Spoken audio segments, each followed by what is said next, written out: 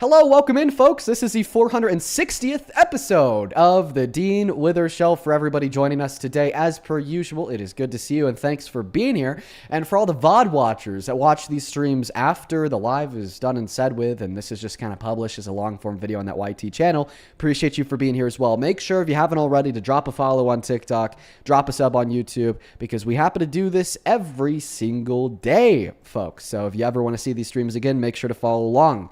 Now, guys, if you are new here, if you're a first timer, we've had a lot of first timers before. Here's what we do. We talk to people and we debate them and we try to change their minds, specifically Republicans, specifically MAGA, specifically Trump supporters, because I think that Trump is the worst president of your life and mine. And I find that to be a fact that's hard to contest. Now, I will say every day it seems to be that there's a emergent theme of the debates where seemingly all the Trump supporters that join will kind of debate about the same thing. Yesterday's emergent theme was abortion. Let me know what you think the Trump supporters will be coming up here to talk about today. Folks, every day before we hop into that first debate, we already do have the first Trump supporter of the day connected. Their name's Ella. We'll be passing the mic to them here in a moment. We always like to go through the breaking news. Today's breaking news is just a continuation of what we've been seeing over the course of the last couple days, honestly. The continuing disaster in the DC State Fair that is being hosted by Trump. So if you haven't heard the news, it's been a disaster. There has been tens of people attending Donald Trump's DC State Fair for America's 250th birthday in Washington. It has been a fucking joke. Donald Trump has been trying to gaslight people, arguing that the attendance is huge. We've even seen Dr. Oz at the state fair telling the crowd, once again, of like maybe 10 people, that everybody's here and the crowds are massive, but of course they weren't. We went over that yesterday. We showed footage too. It was great. But now it's somehow gotten even worse. There are no longer tens of people attending Donald Trump's state fair. Now there are ones of people. Let's take a look at this clip of a concert, folks, a concert at Donald Trump's state fair where we could count 1, 2, 3, 4, 5, 6, 7, 8. 8 people that are definitely in attendance. Let's go ahead and watch this clip together. Oh my goodness. That's brutal. They have a full band up there.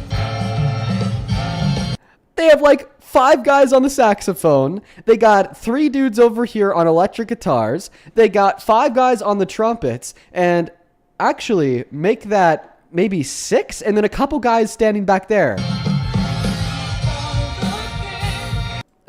That's so funny. What was our total count? 5 trumpets, 5 saxophones, that's 10 people. 3 people on the guitars, that's another 3 people, so 13 people. We've already counted more people on stage than there are people in the crowd. 13 people on stage, 7 people in the audience.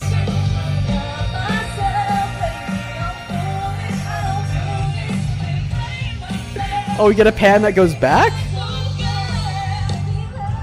Oh my God! The whole field is empty.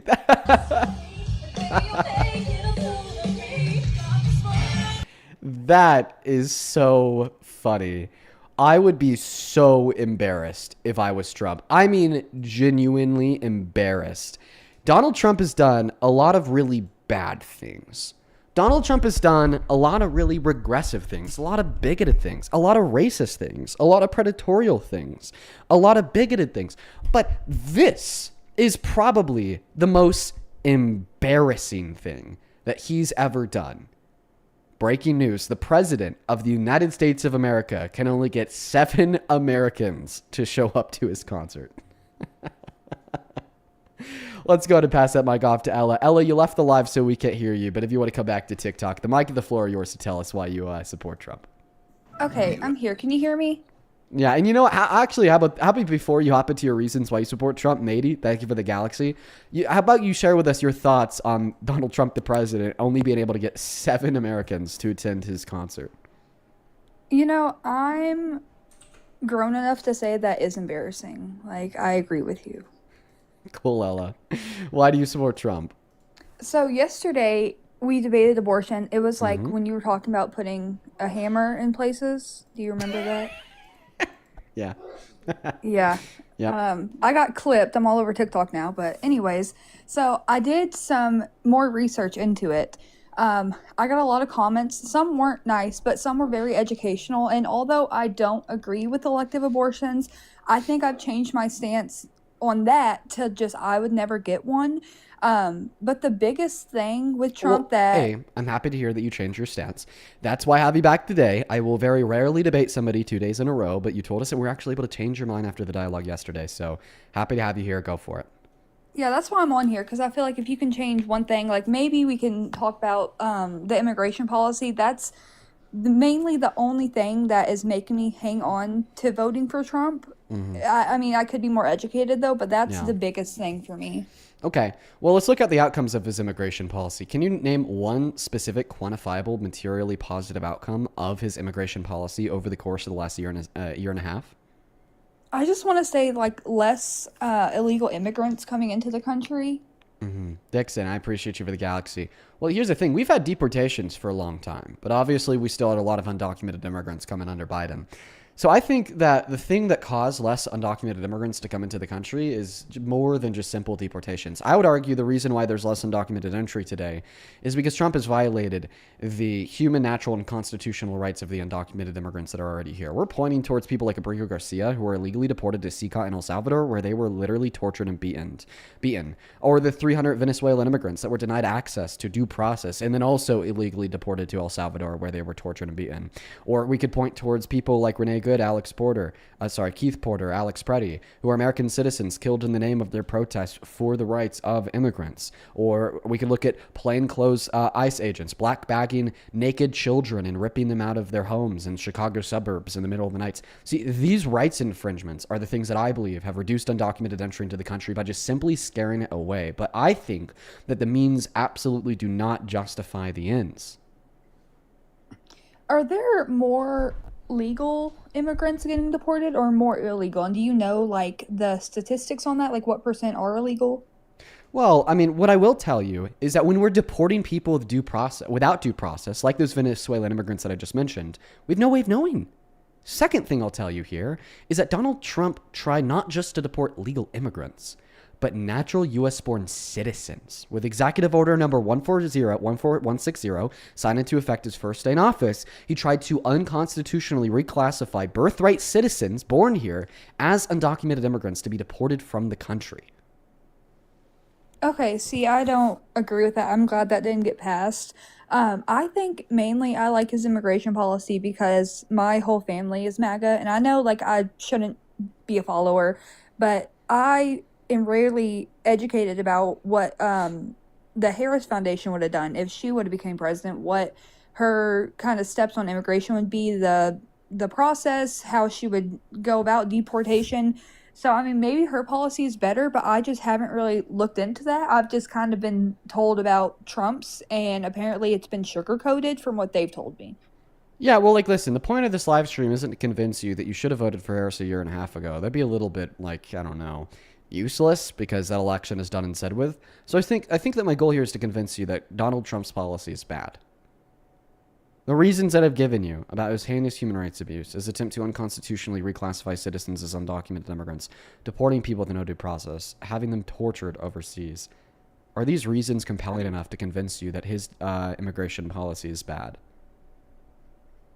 To a point, yes, I do agree with you. My thing is, even if Trump isn't running again, I just want to know the different deportation and illegal immigrant policies from not just Trump and Harris, just the Republicans versus the Democrats, because Democrats do that's the two main deportations, but they parties. disproportionately focus on undocumented immigrants with bad crimes on their records. Okay, and then what about 20%. the border? What about the border? Well, they want to expedite the legal means of entry into this country because they believe the backlog of illegal entry is what has caused a lot of undocumented entry. So they tried to pass a bill to build a shit ton of courts and hire a shit ton of judges to expedite the legal means of entry, while then also granting the president special authority to completely shut the border down when undocumented entry exceeds a particular rolling daily average over the course of a week. That was the policy of the left. The policy of the right, A, they have no policy for the border. And B, the only way that they're reducing undocumented entries by scaring them away, by violating the rights of the undocumented immigrants that are already here. And then C, they want to deport every undocumented immigrant, including the minors, and even some legal immigrants like asylum seekers. Of course, also looking at all of the heinous human rights abuse, as I've already pointed you towards. So do most of the immigrations and the deportations that Trump does, are those for illegal immigrants, or is it mainly people who haven't committed a violent crime? Only around 3 to 5% of his deportations have been of undocumented immigrants who have committed violent crimes. Below 5%. And then Harris is against that. She's mainly with like just people who have committed crime. Yeah, Harris really wanted to focus on the bad undocumented immigrants that actually have committed bad crimes. Okay, that makes sense.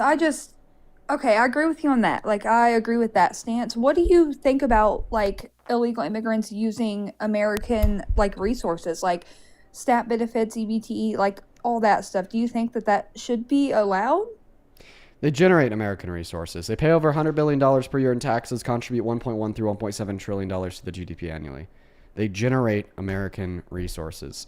So whenever you point us towards a scenario of them being offered limited benefits in 10 over 50 states, like food stamps to an extent in Colorado, healthcare to an extent in California, or being able to access emergency rooms funded by the taxpayers, well, guess what? They are the taxpayers, and they fully cover their own bills, plus some additional revenue, and which is then dispersed to citizens. So they're actually a massive economic plus. So how do they pay taxes if they are here illegally? At like every job I've ever gotten, like they need a social like everything to prove that you're allowed to work. Like most job applications, you have to check if you're legally allowed to work in the US. Do they not check that? Well, because they do have a legal allowance to work. It's called an ITIN. That's an individual taxpayer identification number. And they could legally work on ITINs because of a work permit program made by Obama. You have Obama to thank for the fact that undocumented immigrants pay over $100 billion in taxes every year. So if they're allowed to work here, like legally allowed to work here, then wouldn't they technically be a little bit legal? Nope, they're legally allowed to work here, but if ICE finds them, then they get deported under Trump today. Okay, and then the immigration policy, I've heard that it takes like 2 to 3 years to immigrate legally. I could Try be 10 wrong. to I don't 20. want. I was gonna say I could be wrong. Like I am apparently being fed lies from my family, but I just wanted your input. How like do you have a source to back it up of how long the immigration process normally takes? Yeah, it's around 10 to 20 years on average. And yeah, I mean, you could find information about this all over the internet as it relates to average wait times to complete full citizenship. Or you could just talk to anybody who's done it. I mean, any anecdotal story that you hear from a legal immigrant that's legally immigrated into our country in the last 20 years, they'll tell you that it took them around 12 years on average to get their citizenship. Okay, and then the Harris, did she want to lower that at all? Like, Yeah, that was the goal of the policy, to hire more judges, to build more courts at the southern border, was to greatly expedite the time that it took to become a citizen. okay, you know what? I fully think that that was the only reason I was still supporting Trump. I need to talk to my family because I don't know what the hell they've been telling me. Listen, I'm going to give you one last thing. Would you still support Trump if he was a rapist? No. Here's the outcome of a civil court that ruled he raped a woman by the name of E. Jean Carroll by forcefully penetrating her vagina with his fingers. If you are curious, I don't know why it's all distorted. My bad. There you go. If you're curious why in the verdict form it says no to rape but yes to sexual abuse, that's because they classified him penetrating her vagina with his fingers as sexual abuse instead of rape, because legally at the time in the state of New York, rape was a penetration of the vagina with a penis. Okay. I'm going to say this and then I'll get off.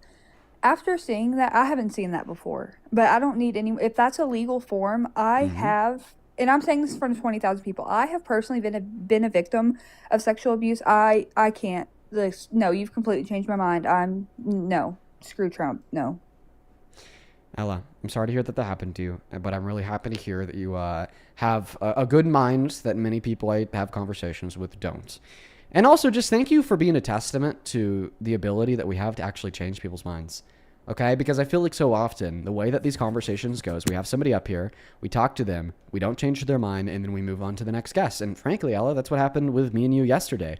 But something I've been saying all along is that many people who come up here and debate me need more than like 40 minutes on a live stream to deconstruct their political beliefs. And sometimes it takes a day, it takes a week, it takes a month to really sit there and stew on that cognitive dissonance onset by the original conversation. It looks like it took you around 24 hours from our original conversation. So that's great. I appreciate you for coming up. I'm so happy that we were able to start our live stream on a kind of great conversion. I think that signals greatness. I think that you're awesome, and I appreciate you for coming up, and I hope that you have a great rest of your day. Okay, Ella? Yes, thank you so much for changing my mind. Yeah, you take care. Have a good one. Look at that, folks. We've been wow. We have been live for 15 minutes, and we've already changed a mind. Isn't that phenomenal? Isn't that just great? Let's go and get that next guest up here because I'm feeling good. I'm feeling good, folks. That's phenomenal. We love that. We love that. That's great, folks. Hey, welcome in. Do you support Trump? Yes, I do. Alter Dreams, appreciate you for the galaxy. Hey, listen. Shannon, thank you for the galaxy as well. I know that you're trolling, obviously, but I'd really appreciate it if you want to troll. In 15 minutes, we're able to change one person's mind. Just imagine the time that you're taking up that I could be changing another person's mind right now. No, I actually do support Trump. I How feel old like are he's a good person. I'm How old? 19, What year were you born in? 2007. I don't trust you. Sorry.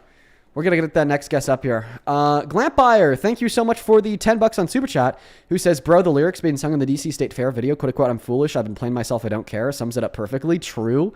Gravid, thank you for the $20, who says, scientists say that climate change is irreversible now, it's over, brother. I appreciate you for the $20, Gravid. Listen, there's always something more that we could do to at least slow it down, okay? And that's what we need to be focused on. I appreciate you for the $20. Show some love to Gravid. Same thing to Dis, thank you for the $20. You were the very first super chat of the day, close to 10 minutes ago, with the $20, who says, hey, Dean, good luck with the stream today. Well, maybe you're my good luck charm, because right after you sent that, we changed to mine. Hey, welcome in. Do you support Trump? Hello. Yes, I do. How old are you, Bradley? I'm 18, October 7, 2007. What time is it for you? Right, anyway, for me, it's the same time as you. It's the same time I for wanted you to that it talk is to for you me. about abortion. Abortion is unaliving. No matter what. What Yes. state do you live in? Texas. Really? Name 3 cities in Texas. Okay, I can't And then you think said of- it's 10 a.m. in Texas? Yeah. Huh. Is your birthday September 1st, 2004? I seen you on Alex. the famous birthday app. Thank you so much for the galaxy. Huh, it's 10 a.m. in Texas. Didn't know that. Just gotta get the next guest up here. He's trolling. Well, actually, maybe not trolling. Maybe he is here for a debate, but he's not telling the truth. Yo, Brody, thank you for the first donation of the day on PayPal with a 69 cents. What a crazy dono. Lucilia, thank you for the $15. Who says, hey, didn't get to see you today. Keep it up. Well, yeah, thank you, Lucilia. Hope that you enjoyed the debates. Caden, thank you for the $12. Who says, I'm wondering if you saw the news about the 2 people who climbed the Empire State Building earlier today. Yes, I did. Loki, bro, let them walk. Let them walk. Free them. Free them. The man proposed to the woman on top of the on top of the Empire State Building, and then they flew a flag that said, "When love for each other overwhelms love for power, then the world will be at peace," or something like that. I thought it was really cute. Thank you for the $12. Welcome in, Dom. Do you support Trump? No, why am I up here? I was just watching. All right, Dom, unfortunately, I'm going to have to ban you. Listen, guys, I'd really appreciate if you would follow our rules. We're very specifically looking for some American adults that support Trump as president to hop inside of that queue. That's who we're looking for today, everybody. That's who we're looking for today, everyone. I would also really appreciate it so much if y'all would follow the rules of the live stream. I'd really appreciate that so very much. Let's go to get that next guest connected. And Nicole, thank you for the $20 on Venmo, who says, Dean, how do you get Trump to change a light bulb? Tell him Obama put it in. I like that, Nicole. That's a good one. Let's get to it, Nicole W's. Thanks for supporting what we do. If you want to support what we do, by the way, you can find my Venmo and my PayPal and the link tree in my bio on my TikTok account. Pin message on the YT stream. And the handle's right there at the top of TikTok. Just my name, Dean Withers, without the letter E in my last name, Withers. Just quadruple check that spelling. And then I don't like seafood. Thanks for the galaxy. Welcome in, Cindy. Do you support Trump? Of course, that's why I'm here. Okay, Cindy. What's your fucking issue? I don't know what you're speaking about, and also about immigration. They should just deport every single immigrant. White is right. They should just keep him here. Did you just say white is right? Yes. Okay, you're trolling. White is right. Pop down, you're trolling. I really don't know what you're doing. I got my liberal son wanted me to go on here. Shit, thank you for the galaxy. You know what's not right? What's not right? Those fucking split ends. Jesus Christ. Oh my god. Look at your hair. You vape. What are you talking about? Wait, I'm sorry. Did you just criticize a white man? Wow. Yes. There you go. And? There you go. Nice. Good for you, Cindy. Let's go. There we go. We changed her mind real quick. Started out by saying white is right. Next thing we know, she's criticizing white men. We love it. We love it, Cindy. Now get the hell out of here because she's a troll. Hey, welcome in. Do you support Trump? All right, here we go, everyone. Let's go to get the next guest connected. Only opposite side of the queue if you happen to be MAGA. Also, low-key, guys, don't troll about that. Like, it's probably not something to troll about. Like, let's be real. Let's be real. You know, racism isn't a joke. It's not something to troll about. Let's go to get that next guest connected. Only opposite side of the queue if you happen to be here for a debate, please and thank you. Make sure that you're following the rules. All right, here we go, everybody. We got Tatiana joining. We also got John joining. Shannon, thank you for the galaxy. I appreciate you. Show some love to Shannon down below. Appreciate you so much. Okay. Wow, you are definitely banned. Moving on to the next guest, we got James Reynolds loading up inside of that queue, guys. When y'all weren't trolling, we were able to change somebody's mind in 15 minutes, but now that you guys are trolling, it's been another 5 minutes, and we haven't even been able to find a debate. Just keep that in mind. When y'all weren't trolling, we changed somebody's mind in 15 minutes. That's what happens when you don't troll. That's what happens when we actually find Trump supporters, so let's try to keep it that way. I'd really appreciate it. Hey, welcome in the best movie ever. Sorry, not the best movie ever, the best mom ever. Do you happen to support Trump? Alright, you are clearly banned. Wow, Jane, I have a song for you.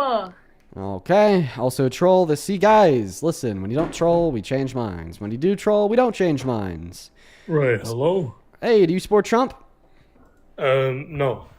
All right, dude. Let's read through the rules in the middle of the phone screen together. The first rule is to be 18 plus. The second rule is to be American, and the third rule is to be MAGA, which just means to be a Trump supporter. And then right under that says all rule breakers will be permanently banned. So, sir, I will be permanently banning you. Doesn't sound like you did so with bad intention or anything, but we are just looking for some debates, and I'd really appreciate if you'd honor those rules. Brazen, BRYZEN. Thank you for the $20 donation over on PayPal. He says you changed my mind. Hey, thank you, Brazen. I appreciate you. I appreciate you for the $20, and I also appreciate you for changing your mind. That's great. That's what we're trying to do here. And I love to hear that what we do works. You are awesome, Brazen.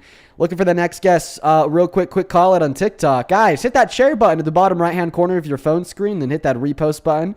We're going to be shouting out a handful of the people that do repost the stream. It definitely helps us get it out there in that FYP. Ease of spam. Appreciate you for the hand hearts. We are Withersburg PTA weekend. We got Alexander Loberg loading into the stream. Shout out to Michael for the repost. Abby, appreciate you for reposting. James and Secret, appreciate y'all for reposting. Thank you so much, Hickle, for reposting. Same thing to you, Pluto. I appreciate you for reposting as well. Alexander, welcome in. Do you support Trump? Doesn't look like Alexander's loading in, so we're going to get that next guest up here right now. Guys, we are still looking for the next Trump supporter of the day, everyone.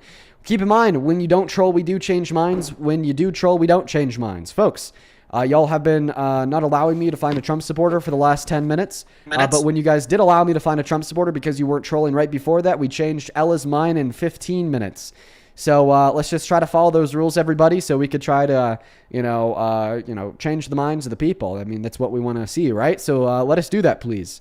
Hey, Kendra, do you support Trump? I have a couple of Trump's policies that I support. I don't support him as a person. However, I try to form my own opinion on things, and I come from a very conservative area. So I just want to see if you can change my mind on a couple of his policies that I agree with. Sure, one moment. Creed, do you support Trump? Yes, sir. Creed, how old are you? 20 years old. What about you, Kendra? 18. What year are you born in? 2007.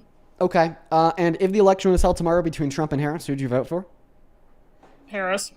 All right, we're looking for people that answer Trump to that question. But what's one of the policies of his that you support? So I am a female in a male-dominated sport. Mm-hmm. And personally, I was a big fan of the Supreme Court ruling yesterday. I do understand that it's still up to the states to decide. Yeah. Okay. I'll quickly respond to that. I'll quickly respond to that while we hop into the debate with Creed, since you said you'd vote for Harris. Listen, at the end of the day, I just don't think that the federal government should be concerned with trans women and women's sports because there's only 17 trans women that compete in the entirety of the NCAA. One of my donors did the math on it a couple weeks ago, and 0.00017% of NCAA athletes are trans. So why is our president concerned with 17 trans women? You know, that's kind of my first question. But, you know, you said that you'd vote for Harris. Welcome in. Do you support Trump? Well, you already told me that you do, Creed. Creed, why don't you take it away and tell us why you support Trump? Yeah, well, I like what he's doing with ICE. I think he's doing good with that. Oh, what is he doing with ICE? You know, giving them more power. I think they deserve as much power as, you know. Do you think that they should deserve enough power to be able to execute citizens in broad daylight like they did to Alex Preddy and Keith Porter and Renee Good?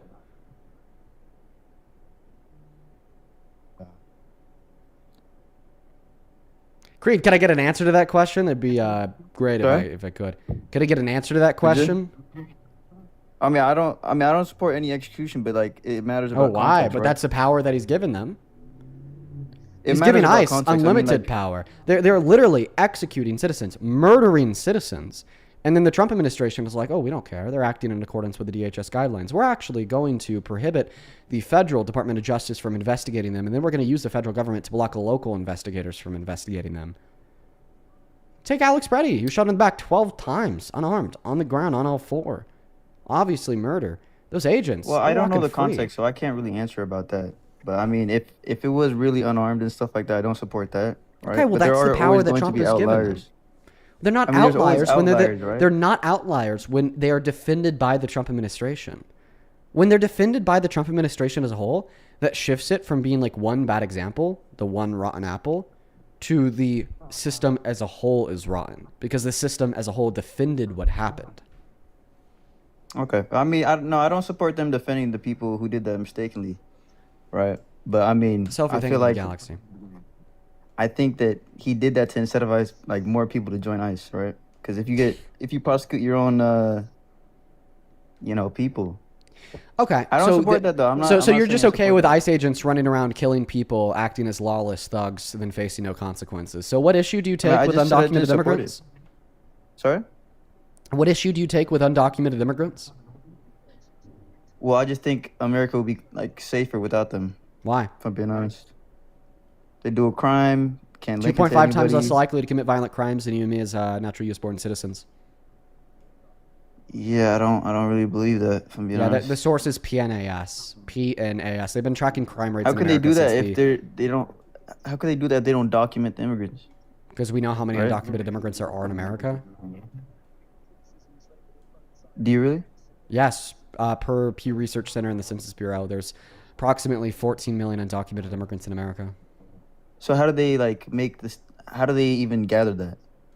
Based on how many undocumented immigrants are in the labor force, how many undocumented immigrants have work permits, how many undocumented immigrants get arrested for crimes, how many undocumented immigrants are, are identified at the southern border, based on how undocumented immigrants are identified and deported by ICE, based upon how many undocumented immigrants are renting, how many undocumented immigrants are paying taxes, how many undocumented immigrants are accessing limited social safety net in 10 over 50 states, how many undocumented immigrants are using emergency rooms in American hospitals across the country, and then just generally how many border crossings there are, how many undocumented immigrants we're able to catch on cameras at the border. I mean, these are very sophisticated yet simple means that the Census Bureau as well as Pew Research Center have used to approximate the facts that there's around 14 million undocumented immigrants in America. Well, me personally, I think there's more. I don't think you can accurately really get a gauge. Yeah, sure. And give me one researcher that says that. Did he leave? he did leave. No, man, that was a good time for him to leave because that was a stupid-ass claim to make because nobody that does statistics, nobody that works with data in the relevant field says that. Like, if he was right, well, then we'd see, like, leading researchers that work in statistics that attempt to identify how many undocumented immigrants there are in America saying that there's just no reliable means that we could use to make that identification.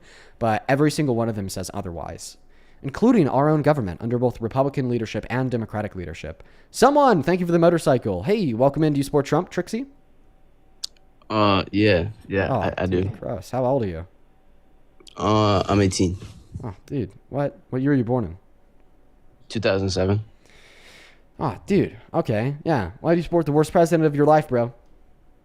I mean, like, Well, he does like questionable stuff sometimes. It's just like this is no like how do I say it? Like I couldn't see like a female president. Like you know. All right. So you think that men are better at leading than women, and why do you think men are better at leading than women? I don't mean that to be like you know. No, I don't mean. I don't mean to be sexist. I don't mean to be misogynistic. No, I'm genuinely not. It's just like I'm genuinely not misogynistic, bro. Trust me. it's just men are just better at like leading. Like, Yeah, sure. What's the argument for that? The emotional aspect, at least. Could I get an argument for the claim that men are better at leading than women, please? I mean, just women, they can be emotional sometimes and like making big decisions like that. I mean, Women are more emotional than men. Okay. Yeah. Could I get an argument for that claim? I mean, it's just normal. Women are just emotional creatures. I don't mean that yet again in like. Okay, so the argument that women are more Just emotional like- than men is the claim that women are more emotional than men. So that doesn't give me substance or evidence. That just repeats what you've already said. Yeah, well, I'm just saying that for like a leadership aspect, like when they're trying to like. But you still haven't given any evidence for that, though.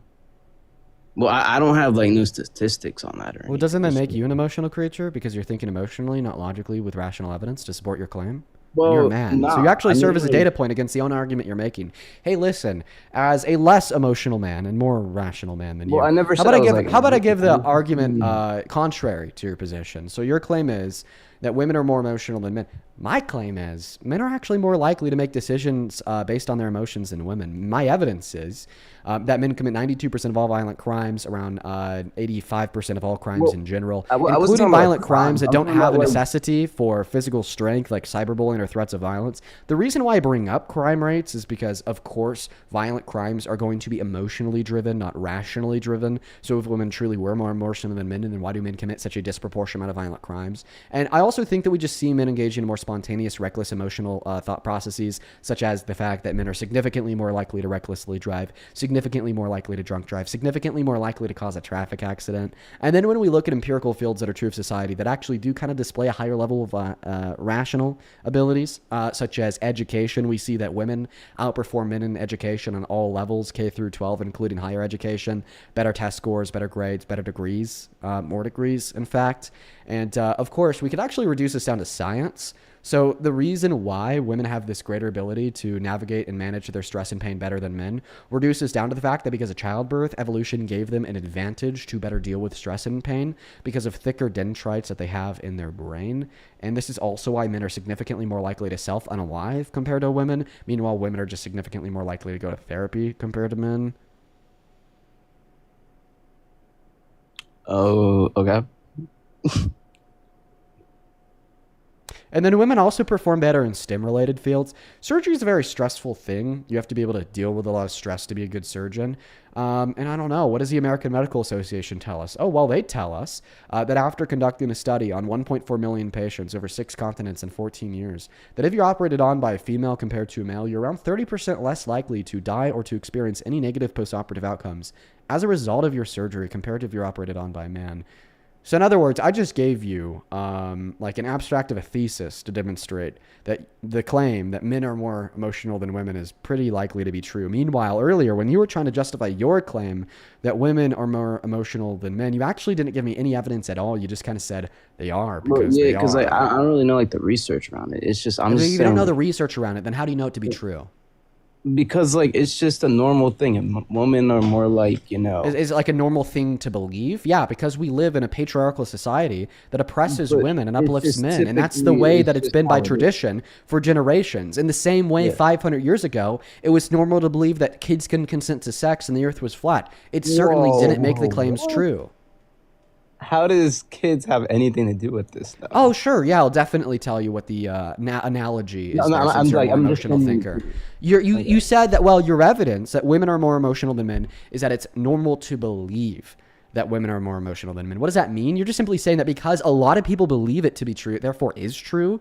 I gave you an explanation of why a lot of people believe it to be true, the fact that we live in a patriarchal society and we have for generations. And B, I gave you an analogy how 500 years ago, the vast majority of people were totally okay with child marriage, meaning they thought children could consent, and 90% of humans alive were flat earthers, meaning that if it is true that if most people or a lot of people find something to be true, then it is true, well, then this means that, yeah, sure, it is true that women are more emotional than men, but it also means that it was true 500 years ago that the earth was flat and kids can consent to sex. Well, so I think that maybe we should kids- reject the logic that just because a lot of people believe something, it's therefore true, thereby bringing you back to step one of either refuting a single one of my 15 arguments I gave you to demonstrate that your claim is false, or giving any supporting evidence for your claim. I'm confused. How does kids getting, things done to them have anything to do with that? That just makes All right, bro, caveman Dean mode. I'm not even. No, I'm not. I'm genuinely like. I just don't see it. Caveman Dean mode. You say women more emotional than men because it's normal to believe women more emotional than men. 500 years ago, it's normal to believe kids can consent to sex. That's Therefore, kids. Kids, according to your logic, because it was normal to believe kids can consent to sex, therefore kids could consent to sex. Conclusion that kids could consent to sex, obviously false. Therefore, premise that something true if it normal to believe, also false. And if premise something true if it normal to believe false, then your argument, it true women emotional more so than men because it normal to believe that false. But that's still, we're talking in like today's day, not 500 years ago when whatever. So why is your logic true today, but it wasn't true 500 years ago, you emotional creature? Well, I wouldn't know because I didn't live 500 I don't think that you really know too much, dude. I mean, once again, you're still stuck in your position of trying to argue that women are more emotional than men, and you still haven't given a single shred of evidence to support that claim. Well, yeah, because I don't know the research. I'm just saying. Okay, well, if you don't know the research and you're just yielding this conclusion with no research, you're yielding this conclusion emotionally. Are you a man? Yep.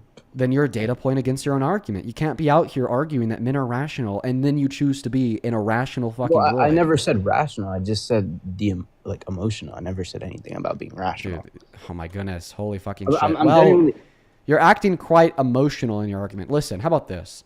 If you're not familiar with research that proves that women are more emotional than men, then why do you believe that women are more emotional than men? Because just in society, it's just kind of how they are. I mean, Okay, do you have any, you can't, no, you're positing the claim that it is true they're more emotional than men. That's not what I'm asking to do.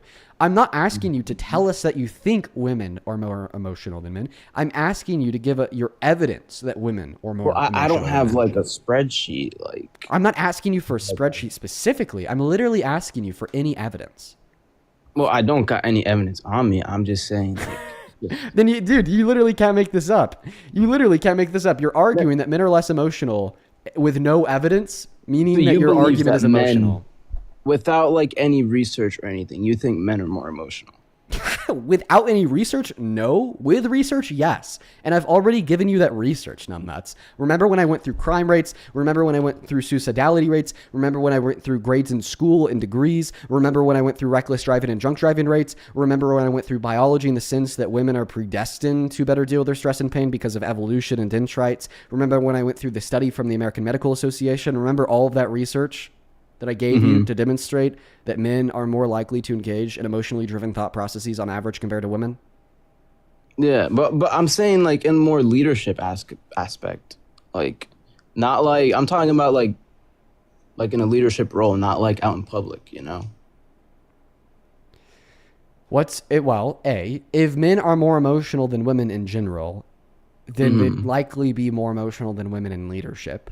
B, you've given me no reason to believe that men are less emotional than women. Because I don't have a laptop pulled up with paragraphs. Do you think that Trump was less emotional than Kamala Harris?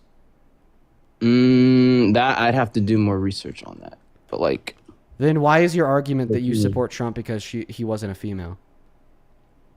Then why was your argument that you support Trump because he's not a woman? Well, that was never my claim. I would just... That was your claim. That's why we're debating this right now. Holy shit. Do you have the memory of a goldfish? No, it's just Why do you think we're talking about the claim that men are better at leading than women? Because that was your argument for why you support Trump as president. You're actually lost, kid. Does this ever get embarrassing Wait, for what'd you say? I said that you are lost, kid, and then I asked you if this ever gets embarrassing for you. No, well, I'm trying to like tell you, you know. What's it called? Shit, my bad. What were we talking about? My bad. I had to do something real quick. Holy fucking shit! And now you've just completely forgotten what we're talking about. Oh, my bad. I had to do something, bro. Oh my god, you're I was actually talking dumb as a box of to Charlie rocks. Kirk. My bad. Bro, you're actually dumb as a box of rocks. There's actually no shot. I will very rarely kick people for just being that stupid. Somebody in the chat says ad hominems help nothing, Dean. Keep destroying him though. Ad hominems help me. ad hominems help me, bro. That's who the ad hominems help. They help me. Let's go to get that next guest connected. Only opposite side of that queue if you do happen to be an American adult that supports Trump as president, that's got to come up here and have a conversation with me. If you want to support me, if you want to support the live stream, you can find a link to my Venmo and my PayPal. You can find. I'm here to argue. You can find. What No, an echo. Dean, I'm here to argue. I'm sorry. Echo. I'm sorry. It's gone. I'm sorry for the echo. I can't help it. How old are you? I am 18 years old. That Yeah, took buddy. me. Yeah, buddy. L, thank you for the $10. Who says, Dean, will you please play Champagne Coast for me? Right now we're debating, but I do appreciate you for the $10, and I appreciate you for the love and support. And then Chandler, oh my god, dude, thank you so much for the $100 donation on Venmo. Please show some love to Chandler down below in that comment section for the $100 donation. That is CHANDLER. Thank you so very much for that love and support. Huge shout out to Chandler down below. Chandler with a $100 says, my mom defended my OBGYN sharing my private fertility fears instead of defending my privacy. A conversation about a relative's fertility struggles became a criticism of my overly feminist posts. We haven't spoken since. I'm still waiting for the apology she may expect from me. Chandler, I'm so fucking sorry to hear that happened to you. By the way, that is illegal. That is very illegal for that doctor to do. So keep in mind that your mom is defending something in which is gravely illegal and patently in violation of HIPAA laws. I'm so sorry to hear that happened to you, Chandler. But just know, I appreciate you. We appreciate you. Show some love to the GOAT Chandler down below for the $100 dono. Genuinely, that's insane. Thank you so much. Same thing to you, Lila, with the $5 who says, keep on spreading the truth. Thank you as well, Martavaus, for the $2. And Zayze, you do have the right account. Welcome in. Do you support Trump? LeBron James, hello. Vicky, I appreciate you so much for the $10 who says, Calm Dean cooks. Dude, listen. I'm trying to cook these kids. That last person got on my nerves, so I wasn't as calm. Same thing to you, Miriam. Thank you for the $10. She says, hey, Dean, greetings from Austria. I watch your live streams every night. Well, that's awesome, Miriam. That's crazy. I forget that sometimes. I forget often that these live streams are international. Look at us across the world. We love that, dude. We love that. Then same thing to you, Mia. I appreciate you for the $5 on PayPal. Mia didn't leave a message. Just sent that love. Know that I appreciate you. And same thing to you, Ivy. Appreciate you for the $5 as well. Hey, welcome in. Do you support Trump, Katie? All right, bro. Apparently not. Hey, listen. When y'all actually let me debate somebody, we were able to change Ella's mind in 15 minutes. When you guys stay in that queue and y'all start trolling, you actually greatly take away our ability to actually change minds. So here's what I'm going to do. I'm actually going to start banning people who troll. And I'd appreciate if we could get some anti-trolling sentiment in that comment section. I'd appreciate if we could get some anti-trolling sentiment in that comment section. Nick, welcome in. Do you support Trump? Hell yeah, I do. Oh, jeez. You say it with such oomph. Hell yeah. Like, oh my goodness. What an embarrassing individual you are. But maybe I shouldn't start with the insults. Nick, why don't you take it away and tell us how the hell you still support this terrible president? Well, honestly, he's been president. And I mean, my life has been the same. I don't think my life has really gotten worse with him as president. So I don't really have anything to hate on him for. Okay. Do you only care about your life, or do you also care about the lives of others? I care about the lives of some others. Okay. So I just assume that you care about the 60 rape victims that were impregnated by rape that are now denied access to abortion in 10 over 50 states every 24 hours. Care about the 10 million low-income Americans that lost health care, 3 million low-income Americans that lost food stamps, 168 Iranian girls that lost their lives because of Trump's war of choice at Iran. These are all. Are you sure about that? Are you sure about that? I am sure about that. So is our military. The military confirmed that was our ballistic missile. Okay, that's it. Wouldn't it be the same thing under Harris? No, because Harris wouldn't have gone to war in Iran. Well, that's just a few things. I think if Harris was president, there'd be just as many things bad too. Can I get an argument for that? For like things that would be bad with Harris? For an argument for the claim that things would also be worse off today if Harris was elected. Because honestly, that just kind of sounds like hope to me. Big hope, what evidence? I mean, if Harris was president, you'd probably say the same thing too. With Trump. Also, that's also a pre-assumption in which hinges on the claim being true that things would be worse off if Harris was president. Demonstrate that claim to be true, please. Well, you see, Kamala Harris, when it was Trump and Biden, right? And then Joe Biden had to step down, unfortunately. True that. So they put Kamala Harris up there. Yep. But I think Harris, it was kind of like a last second thing. I don't think she was really expecting it. So she didn't really have a plan, which is kind of why I like Trump, because I think Trump had already been running. Yeah, that claim's false. For what? That she didn't have a plan. I don't think so. I don't think so. I don't think so. Okay, well, we know that that claim is false because she had a published agenda that was actually better thought through than Donald Trump's agenda. She had healthcare policy, he didn't. She had more specific economic policy than him, and he kind of changed his mind every day on what he said he wanted to do.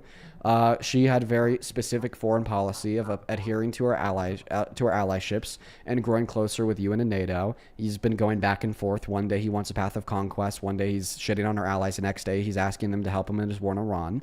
And not to mention, many of the promises made on his agenda are now promises that he's contradicted and completely dropped as a whole, like his promise to not start a new war, like his promise to end Russia's invasion of Ukraine on day one, like his promise to reduce the price of groceries so fast on day one our heads would spin, like his promise to pass the infrastructure bill, or like his promise to build a wall between America and Mexico. So because she had, a better thought through policy that expanded to more areas, and Donald Trump's agenda wasn't only less thought through and less expansive, but also he's now ditched a lot of the promises that he made on his agenda. Clearly, Kamala Harris's policy was better thought through. Okay, you're cherry picking. The thing I liked about Trump is that when he was in the election, because it was kind of like an underdog story, you know? Everybody was against Trump because of all the things he had done. And even with all the things against him, he was still able to run for president and still win the election. Yeah, bro, are you a fan of Hitler? Pretty cool story. Did you hear that? Yeah, did you hear my question? I said, are you a fan of Hitler? No. Wait, why? He's an underdog, right? Because the vast majority of people are against him. Oh, wait.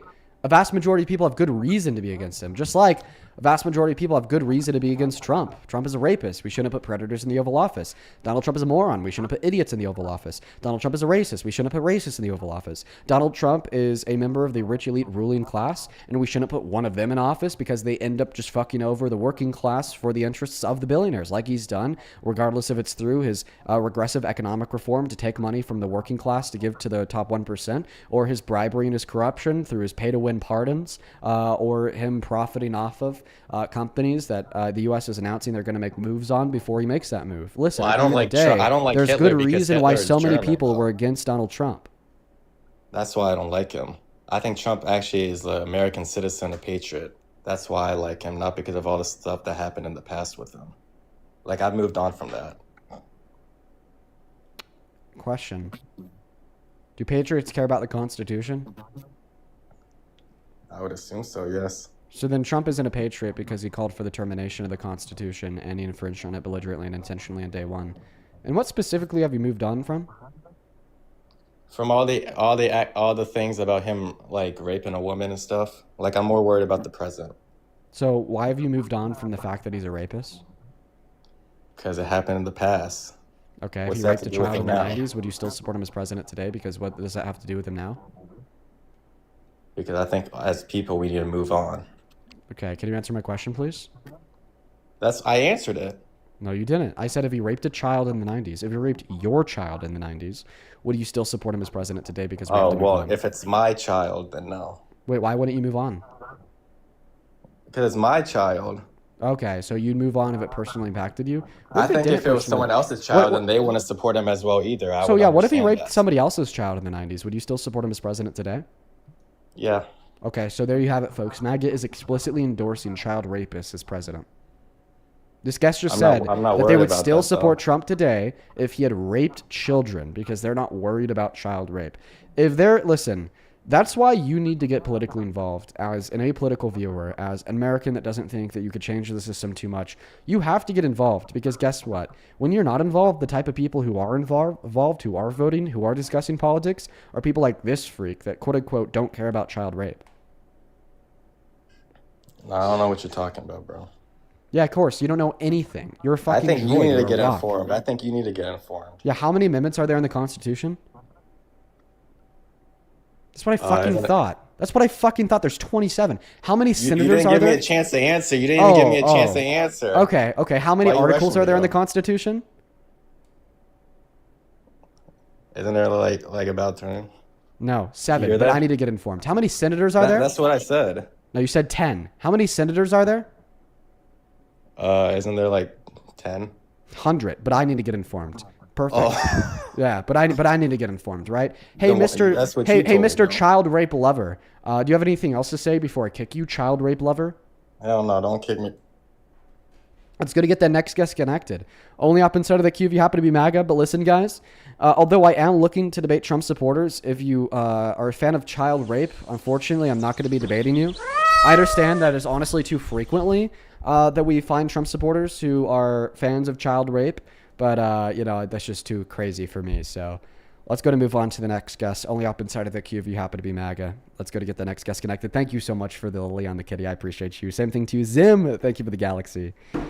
Mary, thank you for the $25 on Venmo 4 minutes ago, who says, I'm about 40 minutes behind in the live as I just got off work, but I want to let you know that I still listen daily. Mary, you know I love you. You have been here for so long. You are one of my favorite people ever. Please show some love to Mary down below in that comment section. Same thing to you, Becca with the $10, who says, Dean, you're younger than me, but I look up to you. Oh, I appreciate you. As well as Becca, next time we're with your dad, feel free to give it on the live. And then Dominic, appreciate you for the $25, who says, stay sharp, Dean. Want to support you in your debates. P.S. Love the Affliction shirt. Appreciate you, Dominic. Show some love to Dominic for the $25 dono, as well as the very kind words. You are the GOAT. Show some love to the GOAT. Welcome in, Devin. Do you support Trump? Sorry, I was gonna troll, but like now I feel bad. Alrighty, well, look at that. You had your first conscious thought. That's good. You're growing up. Let's go to get the next guest connected. Here we go. Lord T, appreciate you so much for the $20 over on YouTube Super Chat. You know it, Lord T. We love ya. Lord T with the 20 says, everybody stay hydrated across the Northern Hemisphere during this heat wave, especially across Europe. Super true. Stay hydrated. Holy cow. That heat wave is no joke, man. Hey, welcome in. Do you support Trump? Hello. That's a no, I don't. British fetus that doesn't support Trump. Wow, dude. How do you manage to break all 3 of our rules? Oh, breaking all 3 rules simultaneously is crazy. Hello? Hey, do you support Trump? We are Charlie! Yeah, bro. Make a fool out of yourself for some clicks on the internet, dude. I get it. I was immature once, too. Sarah, thank you for the $10 on PayPal. He says, Dean, you were so international. Also been watching you from Portugal every night for several months now. Keep up the good work. Let's go, Sarah. Hell yeah. And then Jay, thank you for the $17 and the 46 cents, who says, just wanted to say that I love watching you and Parker. You guys are teaching me a lot. We love that, Jay. Thank you so much. Show some love to Jay down below. Thank you so much for that support and for the kind words. I love that so very much. Welcome in, Joanna. Do you support Trump? Hi, Joanna. You could speak now. Joanna? Joanna? Joanna P? Joanna P? Are you connected, Joanna P? Joanna P. That's kind of funny. All right. I guess they're not here. Let's go to get the next guest connected. We got Rebecca 13 loading up inside of that queue. All right, let's go and hop inside of the. Let's go and hop into the next debate, folks. Only hop inside of the queue if you are here to debate, please and thank you. Hey, do you support Trump? Listen, I need to tell you something, Dean. Okay. Unfortunately, you can't because you're not a Trump supporter. Let's go to get that next guest connected. Here we go. Ava, thank you so much for the $38 donation on Venmo. Holy fuck, Ava. I appreciate you so much. Ava with the $38 says, I hope that this is the right account. It is the right account, Ava. You are the GOAT. Let's get 400 Ava W's. I appreciate you for supporting what we do. Shout out to Ava. Dina, do you support Trump?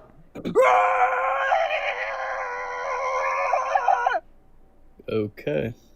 Okay, I think that was Dina. Roman, do you support Trump? I don't, but I am an independent and I would like to.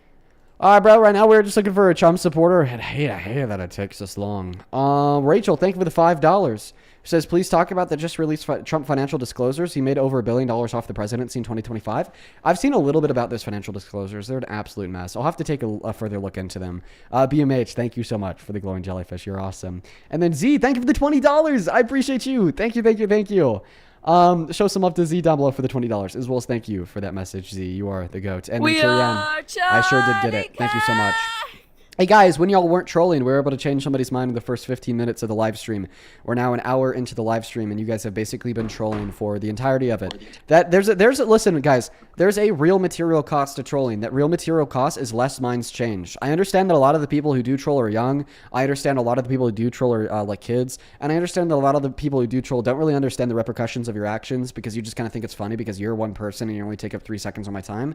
But what you have to realize is that you're not just one person who takes up 3 seconds of my time. You guys probably take up around 2 hours of my stream every single day, 7 days a week, that we could instead use to change people's minds. I could tell you with confidence that if we were to be able to have back-to-back debates for 4 hours straight, the amount of minds that we were able to change, the amount of people that we were able to inspire would be huge. Not to mention that we happen to be blessed with massive viewership right now. I mean, right now, pulling in over 31,000 people on TikTok alone. So if you could just please stop trolling and allow me to have these discussions, it would be so meaningful, not just to me, but to so many people tuning in. Once again, I will repeat, when y'all were not trolling, when you allowed me to find somebody to debate at the start of the stream, we changed her mind. She was up here for 15 minutes, and in 15 minutes, we were able to change her mind. So just consider the real material cost of you trolling. Please consider that a lot of people want to watch debates, and a lot of people are inspired and have their minds changed through these debates. Hey, do you support Trump? Stay toxic? So just listen to me real quick. I'm going to send you a DM. I have proof that Liv, you just stop giving her a platform because I have proof that she has been DMing people who are like under the age of 18. I used to be friends with her. I don't want to take up too much of your time, but I'm going to send you a DM. Just please stop giving her a platform. You have a good day. Yo, send me that on Discord, bro. Yo, send me that on Discord, dude. Go to my Discord. Join my Discord. At me in my Discord chat. I give you the right to do it, and then just DM me from there. Hey, listen, folks, so far that claim has been uncorroborated, though. That claim has been uncorroborated, guys. Wait for evidence. Wait for evidence. The claim has been uncorroborated. Anybody can join a live stream and say something. Wait for corroboration, guys. Wait for evidence, guys. It's going to get the next guest Carson loaded up. Naomi, thank you so much for the well dive, and I appreciate you. Wait for evidence, everybody. Wait for evidence. Hey, do you support Trump? Can you hear me? Yeah, okay, kid. Stop trolling, stop trolling, stop trolling, stop trolling. Moving on to Marcus, here we go. Wait for evidence, everybody. Don't just believe it because he said it. Wait for evidence to prove what he said. Let's go to get the next guest connected. Only up inside of that box if you happen to be MAGA. But seriously, bro, to that last dude, please just DM my Discord account. Like, if you DM me on TikTok, I'm never going to see it. I'm literally never going to see it. So please do DM me on Discord. Let's go to get that next guest connected. War, are you MAGA? Of course I am. Oh, bro, gross. Are you, like, driving right now? No, I'm in my car. I was eating a chicken roll. I had to turn the air conditioning down. It's very hot over here. All right, bro, get that mic a little bit closer to your face. I want to ask you a question. Do you agree that if Mitch McConnell unconscious and hospitalized, I'll look into that. Do you agree that if Biden called for the execution of 6 Republicans in Congress spaciously, that anybody with a functioning brain would not support Biden because of that? No, I think that's wrong. Of course. So, like, anybody with a functioning brain clearly would stop supporting Biden, right? Right off the bat. Absolutely. Yeah. What if Trump did the same thing? You know, people would feel the same way. They're supposed to. Yeah, so you'd stop supporting Trump if you did that? If there's proof that this is true, like, you know, solid proof, it would definitely make me contemplate if I'm still going to back him. So absolutely. Well, that contemplation, what conclusion would it yield? Because you just said that if Biden did it, anybody with a brain would definitely stop supporting Biden. So why can't you just say that same thing for Trump? Well, that's that the same is going to go for both as long as they have proof. Okay, so if there's proof, you would stop supporting Trump. Most likely, yeah. Okay, here's the Washington proof. Examiner title, Democratic veterans in Washington Examiner title, Democratic veterans in Congress urge service members to refuse unspecified unlawful orders by saying that this is really bad and dangerous to our country and that their words cannot be allowed to stand. He then followed that up with a second post that reads, "This is seditious behavior, punishable by death." And then he reposted a comment that reads, quote unquote, "Hang them, George Washington would." This is the most dystopian thing I've ever seen. Donald Trump is becoming a dictator, full stop. And there you go. Said that we need to hang Democrats for doing nothing wrong. And this is 100% coming from him himself? Yeah, bro. That's Not why I a showed you that parody? video. It's just screenshots of his Truth Social account. Yeah. Well, it's very disturbing. So you're no longer a Trump supporter? Oh my God, what the hell? Hey, bro, do I need to like roll back the VOD to replay what you said right before I showed you those tweets? You said if Biden did it, anyone would stop supporting him. That's clearly bad. That's clearly a red line. Then you said that you'd stop supporting Trump if Trump did this. Let me ask you this question, right? Just out of just curiosity, would it be fair to say we could outweigh the good with the bad? No. According to you, no. Well, actually, could we outweigh the good with the bad? Yes. I thought you said, could we outweigh the bad with the good? The answer to your question is yes. But listen, you said that you would stop supporting Trump if he did this. I've proven to you that he did this. So have you stopped supporting Trump? I'm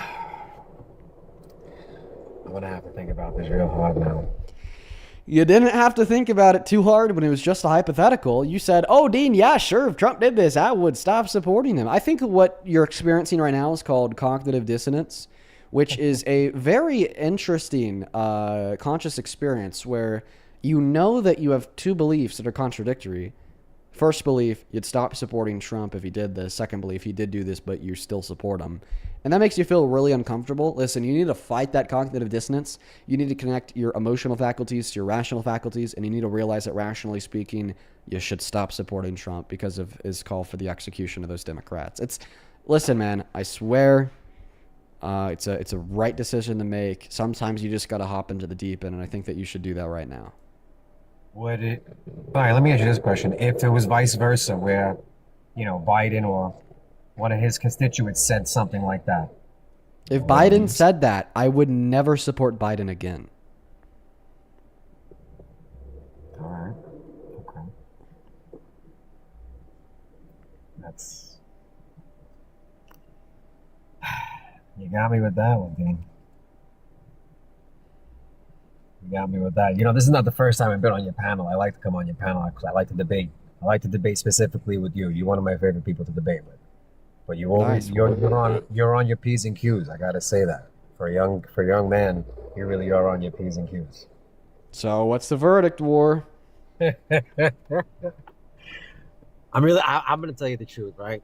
I can't give you a definitive answer right now. However, I'm really gonna think about this, because if that's true, and which I don't think it's not, but then again, like I said before, if somebody does, because the saying goes, you could do a million good things, and then a person does one bad thing, and they forget about all of the good things you've done. You said you'd stop supporting him if he did this. Okay, well, we're gonna go to end the conversation there. The process that you're undergoing that you need some more time to work through is just called cognitive dissonance. It is a disconnect between your emotional faculties and your rational ones. I wish you the best of luck in that process. Just stay conscious of that process, and I hope by the time you fight through that process, you'll wake up to the reality that maybe you shouldn't support Trump. Have a good rest of your day.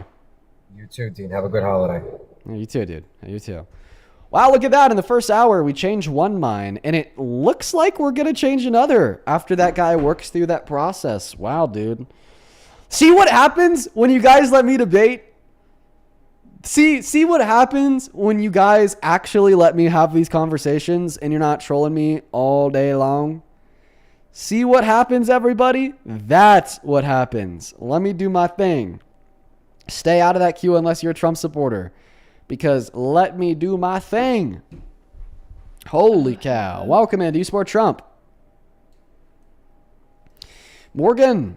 Hello. Morgan is leaving. Okay. Hey, listen. Morgan's back. Can you hear me? I can. Do you support Trump? Yes, I do. How do you?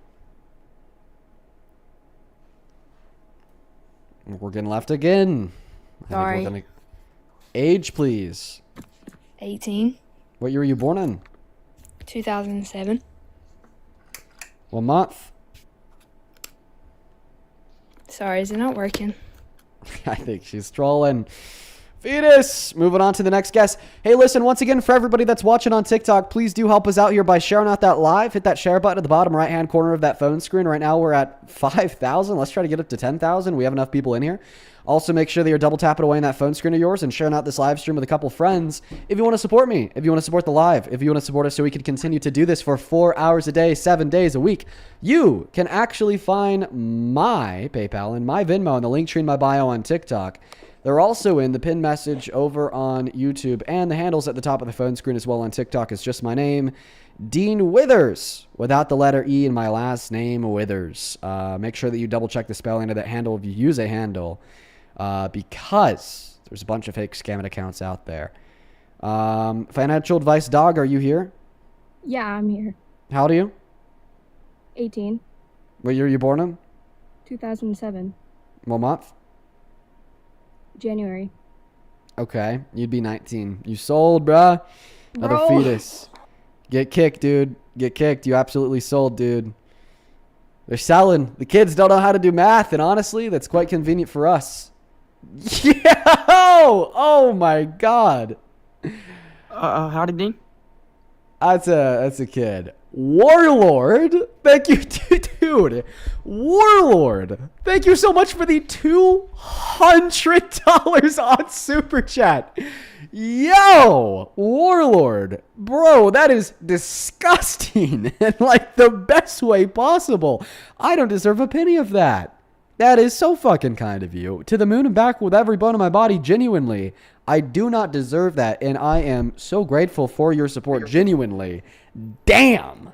Warlord with a $200 says, Dean, you don't get it. Trump's a good person now. Just because he raped a woman and hates other skin colors doesn't mean that he didn't do good now. Trump can only good happen like breaking the economy, letting out Preds, starting a war, etc.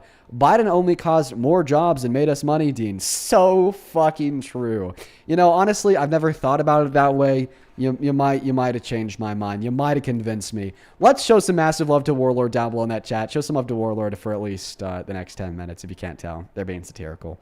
Alex, welcome into Sport Trump. Nevea, thank you for the galaxy. Yes, I do. How old are you, dude? 20. What year were you born in, dude? May 17th, 06. All right, dude. Let me thank a couple people, then Mike, the floor is yours. Isabella, thank you for the $10. She says, you're so inspiring and patient. It is so cool. Oh, thank you, Isabella. You're the GOAT. Zay, appreciate you for the $15 on Venmo. I'm going to keep the message to myself, but they just say love you do. Thank you so much, Zay. And then Ava, thank you for the $32. She says, hey, again, you should run for the president in the future, lol. I don't know if that's on my radar, but honestly, I won't have to make that decision for years. I'm only 21. I'm a young guy. Thank you for the $32, Ava. Let's get through into David W's. As well as Jay, thank you for the $4. Erica, thank you for the $15.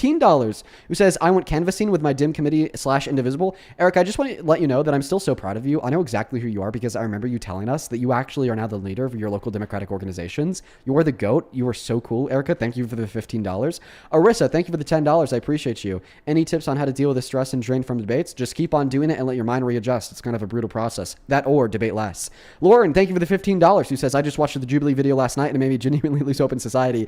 Yeah, that's a hard watch, Lauren. Thank you for the $15 and don't lose hope. Cass and Morgan, I appreciate you guys for the $6. Ashley and Alyssa, thank you for the $5. And Olivia, thank you so much for the $100 donation on Venmo. Oh my God. Thank you so much, Olivia. Olivia with a $100 just said, oh man, Olivia, I'm so sorry to hear that. I'm going to keep that message to myself. Just know I'm so fucking sorry.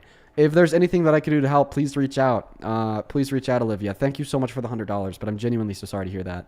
Let's get 1,000 Olivia W's down below. Holy cow. You know, I still have a couple people to thank over on PayPal. I've been keeping you guys waiting long enough, though, so I'm just going to thank them intermittently during the debate. Why don't you go ahead and take it away, Alex? Tell us why you support Trump. Because he didn't kill 13 people overseas. Yeah, he killed 168 people overseas. Bullshit. When? The Iranian strike on the elementary school? Those aren't U.S. citizens, though. You're right. They're not U.S. citizens. And? And Biden did. Biden killed 13 U.S. citizens? Yes, when he pulled us out of Afghanistan. So how did the pullout kill them? Because... How not? You can't just turn the question back around on me. I'm investigating your claim. Because when they pulled us out, he left copies of the drones that we used. Wait, he left functional U.S. military equipment? Yes, he did. Yeah, that claim's false. Patently No, false. he did not. The Department of Justice, the Department of Defense has been denying this since the pullout occurred. It's just simply not true. Any of the U.S. military technology that we left in Afghanistan was left because it would have been more expensive to ship it back home, and they completely destroyed it and made it incapacitated, meaning that the Taliban couldn't use it. Lives aren't more expensive than equipment? What? Lives aren't more expensive than equipment? Wait. What does the military leaving broken equipment in Afghanistan have to do with a claim that 13 servicemen and women But lost their broken lives? military equipment is not copies. What are you talking about? Copies of the drones. Copies of drones? What's a Yes. copy of a drone? What is that? Military copies of drones that we built. What is that? What do you mean? Are you just saying military drones were left there? A whole bunch of military equipment. Where's the word copies coming from?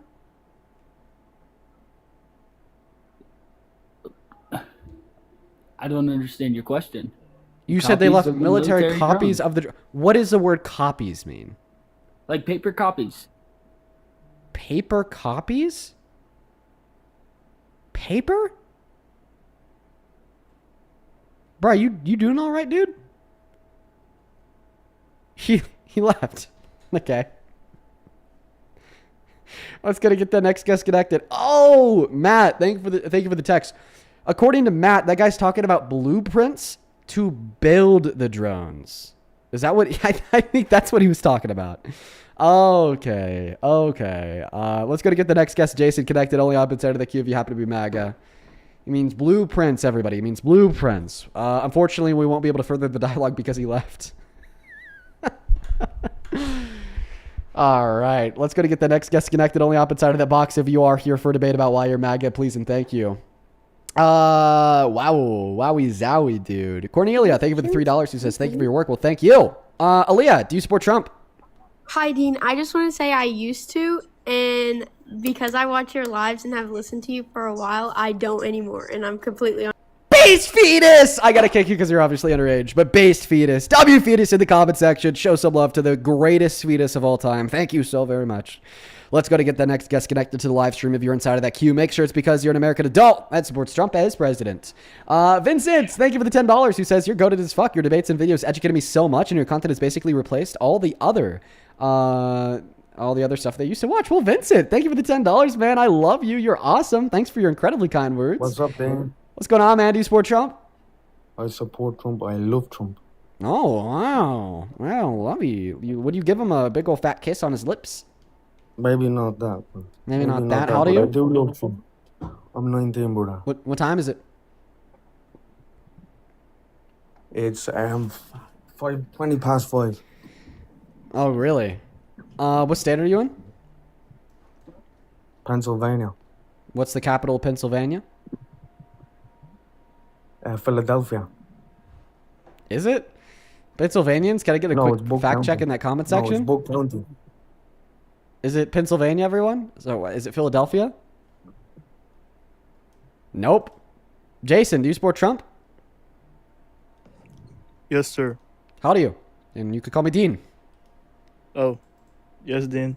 I'm 19. Okay. All right. Sounds good. What year are you born in? 07. Okay, cool, dude. Let me thank a couple people. Then Mike, the floor is yours. Kyle, thank you for the $15 Yeah, go donation. Who says, I've been watching the VODs because I haven't been able to catch the live lately. But I nearly threw up once the payback caught up to the live stream because I've been listening at 2 times speed. LOL. I keep up the keep up the good work, dude. Yo, that's awesome, Kyle. I appreciate you for the $15, man. Good to know that you're watching live. Shout out to Kyle over on Super Chat. Thank you so much, Barda, with the $20. Who says we taught them how to make paper airplanes. So true. Thank you for the $20, Barda. Barda, I think I saw you live the other night on TikTok. You got a nice setup. Drenny with the $20. Who says I started following you and I think that everything's good. I'd say don't engage with the trolls. Hang up, ban them, and keep it moving. Good idea, Drenny. Appreciate you for the $20. And then same thing to you, Life with Anna Maria. Thank you for the 24 euros. I appreciate you so much. Thank you for being here. Sending love to you and your family as well. Thank you so much for the 24 euros. And show some love to all the donors. Why don't you take it away and tell us why you support Trump? Yeah, so I support his transgender policy about them competing in sports. And the reason why I personally support it, and it actually kind of affects me. I mean, it doesn't affect me right now, but it will eventually. Why will it eventually affect you? I mean, not me. Okay, I lied about that. It won't affect me, but it will affect women in general, right? Mm-hmm. How many trans women are there in the NCAA? Wait, just hold up, Dean. Mm-hmm. We're getting too far, okay? Mm-hmm. So we've seen from previous cases that biological men outperform women. Mm-hmm. I mean, like, after they're trans, right? Biological men that are now trans women outperform women. After 2 to 3 years of hormone replacement therapy, those edges generally go away. Could you answer my question, though? How many trans women are there competing in the NCAA? Educate me. 17. And only like 3 or 4 of those trans women compete in states that might ban trans women participation in women's sports. But my point is, a vast majority of them. let me speak. Right now. Let me speak. Oh, sorry, go ahead. A vast majority of them are in blue states. Okay, where they're not going to ban their access. So this policy, in other words, is maybe impacting like 2 or 3 people. Let's get our priorities straight, bro. We should care a lot more about Donald Trump destroying our economy, skyrocketing our gas prices, skyrocketing our grocery prices, stripping healthcare away from millions, food stamps away from millions, and according to the Center on Budget and Policy Priorities, taking purchasing power away from the working class. Priorities, dude. I'm not transphobic, by the way, or any of that. Like, I'm all for being transgender, gay, lesbian, like, can be anything of that. I'm not against it, right? But especially in sports, I personally have seen it in front of my eyes, right? And we've seen this through, like, Leah Thomas. You know who Leah Thomas is? Yeah. Can you please respond to what I said? Bro, it is a big thing, bro. It's not a big thing now, but eventually it will be. Can I get an argument for that? Well, I don't know what to tell you, bro. Okay, so you don't, because you can't give an argument for that. Okay. But yeah, like, I agree, Trump. Yeah, can we agree that we should like be more concerned with Donald Trump's impact on the economy than his impact I on, agree. 3 trans women? I agree, but personally, that's me personally. That's what I like about Trump. All right, bro. That he doesn't All allow right, sounds good. women. The counter argument is that you just have your priorities out of whack. We should care more about the millions of people impacted by his economic policy than 3 trans women impacted by his position on trans women and women's sports. Yeah, but you asked me personally, like, why do I personally support Trump? That's the reason. Check this out. I'll give you an analogy here. Did you support Biden? Do I support Biden? Yeah. Did you think that Biden was a good president? I mean, I haven't read into it. Like, I was. Do you support Obama? I was young back then. Huh? Is Obama good? Bro, I wasn't. Bro, was I was Kamala like Harris little good? back then. Can you name one? Can you name one politician that you don't support? I was 8 years old, bro. What do you? Can you name one politician that you think is bad, please? Bad? Yes. I don't know, bro. Dude, educate me, buddy. Oh my God. Holy fuck! You can't name one politician that you think is bad. Yeah, but then you're gonna talk about how they're better. Just name one politician that you think is bad, dude. That's all that I'm asking. Yeah, you to but do. then you're gonna trick me. Listen, into showing if you me. can't answer this question, I'm gonna kick you. Okay, bro. Biden, go ahead. Okay. So yeah, let's go to get the next guest connected. Oh, did he say bye? Then go ahead, or did he say Biden? Go ahead. Ooh. Ooh. You might have said Biden. Ooh, that one's... Was it buy, then go ahead, or buy? Ooh. Oh. Well, I kicked you. Nothing we can do now. Sorry about it. I'll still go ahead and give you the counter argument if you said Biden. Okay. So you don't like Biden. Well, I'm sure that I could point towards one thing that Biden did that you like. Like the PACT Act that invested $800 million into the expansion of healthcare benefits. Then according to your logic, if you could identify anything that a president has ever done that you agree with, regardless of how big, small, consequential, or meaningless it is, you have to support him. Because that's your argument about Trump. You're saying that because you agree with him banning like 3 trans women from women's sports, therefore you're going to support him as president, regardless of his effects on the economy, regardless of his assaults on law and order, regardless of his corruption, regardless of his wars, regardless of his wealth redistribution, regardless of the fact that he's rapist, regardless of literally anything else his position is. If you could identify one thing, regardless of how important it is, that any politician is doing, then you support him. His logic leads to the conclusion that actually he supports every politician that has ever existed. Because we could probably find one very tiny, small, minuscule thing that every politician that has ever existed has done that you would agree with. Cool guy. Welcome in. Do you support Trump? Hey, Dean. I need to clarify that people told me I sound young, but I am 18. I just recently turned 18. My birthday is June 12th, 2008. I don't think you sound particularly young, dude. Okay, thank you. Anyway, we are Charlie Kirk! Let's go to get the next guest, Arabelle, connected to the live stream. Oh my goodness, you guys are being so kind today. Oh my god, dude. Thank you so much, Natasha, for the $100 donation on Venmo 12 minutes ago. I want to see 1,000 Natasha W's down below in that comment section. Thank you so much for that love and support. Show some massive love to Natasha down below. The GOAT. Thank you. Natasha with $100 says, because you're the best, and I haven't donated in a while. Love you, Dean. Dude, I do not deserve that much love. Let's see W's for Natasha down below in that comment section for the next 5 minutes. You're the absolute GOAT. Thank you, thank you, thank you. Emily, you got the right account. Thank you so much, Paige, for the $1. Then Sheila, thank you for the $25. Who says, it's been a rough couple months and I haven't been able to watch. Now that things are looking up, I'm back. Thank you for the dose of sanity. Sheila, I'm so happy that things are finally looking up for you. Thank you for the $25. Show some love to Sheila down below. And then Emma, thank you for the $10. I appreciate you. Shout out to you.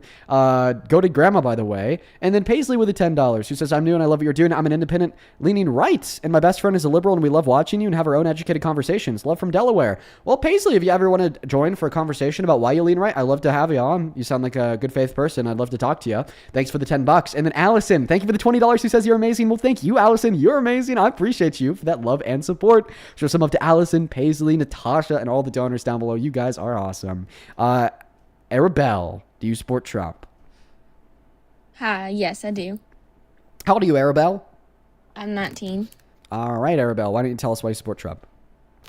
Well, I just want to say, from a military educated and political science standpoint, I would like to argue that Trump's presidency has demonstrated a level of strategic clarity, deterrence-based decision-making, and operational decisiveness that has aligned closely with traditional U.S. defense doctrines. Trump's national security posture has emphasized strength, has emphasized unpredictability towards adversaries, and has even emphasized refusal to allow hostile actors to dictate the tempo of conflict. And under Trump, the United States has conducted several high-impact counterterrorism operations, including the elimination of ISIS leader, I'm most likely going to butcher this, but Abu Bakr al-Baghdadi, I think, and Iranian Baghdadi. That's what Trump says. Baghdadi.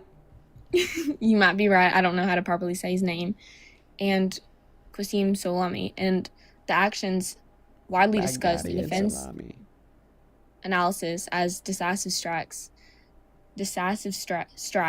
that disrupted enemy command structures and has reestablished deterrence in battle regions. Now, from the political science standpoint, I'm a political science degree, so this is kind of where this is all playing in. Trump's foreign policy has operated within a realistic framework, and he prioritizes national interest, maintaining overwhelming deterrence, and avoid prolonged nation building. His administration's recalibration of U.S. posture in the Middle East has reduced large-scale deployments while maintaining targeted counterterrorism capabilities, and this has reflected a shift toward efficiency rather than the withdrawal. All right, bro. And I want to argue that his approach has preserved U.S. influence while, again, reducing unnecessary exposure of American personnel. And when the Democratic leadership, they often have a lot of very big communication inconsistencies that raise concerns, my concerns, especially about I thought we situational just stopped awareness. there so I could respond to everything you've said so Okay, far. sorry. Is that okay? Okay, go ahead. Yes. All right, bro. First and foremost, this is not my first ChatGPT rodeo. I wish it was ChatGPT. You wrote that all out? Yes, I did. I've been listening for about an hour, and I just wanted to. If so, good for you. If you actually wrote that out, good for you. All right, listen. Let's go ahead and hop into the debate. One of the things that you said is that he prioritizes national interests within his foreign policy decisions. Yes. What national interests were prioritized in his decision to pull us out of the JCPOA? I will say I am not as educated on that because I have been taking a step back due to. Are you familiar with what the JCPOA is, or would you like me to describe it to you? I would like you to describe it to me. So the JCPOA is a denuclearization agreement that Obama was able to achieve with Iran in 2015 that prevented Iran from building nuclear weapons. Donald Trump in 2018 tore that agreement up, basically giving Iran the green light to build nuclear weapons. That's why I disagree with your claim that he prioritizes national interests and he's very calculated within his decision-making processes overseas as it relates to his foreign policy. Because one day he's ending and terminating an agreement that prevents Iran from building nukes. Then the next day he's saying that we need to start a war to prevent Iran from building nukes. So my question would be, how did Donald Trump prioritize national interests when he terminated Obama's agreement that prevented Iran from building nuclear weapons?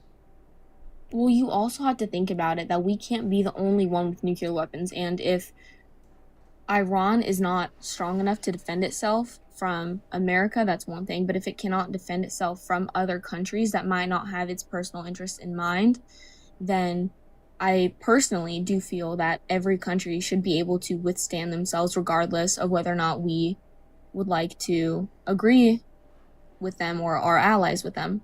Mm-hmm. This is probably the first time I've ever heard this political analysis from a Trump supporter.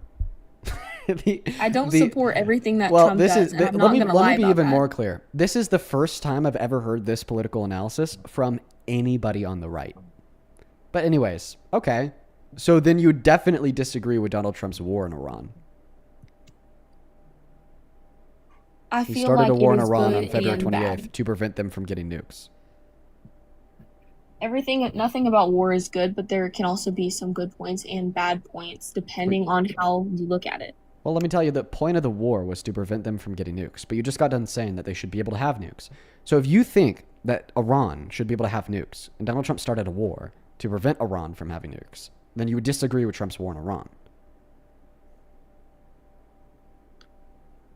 That is a very fair point. So from what you've just said, no, I do not support the war because, again, I don't support everything that Trump does. Has there been any bigger foreign policy related decision that Trump has made in his second administration than starting his war in Iran? I mean, he hasn't really done anything that would be debate worthy and make me say yes or no. The answer to the question is no. Donald Trump's war in Iran is the most exhaustive foreign policy decision of his presidency, and you disagree with it. So I'm confused. Explain to me how you're telling us that you support Trump because of his foreign policy, but then his largest foreign policy effort is something that you disdain.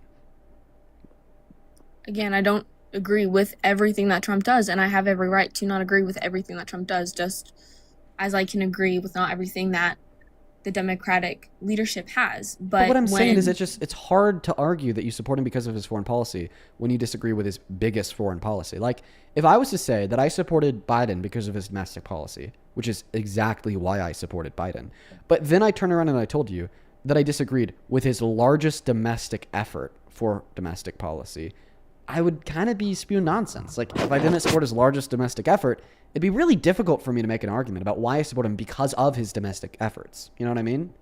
So yeah, no, I can see what you're saying, but also the reason that I do support Trump based off of his foreign policies is because Kamala Harris publicly stated on national television that the United States, quote unquote, no longer has soldiers in the Middle East, which was immediately challenged by defense analysts and from They no longer have family. soldiers Like at war my in the mother Middle was East. currently over there when she decided to say that. What she said And is that we US no longer forces- have soldiers at war in the Middle East, which was true. That's not true. It is Because true. it is 100% not, because Was I your can mom like tell you- stationed at a camp in like Qatar, Saudi Arabia, one of like those countries where we have NATO camps in? Yes, she was Yeah. currently in battle situations daily. So you can't say that that is not what happened, because I have firsthand experience from her telling me this. What It was war? challenged What by war was the your US mom forces fighting? remain. She's fought in multiple. She Can you fought name in one? the global war on terror. I had uncles fighting in that. I had brothers fighting in that, and she currently just went back and came But home. we pulled out of Afghanistan in 2021 and Iraq. But we had days advisors before on. 2021. But we had advisors on. Yes? Advisors on what? Advisors over there. So we still had We will military always we have a soldiers we have a over there. permanent also what specific country was your mom stationed in? You couldn't say it's classified. I don't have a TFSI. It's not classified. We have bases in Qatar. Okay, what were American soldiers fighting in Qatar? I would have to ask her. The answer is none. We have Americans stationed in Saudi Arabia. What wars were we fighting in Saudi Arabia? The answer is none. Just because we're stationed in a like country doesn't all mean of the that there countries, aren't- that all just of the because we're countries that stationed in a we have country like doesn't camps mean in. there aren't conflicts over there. All of the countries that we have like stationed military operatives in the Middle East today are in countries that we're not in active conflict with. We have pulled out all active U.S. military stations out of any country that we have had conflict with or we were in conflict with, such as Afghanistan. The last pullout was in 2021.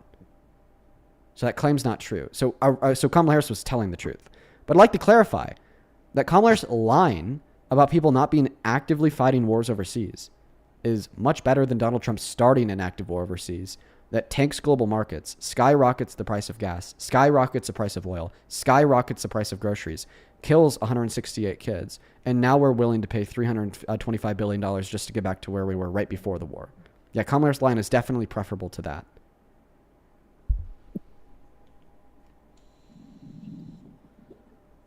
Again,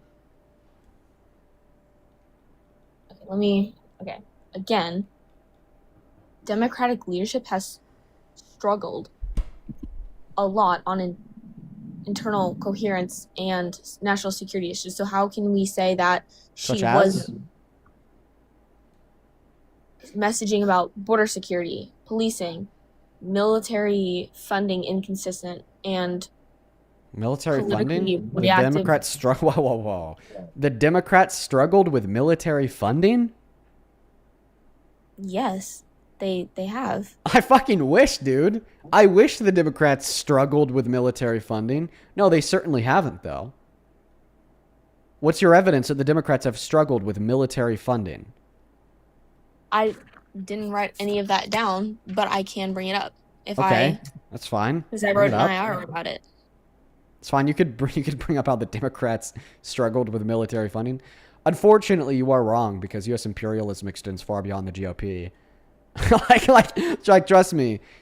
We have the largest military on the face of planet Earth for a reason, and that's because it's a bipartisan agreement that we need to throw trillions of dollars a year at it. So, yeah, the Democrats have definitely not struggled with military funding. Listen, our government has not struggled with military funding. Doesn't matter if it's a Republican or a Democrat behind the wheel. And that anxiety pin? Yep. Yep. So what's the evidence that the Democrats have struggled with military funding?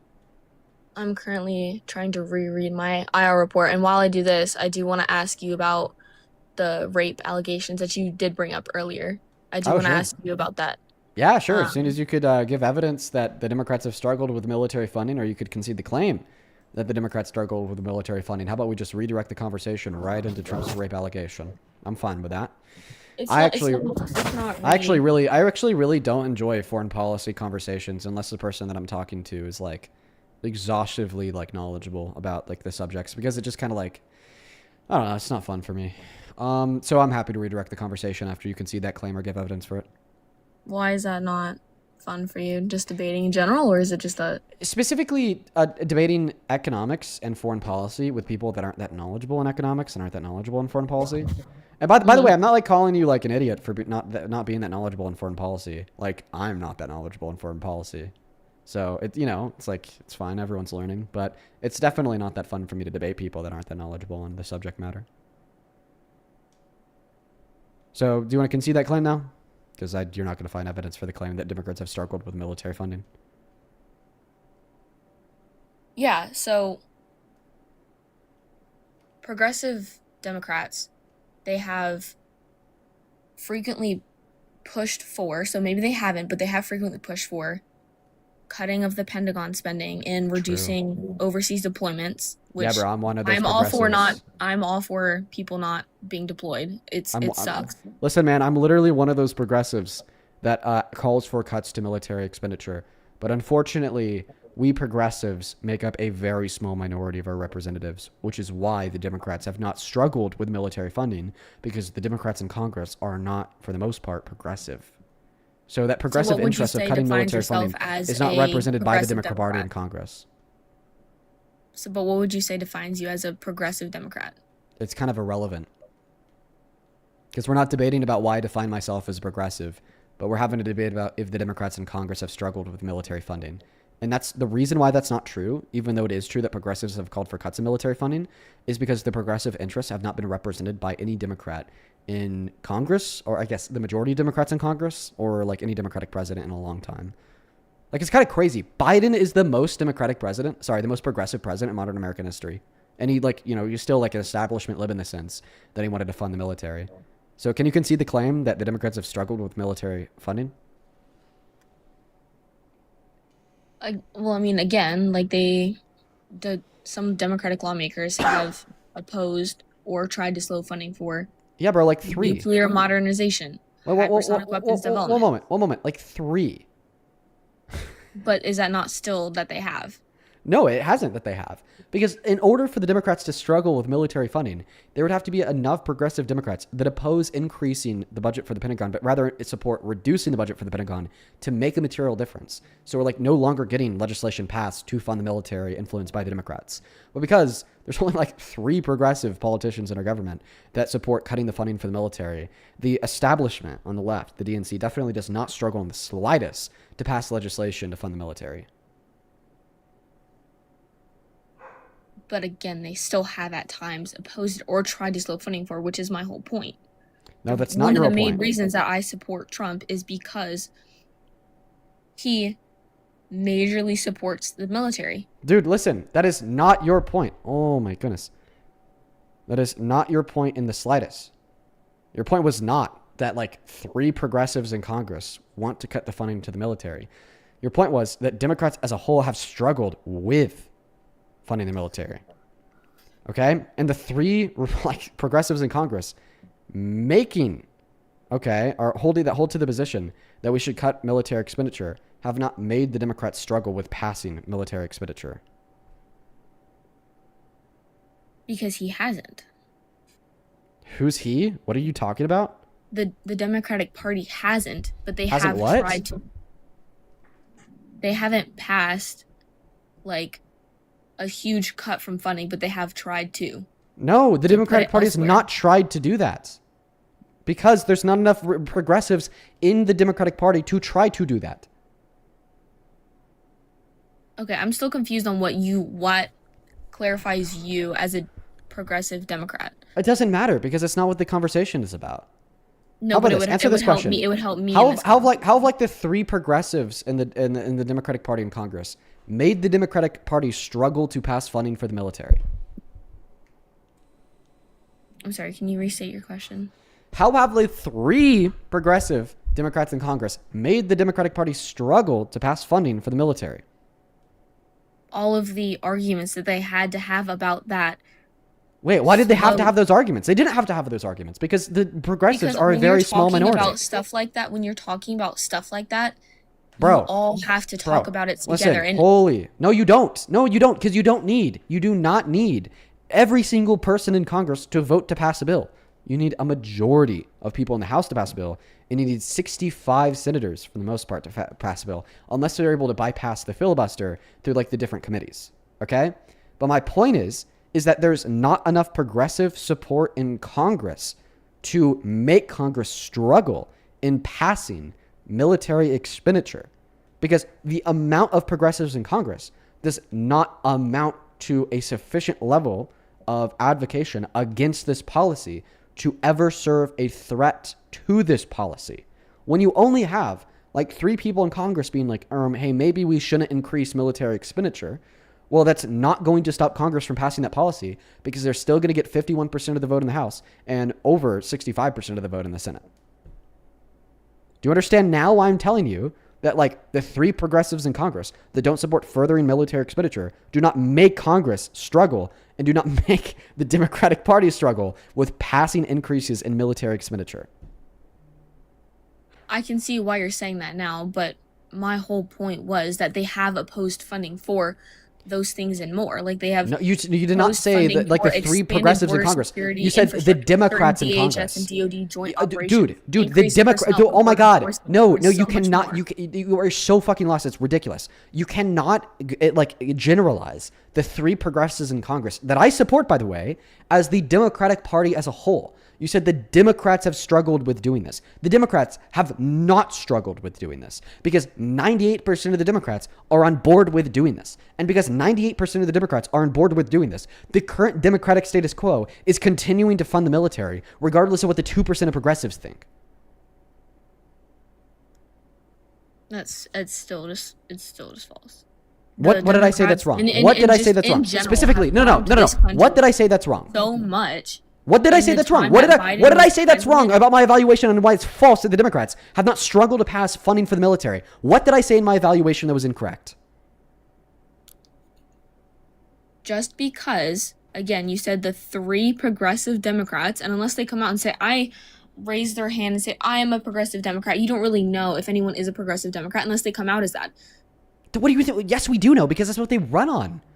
Are you saying that the Democrats in Congress have like no fucking clue who like the 4 DSA candidates are that just won in New York City? No, of course they fucking know, because they run on being anti-establishment. They run on being anti-further funding for the military. They run on being anti-U.S. imperialism. They run on increasing social safety nets and advocating for like social democracy or even democratic socialism in America. They like run on opposing the establishment. They run on opposing the DNC. They run on opposing corporate Democrats. They run on arguing that all of these Democrats who've taken all this money from all these lobbyists and all these PACs in Congress, from AIPAC and yada, yada, yada, are all like corrupt POSs. And now we need to like have a new wave of more progressive DSA candidates in Congress.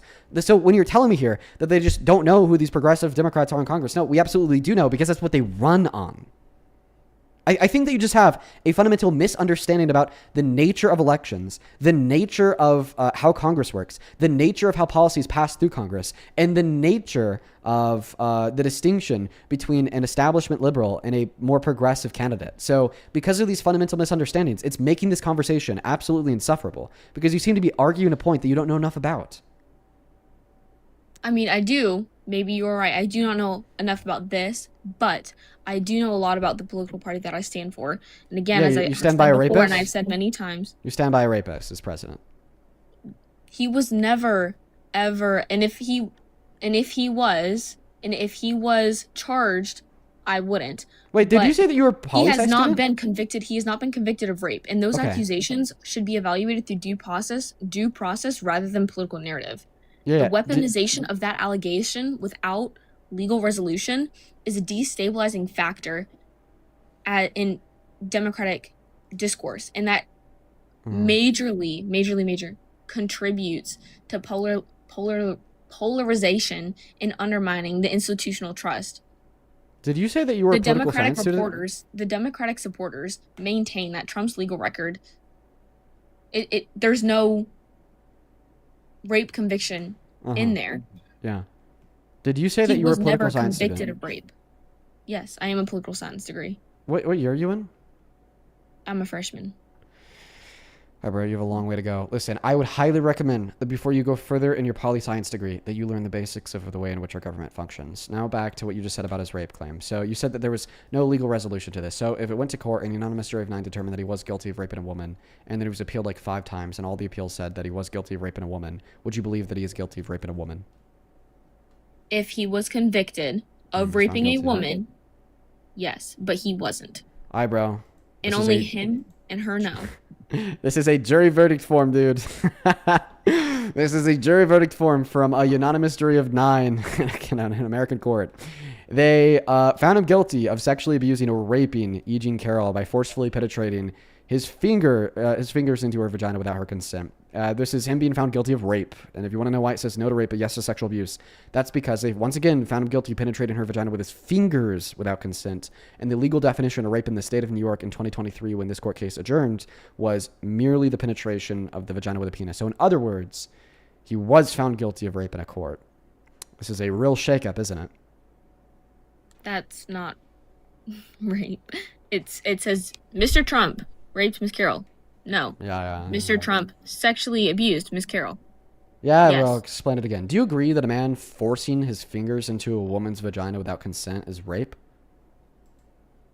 Neither of us, neither me or you or any person else, knows what happened in that room besides him and her. Cool story, bro. That's Again- not the question that I asked you. Would you agree that a man forcefully penetrating a woman's vagina with his fingers is rape? No. Rape is the sexual penetration of one's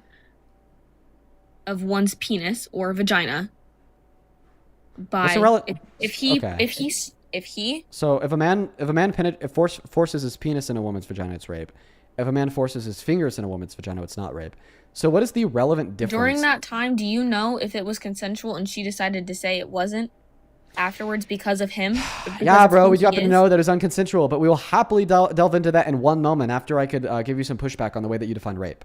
So you said penis and vagina is rape, fingers and vagina is not rape. So what is the relevant distinction between a man forcing his fingers or his penis into a woman's vagina that makes it rape in one circumstance but not the other? The reason why I would say is that both of those two actions are rape is because they both seemingly yield the same outcome of the unconsensual forced penetration of a woman's sexual organ. It doesn't matter if that penetration is coming from a penis. It doesn't matter if that penetration is coming from a finger. You are still having your body infringed on to a very high degree, and you're still experiencing something being forced inside of you. So for that reason, I'd say either they both are rape or either they are both not rape. But you disagree. So tell us what the relevant distinction is between a woman being raped by a penis or having fingers forced in her vagina that makes one rape and one not rape.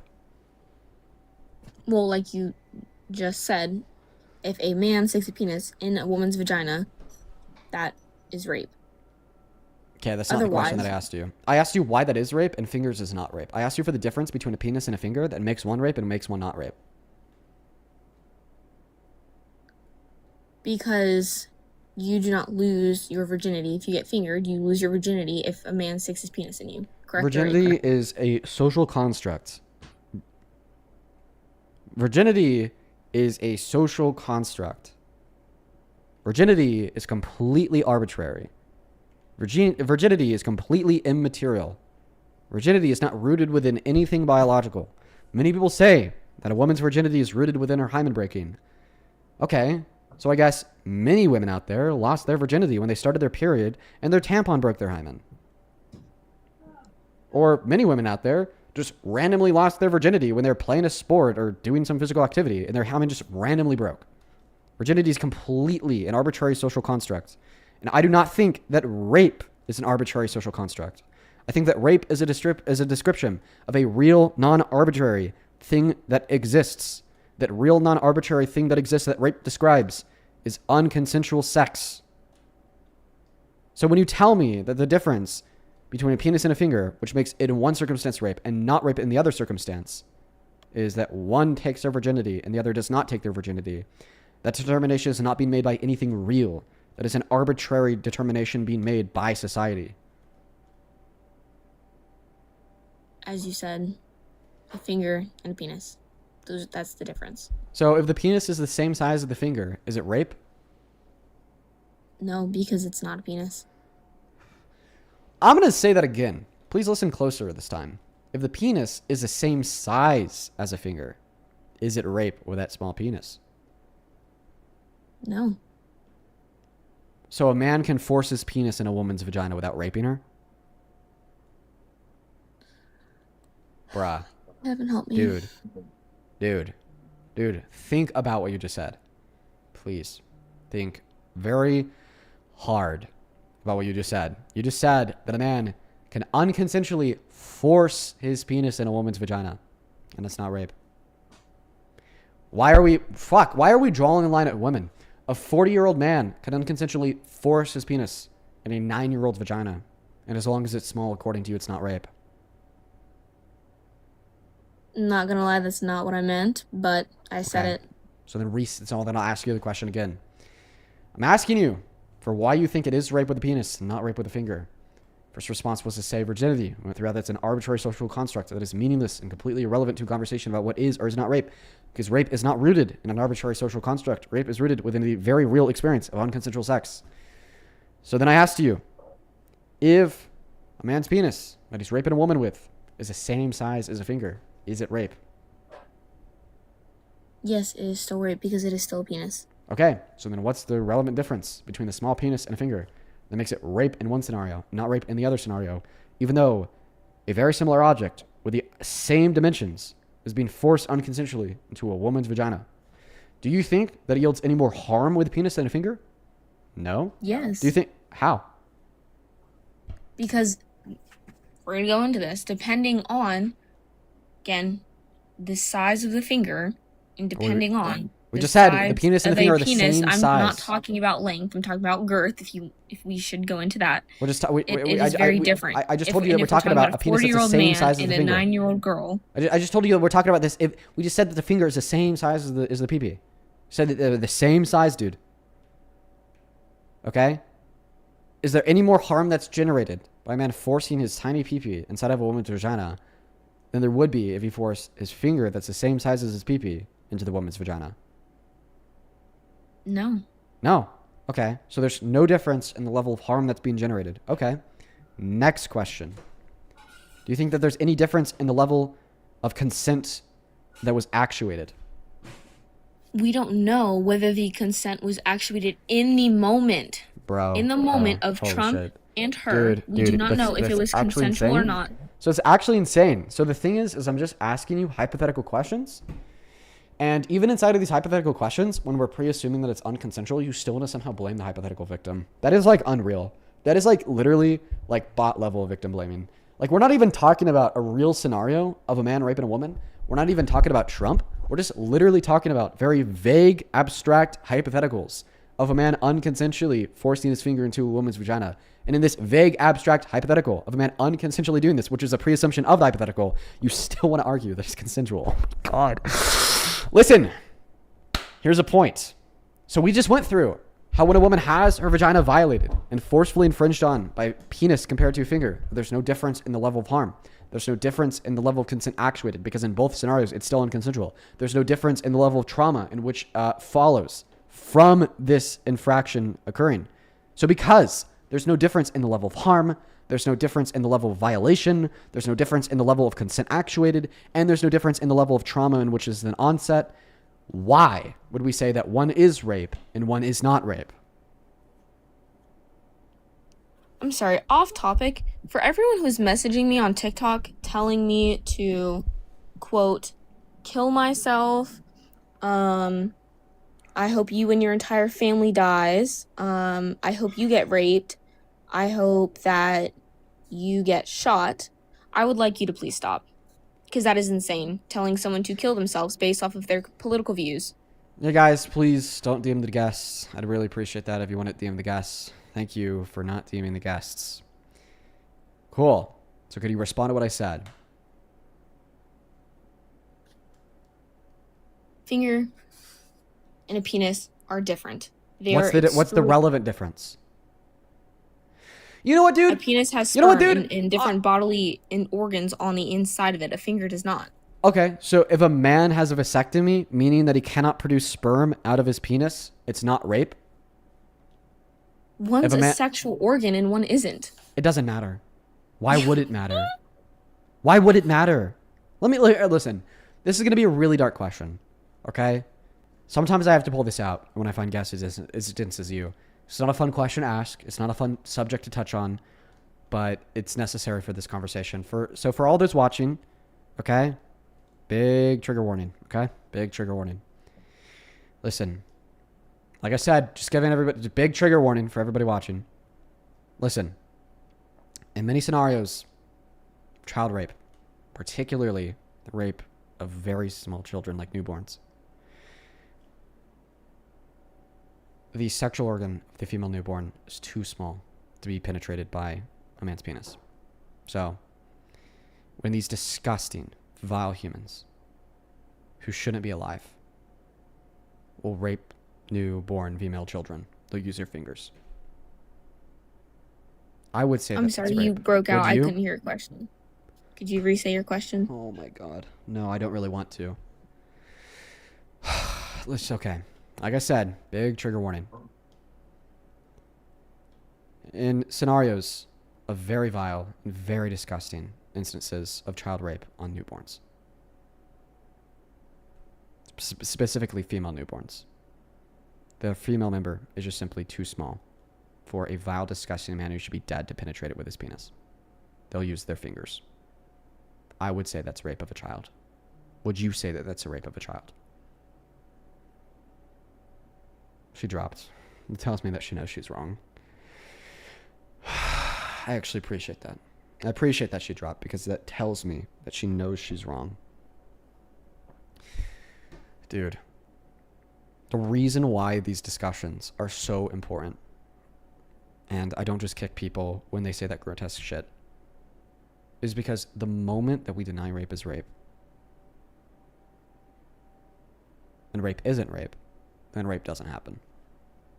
It is the erasure of sexual violence. It is the erasure of victims of sexual violence. How could you possibly be a victim of sexual violence if we don't even define that what happened to you was sexual violence?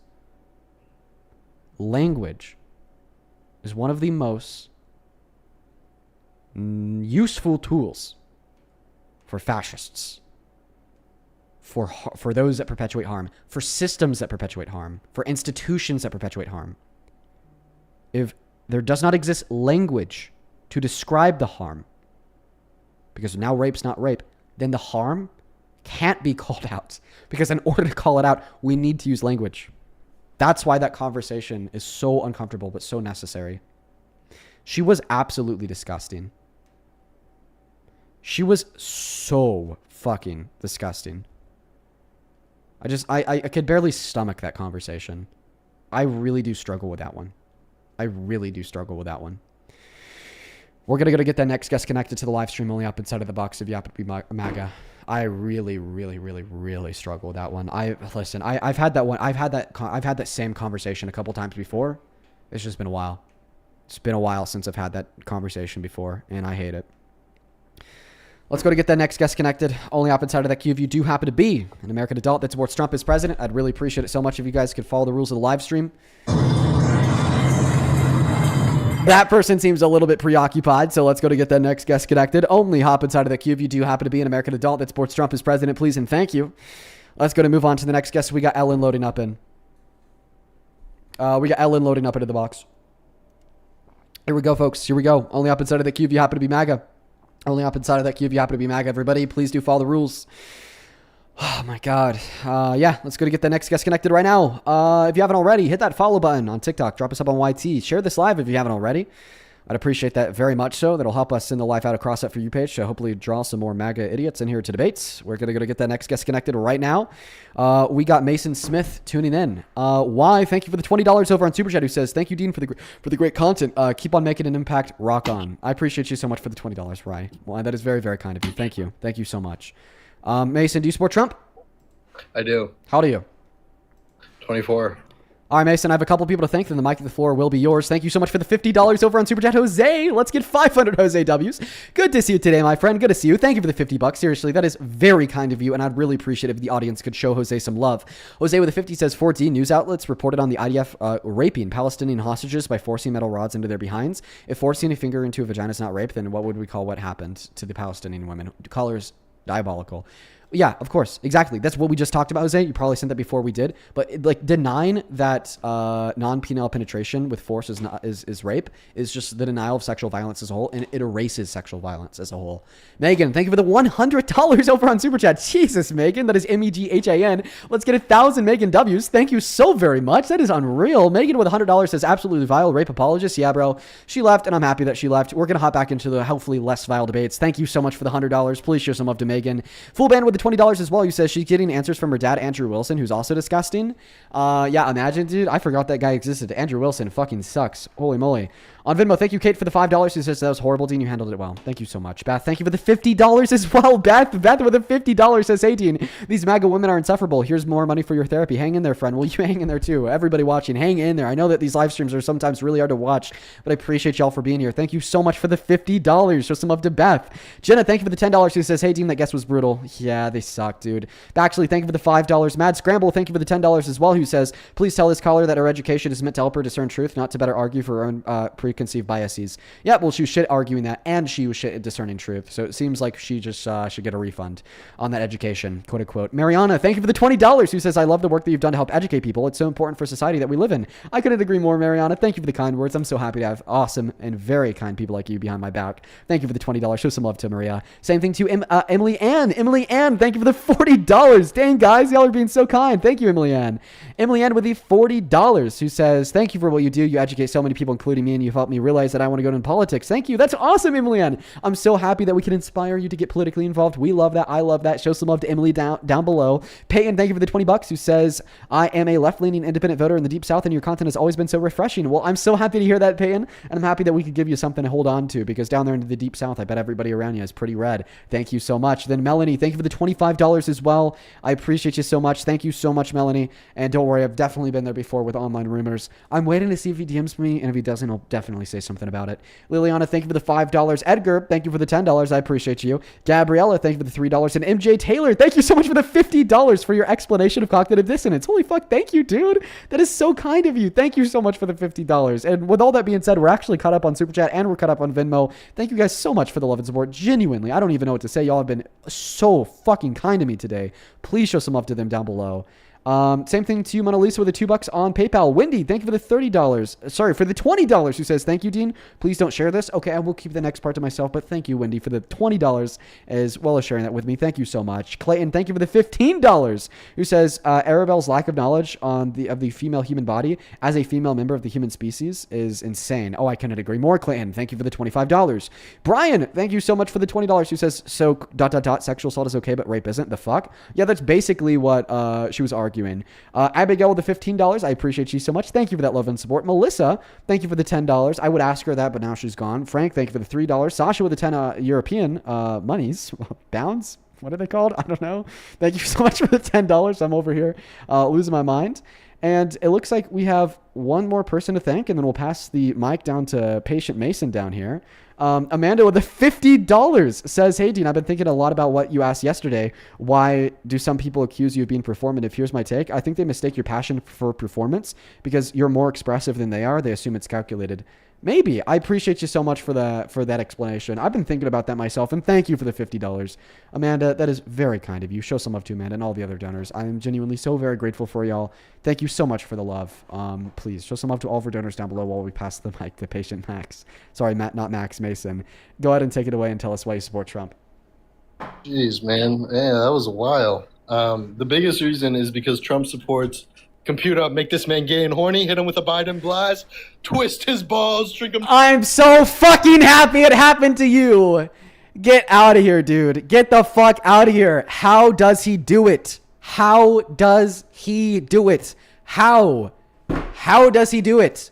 I said this yesterday. I'll say it again today. That motherfucker gets up into the stream multiple times every single day. How does he do it? It's a fucking mystery. if you wanted to try to get on this live stream, you would probably have to like hop in the queue and, you know, take a bet and, you know, take a chance and see how long it takes to get up here. I would say on average, probably a couple days. It probably takes like the average Trump supporter who wants to debate me a couple days of sitting in that queue to actually get up here. So the fact that he gets up here multiple times a day is very impressive. Noah, do you support Trump?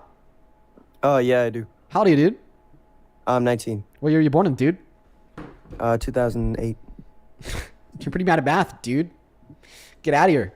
Let's go to get the next guest connected up to the live stream right now. Only hop inside of the box if you're here for debate. Only hop inside of the box if you are here for debate. Speak. Listen to me. Listen to me by speaking per my request for you to speak. You're gonna have to deal with me one of these days, Dean. God. You're gonna have to.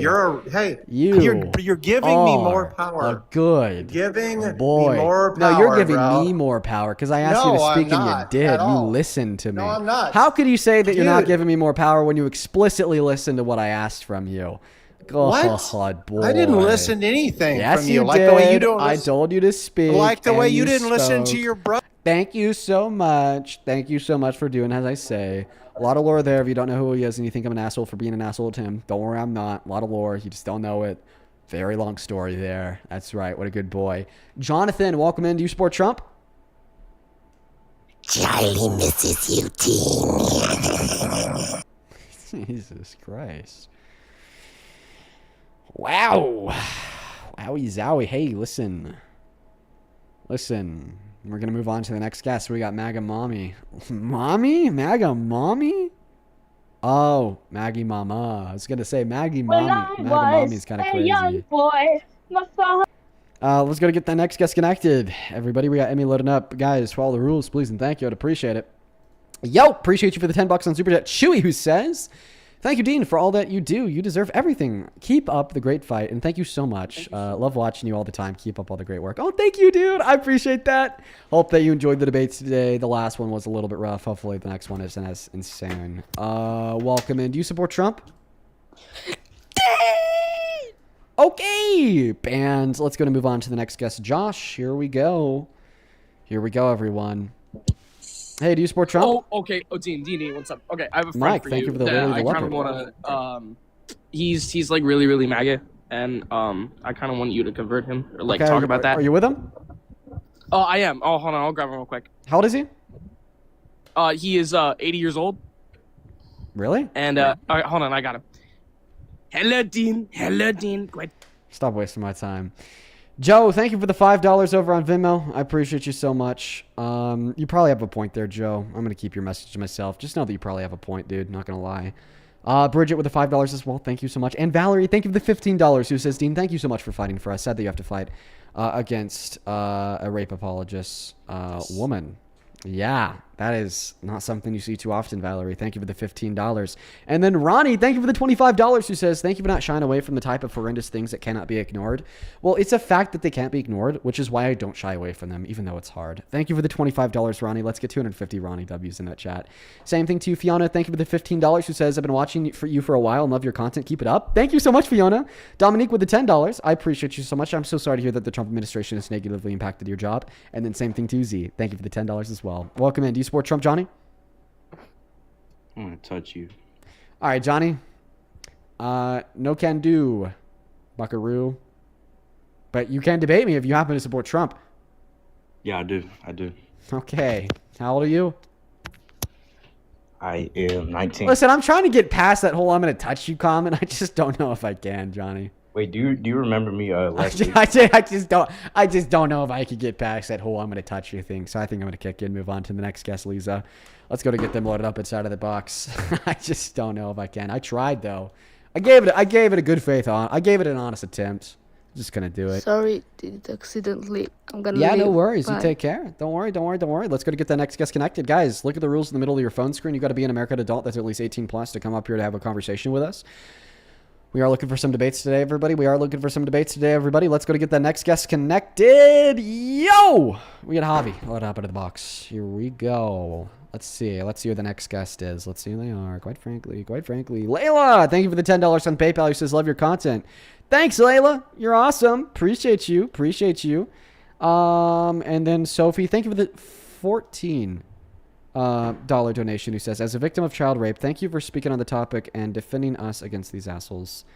Thank you so much for the $14, and I'm really sorry to hear that happened to you. And I'm sorry if you find that last conversation triggering. Let's go to get that next guest connected. Only hop inside of the box if you happen to be MAGA, guys. I'd appreciate it so very much so. Let's go get that next guest T connected to the box. Dean, I had the dream about you. Please don't kick me out. I had a dream. Child banned. Moving on. Lots of people trolling inside of the queue. I'd appreciate if you guys would stop trolling. Yo, what? Dude, what is this? What? Oh, yeah, you're wrong.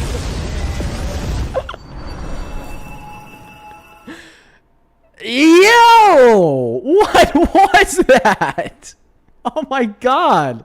That's one of the coolest gifts I've ever seen. I had to share the TikTok screen with YouTube so I could show them what the hell we just got hit with. I've never seen that before in my life. Queen Cat. Thank you so much for the love. That was epic. That was from Kat, everybody. Please show some love to Kat down below in that comment section. Thank you so much for the love and support. Kat has been watching for a while, supporting me and a bunch of other streamers on the platform. I am so very grateful for you, Kat. That is K-A-T. Show some love to Kat down below in that comment section. Thank you so much. You are awesome. You are genuinely awesome. Thank you so much, Kat. The GOAT. The Queen is in the building, everybody. The Queen is in the building. Anthony, do you support Trump? Yeah, in ways. Test? That's a weird-ass background noise there. How do you? Sorry, I've turned off my fan. My bad. I've turned off my fan. It's hot as shit. How do you? 28. Okay, and you said that you support him in ways? Let me just verify here. If the election is held tomorrow between Trump and Harris, who would you vote for? Between Trump and Harris, definitely Trump. Alrighty. So why do you support Trump, dude? I mean, there's border stuff. He increased pay for military. Yeah, that was more last term, though. But okay. So what about no, this term? That's not true. It is true. Pay increases for the military. I was in with Biden. We didn't get pay raises from him. Yeah, I was actually specifically got the largest pay raise in the last 20 years under Biden. All right. I disagree, but would you like a source? I mean, that's just one example. I mean, I guess I know, but you said that you disagree. Look at this. Here's a source right here from military.com. That's a pretty compelling source, military.com. Biden signs law backing military pay increase for 2024. Here's how much that you'll get.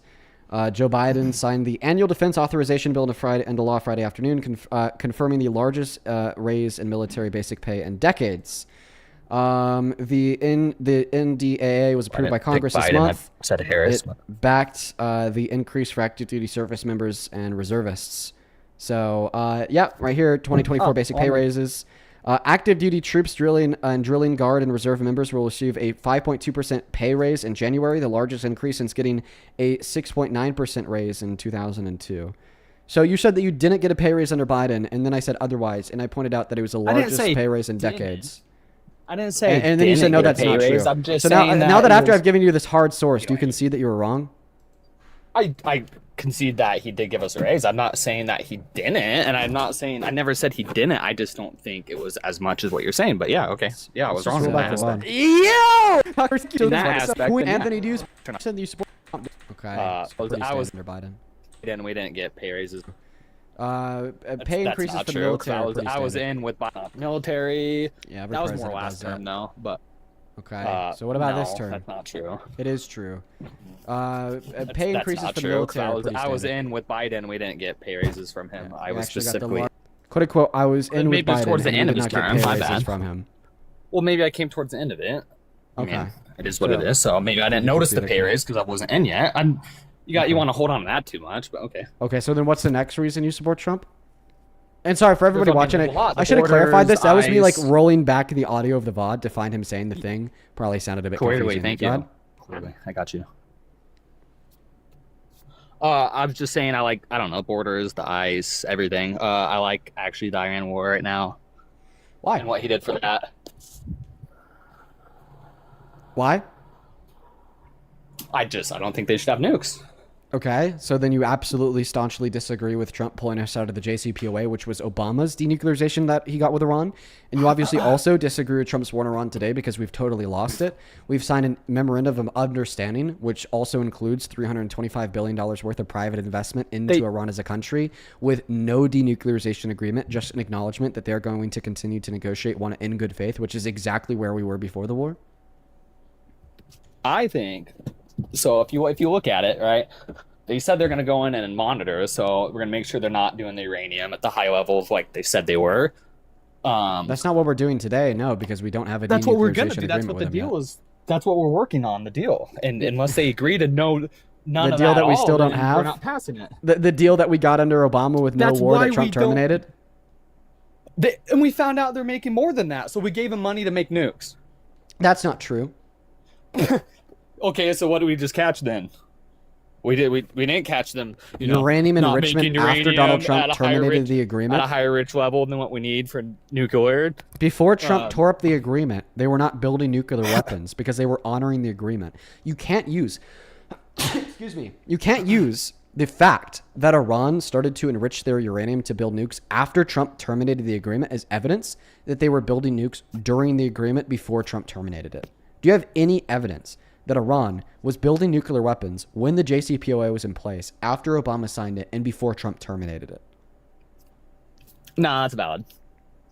It is valid. So in other words, Donald Trump is ultimately the one who gave the green light to Iran to construct and build nuclear weapons.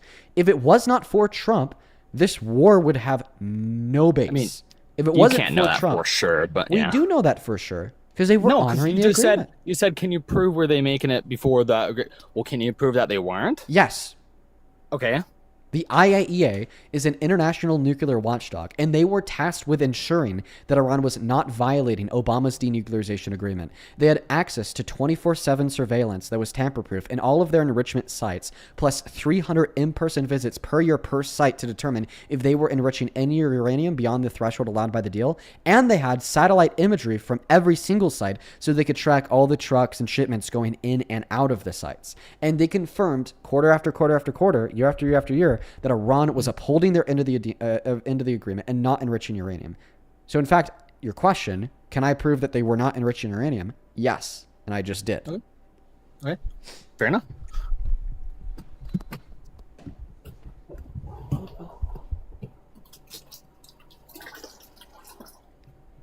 Are you? I don't know what you're waiting for. I just said you were right.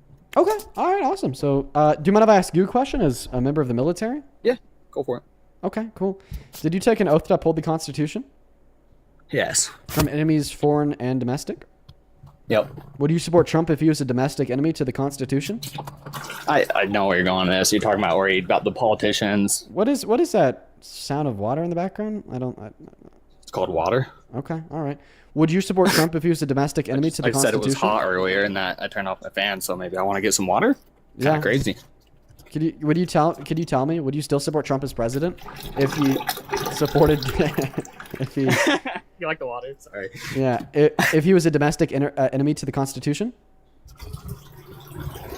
I mean, no. I just don't. With the way you're going with it, I don't agree that he's a domestic terrorist to the Constitution. It just really sounds like you're taking a piss. Here, one more. I'm scared that he is taking a piss, so I'm gonna kick him. Let's go to get that next guest Jonah connected to the live stream. Why are Trump supporters so fucking weird, dude? What do you mean? Do you want more? Why are Trump supporters so fucking weird? Dinosaur, thank you for all the motorcycles. I appreciate you. Oh, Dean, I'm still jorking it. Stop it, Ryan. Get a fuck. I tell you to get a job, but you're like 12. Touch grass, dude. Touch fucking grass. Chin! Thank you. And also, dude, motorcycle, you're going crazy. You're going crazy, dinosaur, with all those motorcycles. Thank you so much. Chin with the $20 says, it's salary day, aka donate to Dean Day, especially after those last couple of callers just joined in, and I'm so sorry. Between Crazy Lady and everybody on the Jubilee vid, it's disappointing to see women working against women. Yeah, you know, I think that's probably a realization for a lot of, specifically the women who have been tuning into the live streams as of recently. It's just that there are many anti-women women. It's kind of crazy. It's kind of crazy, dude. If you want to support me, if you want to support the stream, if you want to support us so we can continue to do this for 4 hours a day, 7 days a week, get a shout out, ask a question, get a message across, you can on Venmo and PayPal, which you can find a link to in the link tree in the bio of my TikTok account, in the pin message on that YT stream, and the handles right there at the top of the TikTok stream, just my name, Dean Withers, without the letter E in my last name, Withers. But do make sure that you quadruple check the spelling of that handle, or else you'll probably end up sending the money to a fake Dean scamming account. You know, I started giving people that call out after I almost, for my friend's phone, sent money to a fake Dean account. Let's go to get that next guest connected. Only up inside of the queue if you happen to be here to debate. We are just looking for some conversation. So, let's see. We got Candy loading up. Anna, thank you for the $5. I have heard about those fires. They're really terrible. Hello. Hi, do you support Trump? Yeah. How old are you? 18. What year are you born in? In 2008, 8 February. Okay, and what time is it?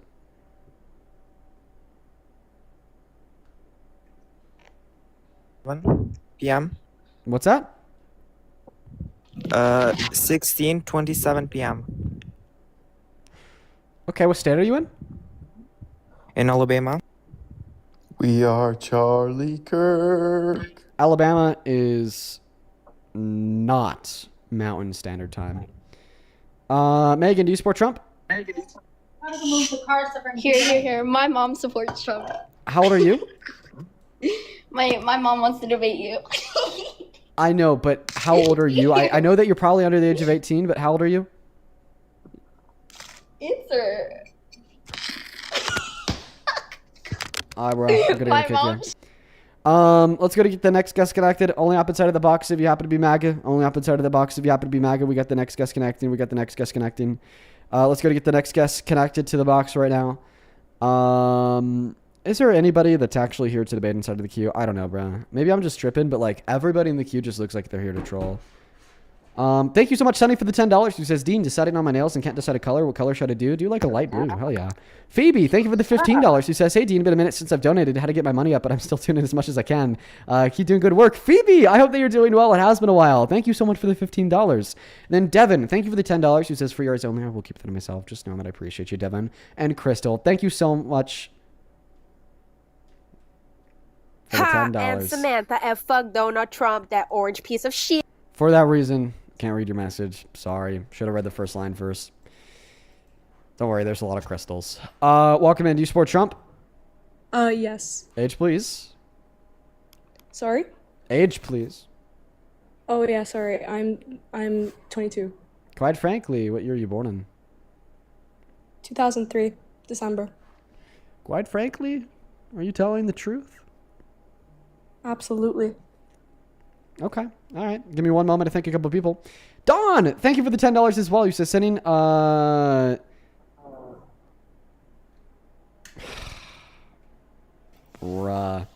Did the same thing too. You asked me not to say her name. I'm so sorry. Barbara, thank you so much for the $20. Who says, not sure if you mentioned my other donations, my other donation of vocabulary corrections, but you should since I've given you a bit more money because I do enjoy listening to you break down the MAGAs and dispatch the racists. Keep it up. From Barbara. I'll make sure I check it out, Barbara, thank you for the $20. And then Join Jules, I appreciate you guys for the $5. And then over on Super Chat, Moosh, thank you for the €20 who says, I laughed so hard when the guy started peeing. My God, these guys are ridiculous. Also love you in your streams, Dean. They're like so fucking ridiculous. It's honestly embarrassing. They're just, oh my God, I can't do it, dude. Thank you guys for the support. Thank you guys for the love. Show some love to all the donors down below. Quite frankly. GBM, take it away. Why the hell do you support the worst president of your life? So really, like, he controls, like, the illegal immigrants in a way. He controls the illegal immigrants. Wow, what a claim. Why do you have a Palestinian flag in your bio? Believe it or not, I'm ethnically Palestinian. And you support Trump? Absolutely. Yeah, how about do you have any, like, family in Palestine? Yeah. Where at? Anapta. Okay, I don't know where that is. Well, is your family being challenged by the illegal occupation and annexation of the West Bank and Gaza, the ethnic Oh no, they've cleansings been and the challenged, genocide? but like most of us immigrated here to America. Okay. But you do understand that Donald Trump is the most pro-Israel president in modern American history, right? He's willing to do anything for Netanyahu. I mean, there was a leak call where he literally says he's the reason why Netanyahu isn't in jail. So I just want to make sure you support the president who is the reason why Netanyahu's not in jail. Well, actually, I feel like Israel like kind of has a right. A right to push your family out of their homes? Yes, I mean they have religious culture. They have religious culture based in my country. So I feel like it's fair. They have religious culture based in your country. I don't think that's true. I don't think that a large percentage of Palestinians are Jewish. Secondly, even if that was true, what right would that give to Netanyahu to force your family out of their homes? It's a Jewish-based country. If that was true, which it's not, what right would that give to Netanyahu to push your family out of their homes? Because they have religious history in Palestine or in Jerusalem specifically. Okay, because they have religious history. Well, the first thing that I'd say here is I don't think that religious history gives an innate right to usurp the right to self-determination of others, and B, that claim is historically contested. What do you mean? Everybody in the chat saying that this is a kid. I'm actually going to believe you guys. It's either a kid or a troll. Max, do you support Trump? Yes. How old are you? I'm 67 and I support the new phalanges thing, you know? Dude, low effort. Neophalanges thing? Nah, brah. Low effort. Low effort. Low effort troll. Let's go to get the next guest connected. Do you support Trump? Yes, I do. How old are you? I am under 18, but I would still love to debate you. Come back when you are 18. You gotta be 18 to be on TikTok Live, my friend. We got Maddie loading in. Here we go.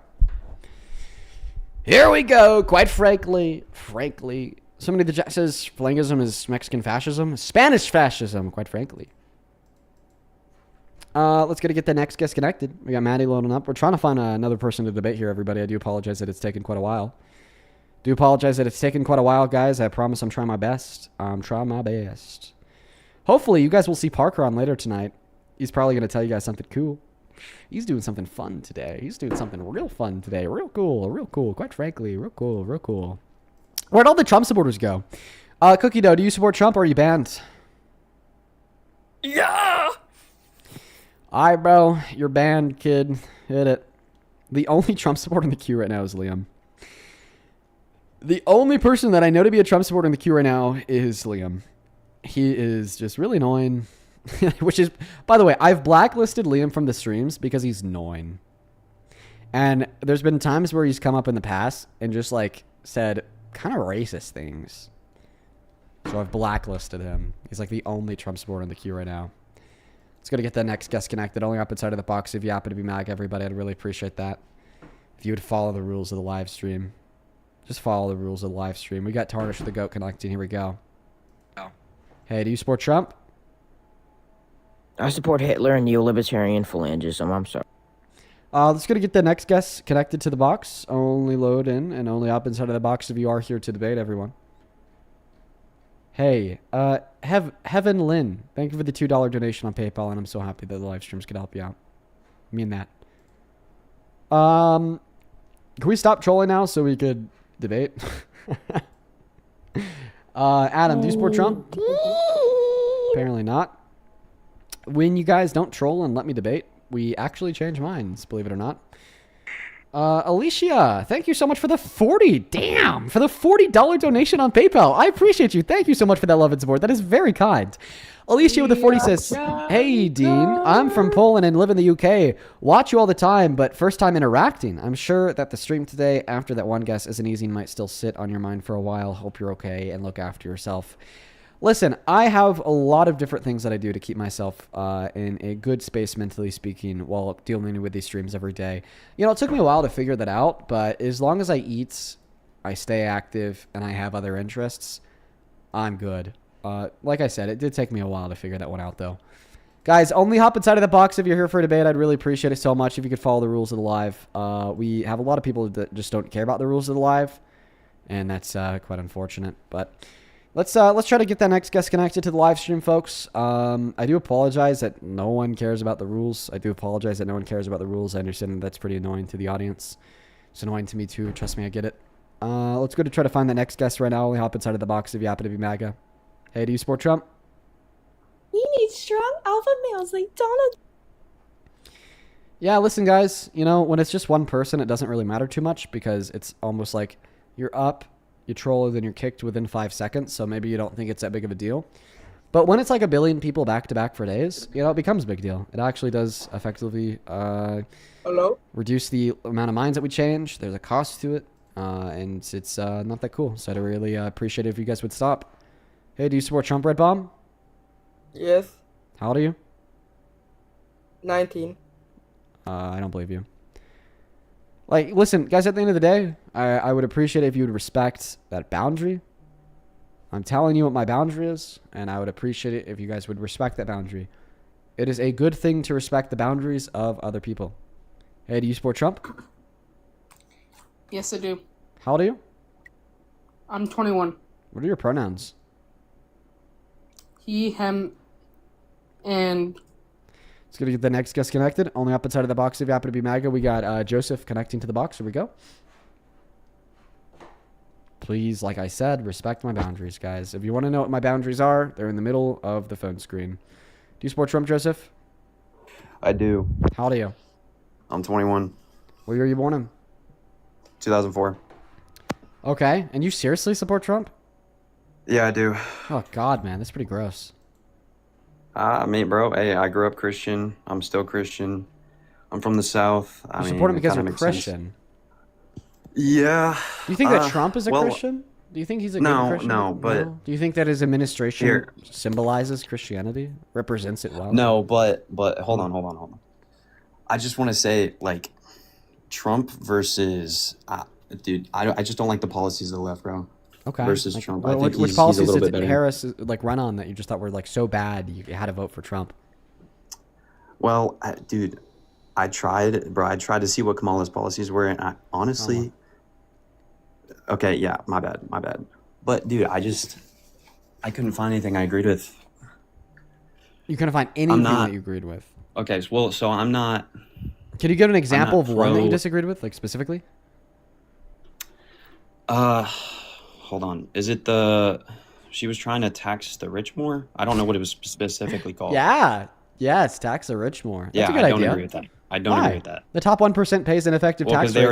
they already pay 99% of the taxes. That's not true. The top 1% pays 45% of taxes, but they also hold 85% of wealth. Not to mention that the top 1% pays a lower effective tax rate than the average American. Yeah, but I mean, I don't understand the need for them to pay, like half their paycheck every year or more. Well, sure. I think everybody should just pay an equal share, but... Oh, that's not a good idea. Hold on. Well, okay, not an equal share, but like an equal percentage. Yeah, that's a bad Just because idea. you make more doesn't mean that you should pay more, I guess. It actually does. I could explain why. You think so? I could definitely Yeah, go explain ahead. why. Because each individual unit of the dollar becomes progressively less valuable to you the more money that you make. So 20% of the paycheck of somebody taking home $50,000 per year is much more meaningful than 20% of the paycheck of somebody who's taking home $5 million per year. Not to mention that on top of the law of the diminishing returns of the dollar of the value of the dollar, it just simply gets less valuable the more money you have / the money that you make. Also, there is like a base level of expense that is required to just live in comfort. Those expenses are going to be things like housing, food, clothing, gas, internet, phone, those types of things. The bare minimum for comfortable living.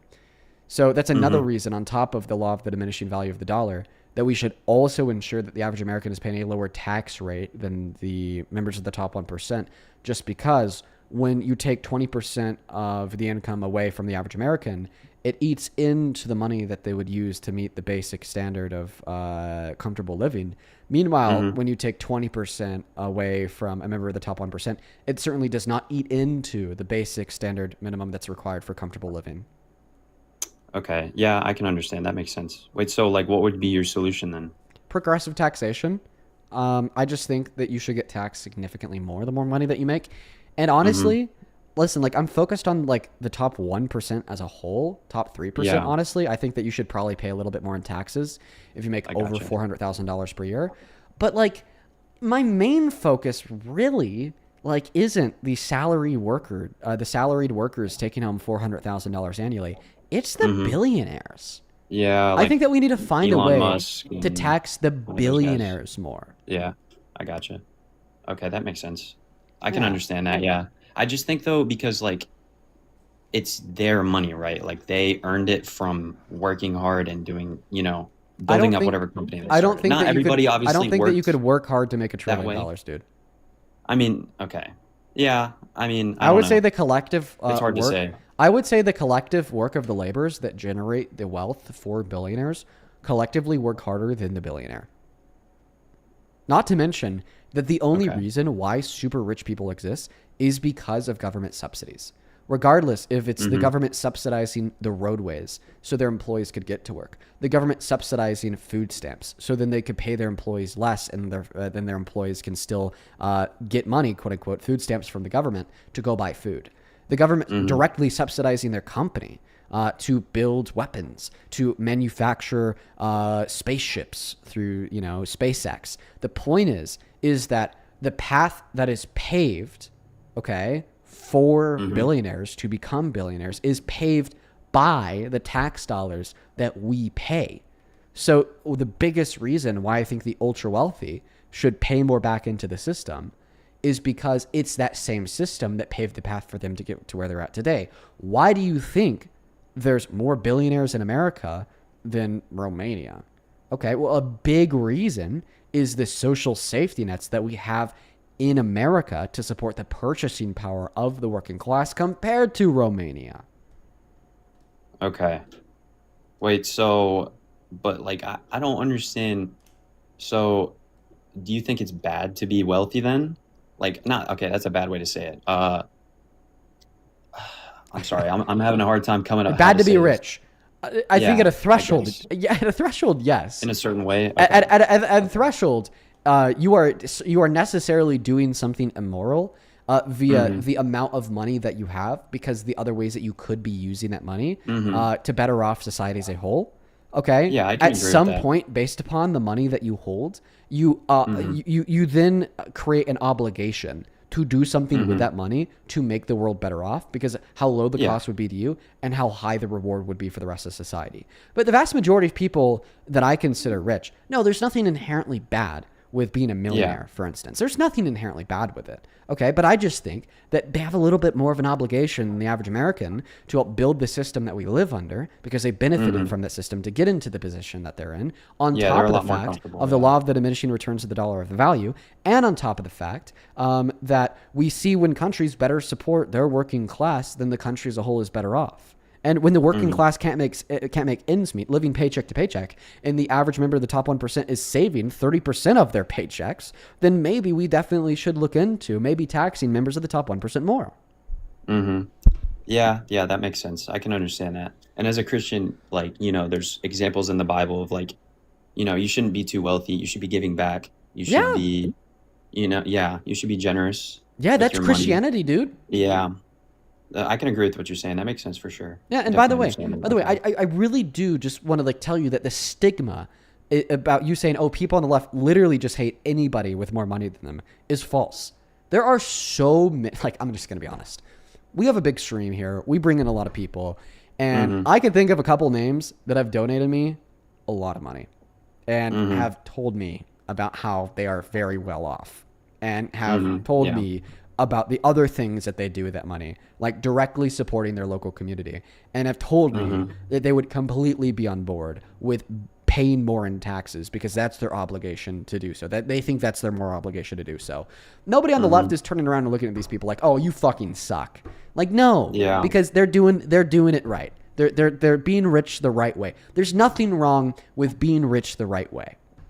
Yeah. Okay. Yeah, that makes sense. I can. Yeah. Okay. I don't even know. Do you want to? Could you ask me a question, maybe? Yeah, sure. Would you stop supporting Trump as president if you knew he was a violent sexual predator? Well, I don't think he is, though. I don't know. Can you give me some proof of that? Because I feel like I haven't seen any, to be honest. Yeah, I definitely acknowledge that you don't think he is a sexual predator. That wasn't my question, though. I didn't ask you, do you think Trump is a sexual predator? I said, if he was a sexual predator, would you stop supporting him as president? If he was 100% proved to be, yeah, I would stop supporting him, yes. Here's an example of him admitting to sexual violence by admitting to barging into the dressing rooms of naked beauty pageant contestants to look at their bodies. This was on the Howard Stern radio show in 2005. This is basically him admitting to being a sexual predator. To do that. So you have done that. Now, I'll tell you the funniest is that I'll go backstage before a show. Yes. And everyone's getting dressed and ready and everything else. And, no men are anywhere. And I'm allowed to go in because I'm the owner of the pageant, and therefore I'm inspecting it. I'm inspecting. I want to make sure that You're like everything is doctor. good. You're there. Yeah, the dress. Is everyone okay? They're standing there with no clothes. Is everybody okay? And you see these incredible-looking women. And so I sort of get away with things like that. Yeah, that does not sound good. That does not sound good at all. Yeah, I sounds will really be bad. honest. Yeah, that does not sound good. Yeah, and the reason why I bring up this clip so often, the reason why I played you this clip today is because there's no denying it. He admitted to it.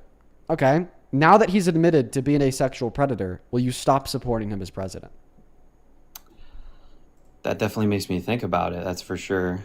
I mean, I feel like I need more context to that clip. I'm not saying that doesn't show any, but I want to see you want to listen to the interview, I guess. You want to listen to more of it? Well, I can do it at my own time. Dude, we'll listen to more of it together. Look, you're meeting the girls. Say I'm the all-time judge.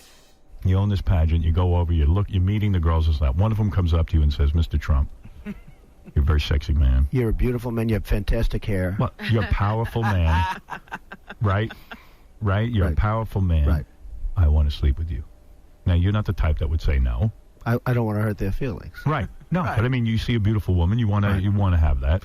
You're a guy who likes to have everything, right? Well, couldn't that be construed, however, as conflict? Yes. Well, I don't see it as a conflict. It could be a conflict of interest, but it's the kind of thing you worry about later. Oh, I see. You tend to think about the conflict a little bit later on. The question is, how can it not be construed? No, I mean, some of these foreign girls, Mr. Trump, in my country, we say hello with vagina. And, well, you could also say, as the owner of the pageant, it's your obligation to do that. So you have done that. Now, I'll tell you the funniest is that I'll go backstage before a show. Yes. And everyone's getting dressed and ready and everything else. And, no men are anywhere. And I'm allowed to go in because I'm the owner of the pageant, and therefore I'm inspecting it. I'm inspecting. I want to make sure that you're like everything doctor. is good. You're there. Yeah, the dress. Is everyone okay? They're standing there with no clothes. Is everybody okay? And you see these incredible-looking women. And so I sort of get away with things like that. Context makes it worse. Okay. Yeah, none of that sounds good at all. Okay. I've never heard that clip before either, to be honest. No one talks about it enough. Listen, man. Yeah, I've not heard that. I am so happy that I am in a position of influence because there are so many things like that clip that I don't think people on the left talk about enough. And kind of like the purpose of doing what I do is to talk about things that actually change minds, because I think a lot of people on the left don't. So, does this change your mind on Trump? Because you told me, before I played you that clip, you told me that if you knew he was a sexual predator, you would stop supporting him as president. This clip undeniably proves that he's a sexual predator. I'm just gonna be honest. It does. And hey, wait. So, just a quick question. Okay. No. Just a quick question. Hold on. Wait. So you say he's a sexual predator? So pageants are always underage girls? I'm not saying he's okay that he's doing that, but well, he did this to women and underage girls. But to be a sexual predator, that just means that you have engaged in sexual violence. And engaging in sexual violence. I kind of think of that as just children, I guess. Well, I mean, predator, but I think that we use the word predator in society in such a way that we're talking about people preying on kids. But in reality, any time that you are engaging in unconsensual sexual activity, you are engaging in predatory activities. Yeah. Okay. I can understand that. Yeah, that makes sense. But this did happen to underage minors too. We had Mariah Bellato. Is there proof? Yeah. I was Yeah, gonna we say. had Mariah Bellato, There who is is proof. a beauty pageant contestant at Miss Teen USA in 1997, come forward and say that he would barge into the dressing rooms and say, "Don't worry, ladies, I've seen it all before." And 3 other teens, some as young as 15, that competed at the pageant that same year said the same thing. Okay. Yeah, that definitely makes me think. I will say 100% it makes Think me about it this way. Let me describe this to you. Have you ever like seen somebody say something, be proven wrong, and not admit it? Right. Yeah. Everybody could attest to seeing that in one way or another. And we actually see this often. The reason is that the human brain is really, really weird. In the sense that we feel comfortable in sticking by our preconceived beliefs and very uncomfortable in changing our preconceived beliefs. And the goal of the brain isn't to be right. The goal of the brain is to be comfortable. So yeah, I can see that. Okay. when your preconceived beliefs are challenged, your brain's going to tell you that there must be some type of way to wiggle out of this challenge. And that's why across all of human history, all countries, all people, everywhere, of all time, there's always huge examples of people having a conviction, having that conviction proven wrong, but still choosing to stand by that conviction. Sir, I believe that is what you are doing right now. Okay. I'm definitely gonna consider this interview or this debate, kind of gather my thoughts and come to a conclusion. But I appreciate you let me on talk. Yeah, And, you have a good one. You have a good one, Joseph. Seriously, Dean, thank you. Appreciate that. You take care. You know, honestly, after doing this for so fucking long, I've really like been able to like almost evaluate the responses that we expect from people on the right in like almost like this like scientific way. It's all like, honestly, what would be really cool to do is to like pay a couple researchers to go through every VOD on my YouTube channel and look at the questions that I ask these people, what their responses are, and then how they deal with an internal contradiction to see how that then like works out and to see like what the typical responses are. I know that there's a lot of studies that have been done on the subject. Oh, there's someone in the queue that we have to bring up. Folks, who in here is familiar with the fact that the older millennial is a fucking baby, is a crybaby that's been running from me on abortion? Who in here saw the debate I had with him the other day that lasted 13 minutes before he kicked me? Who's familiar with the fact that I've been calling this guy out for a debate on abortion forever, and then he does it because he's forced to do it because I joined his stream, and then he kicks me after 10 minutes?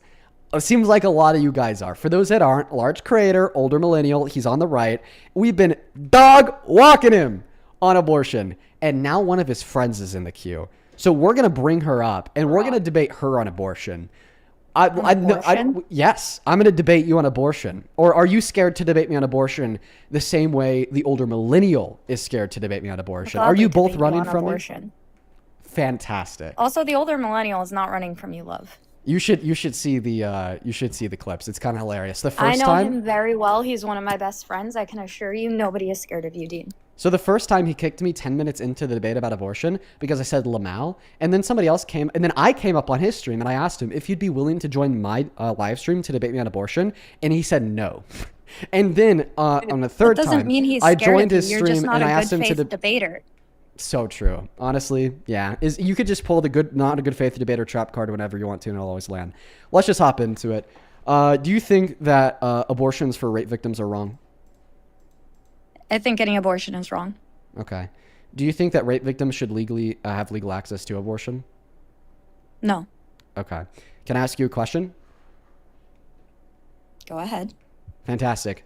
If you needed my bodily resources to live, do you think that the government should be able to force me into providing them to you?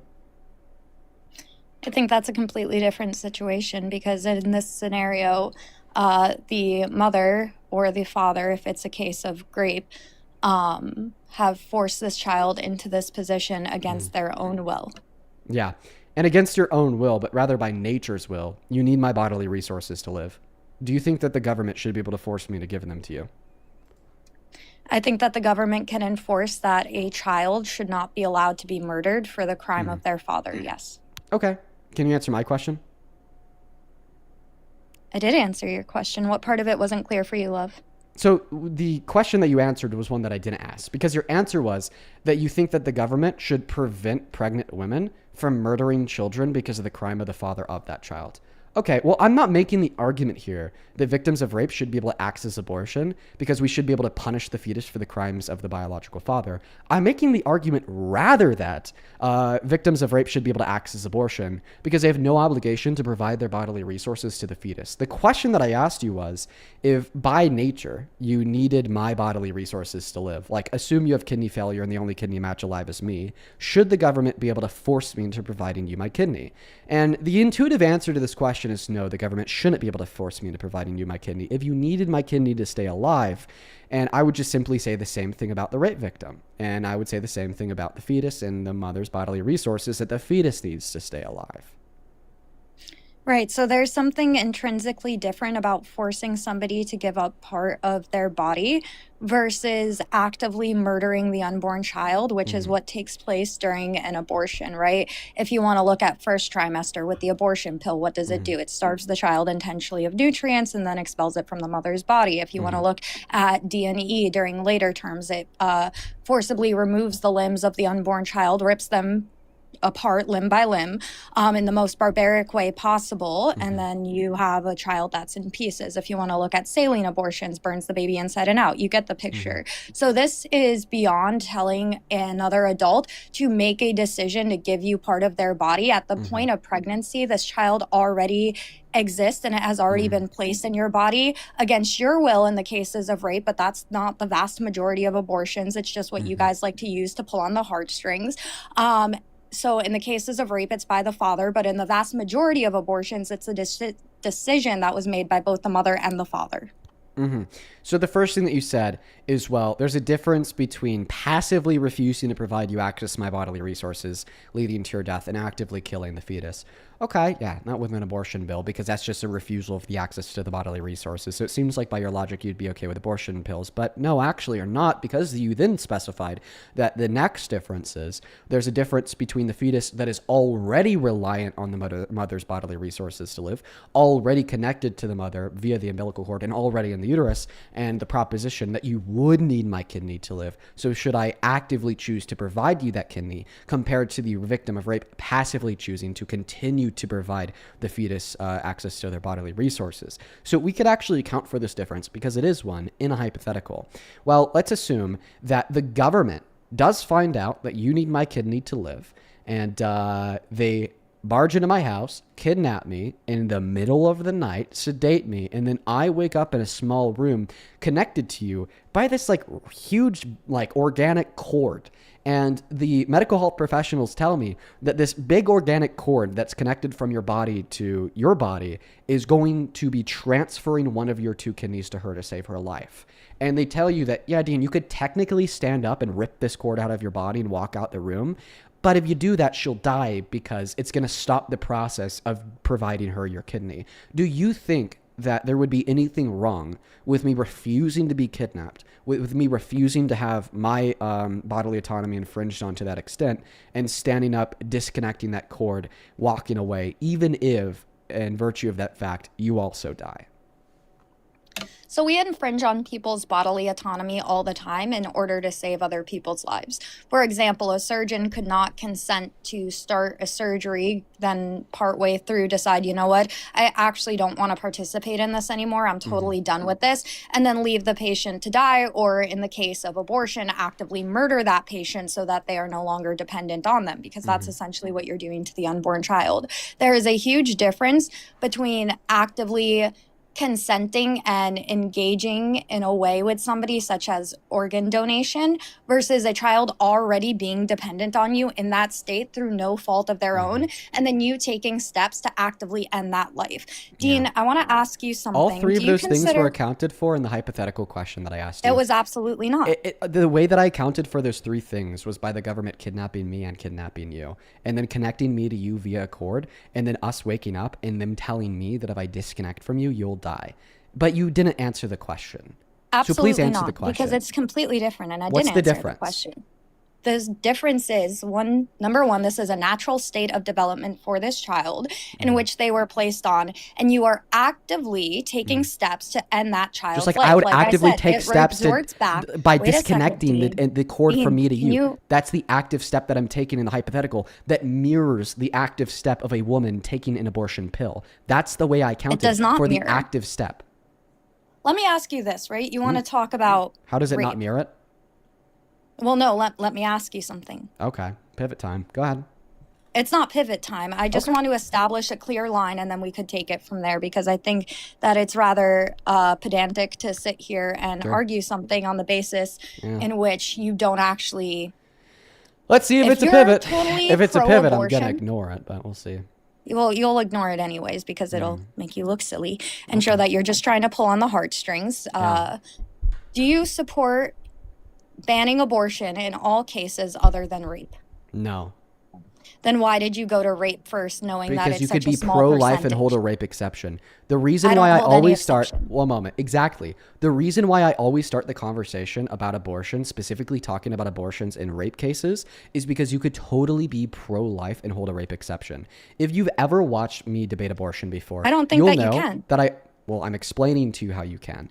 If you've ever watched a debate between me and a pro-lifer on abortion before, then you would know that if they don't hold an exception for rape, that is always the first place that I start. And then after we finish the conversation about abortion and circumstances of rape, we then move on to a debate about abortion in all circumstances, including elective ones. Now, the reason why I do this is because clearly the largest reason why people are pro-life is because they think that the life of the fetus is valuable. They think that the fetus has a right to life, and thereby they think that the pregnant woman is doing something wrong by ending that life. So if I want to change your mind as it relates to elective abortions, I have a massive hill to climb of convincing you that the life of the fetus is not valuable. But when we're having a conversation specifically about abortions on set by women who are raped and impregnated, you actually don't need to think that the life of the fetus is not valuable. You could give full moral value to the fetus. You could give a full right to life to the fetus and still think that a pregnant victim of rape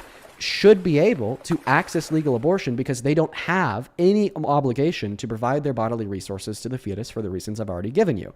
Now, I did ask you a question. You tried to tell me that the analogy is detached and different from the circumstance of a victim of rape accessing abortion. So I'm going to restate the analogy, but we're going to change it a little bit to make it a little bit more clear, as well as I'm going to show you exactly how it would mirror on to the circumstance of a rape victim accessing abortion, even in consideration of the differences that you think you pointed out. Perfect. There is a 14, 15-year-old I disagree with your His entire name is- premise, so it won't work. Okay, we'll see. There's a 14-year-old kid. His name is Max Irby. He needs a stem cell transplant. If he doesn't get one, he's going to die. Max Irby's a real dude, by the way. But his stem cell type is really, really, really, really rare. His father, also a true story, has collected upwards of 40 million DNA samples from people across the globe and has tested it against Max Irby's stem cell type. So far, they've been able to find 0 matches. So what this tells us is that if there's a match alive, there's probably only one.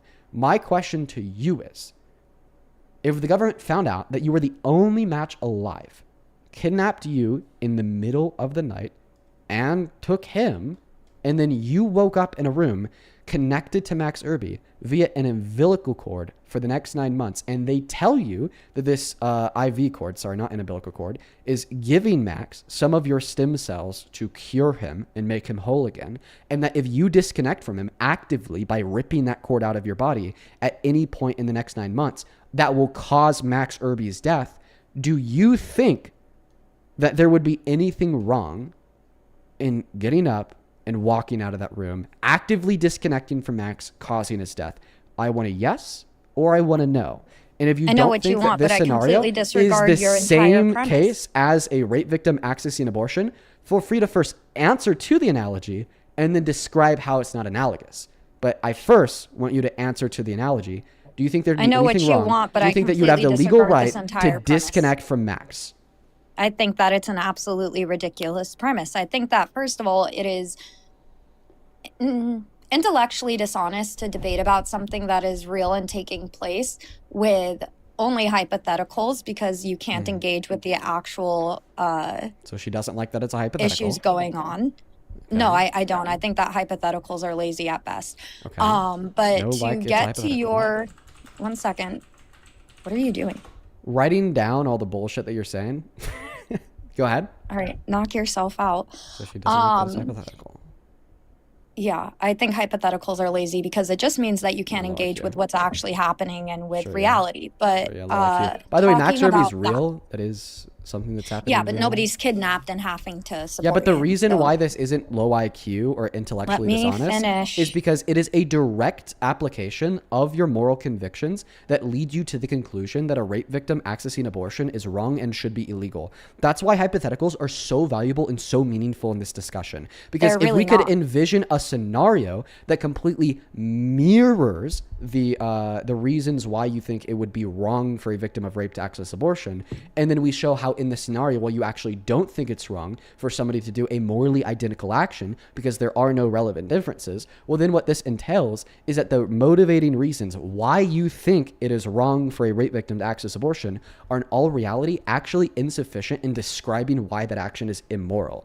And you cannot deny the Socratic method, which is a drill down with the use of analogies and hypotheticals in many scenarios to either make you yield a contradiction in your view or an absurdity that would follow your view. So to call so it's the not a Socratic contradiction method because you intellectually dishonest is in fact really intellectually dishonest of yourself. Dean, Point number what do you one, think? you still haven't answered the question that I asked you. Well, you're and not point letting number me two, you still So there's haven't that. given the differences between the scenario I just mentioned and the real world example of a rape victim accessing abortion.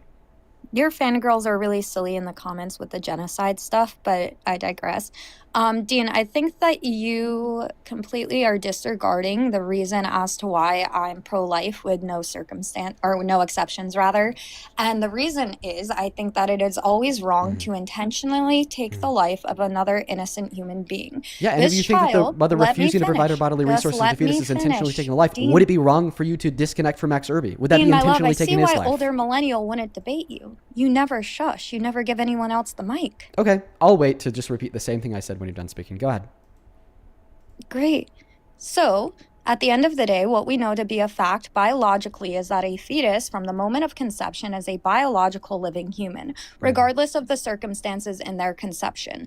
I do not dictate another human being's life on the basis of the way in which they were conceived, because as terrible of a crime as rape is, that is not the fault of the child. So I do not think that they are the ones who ultimately should be giving the ultimate price as a result of what the father did. Now, what you would have to convince me if you wanted me to change my mind on this, because you got it wrong, is that it is in fact okay to murder somebody for another person's crime. In fact, not just murder somebody, but the most helpless innocent amongst us, and you just can't do that.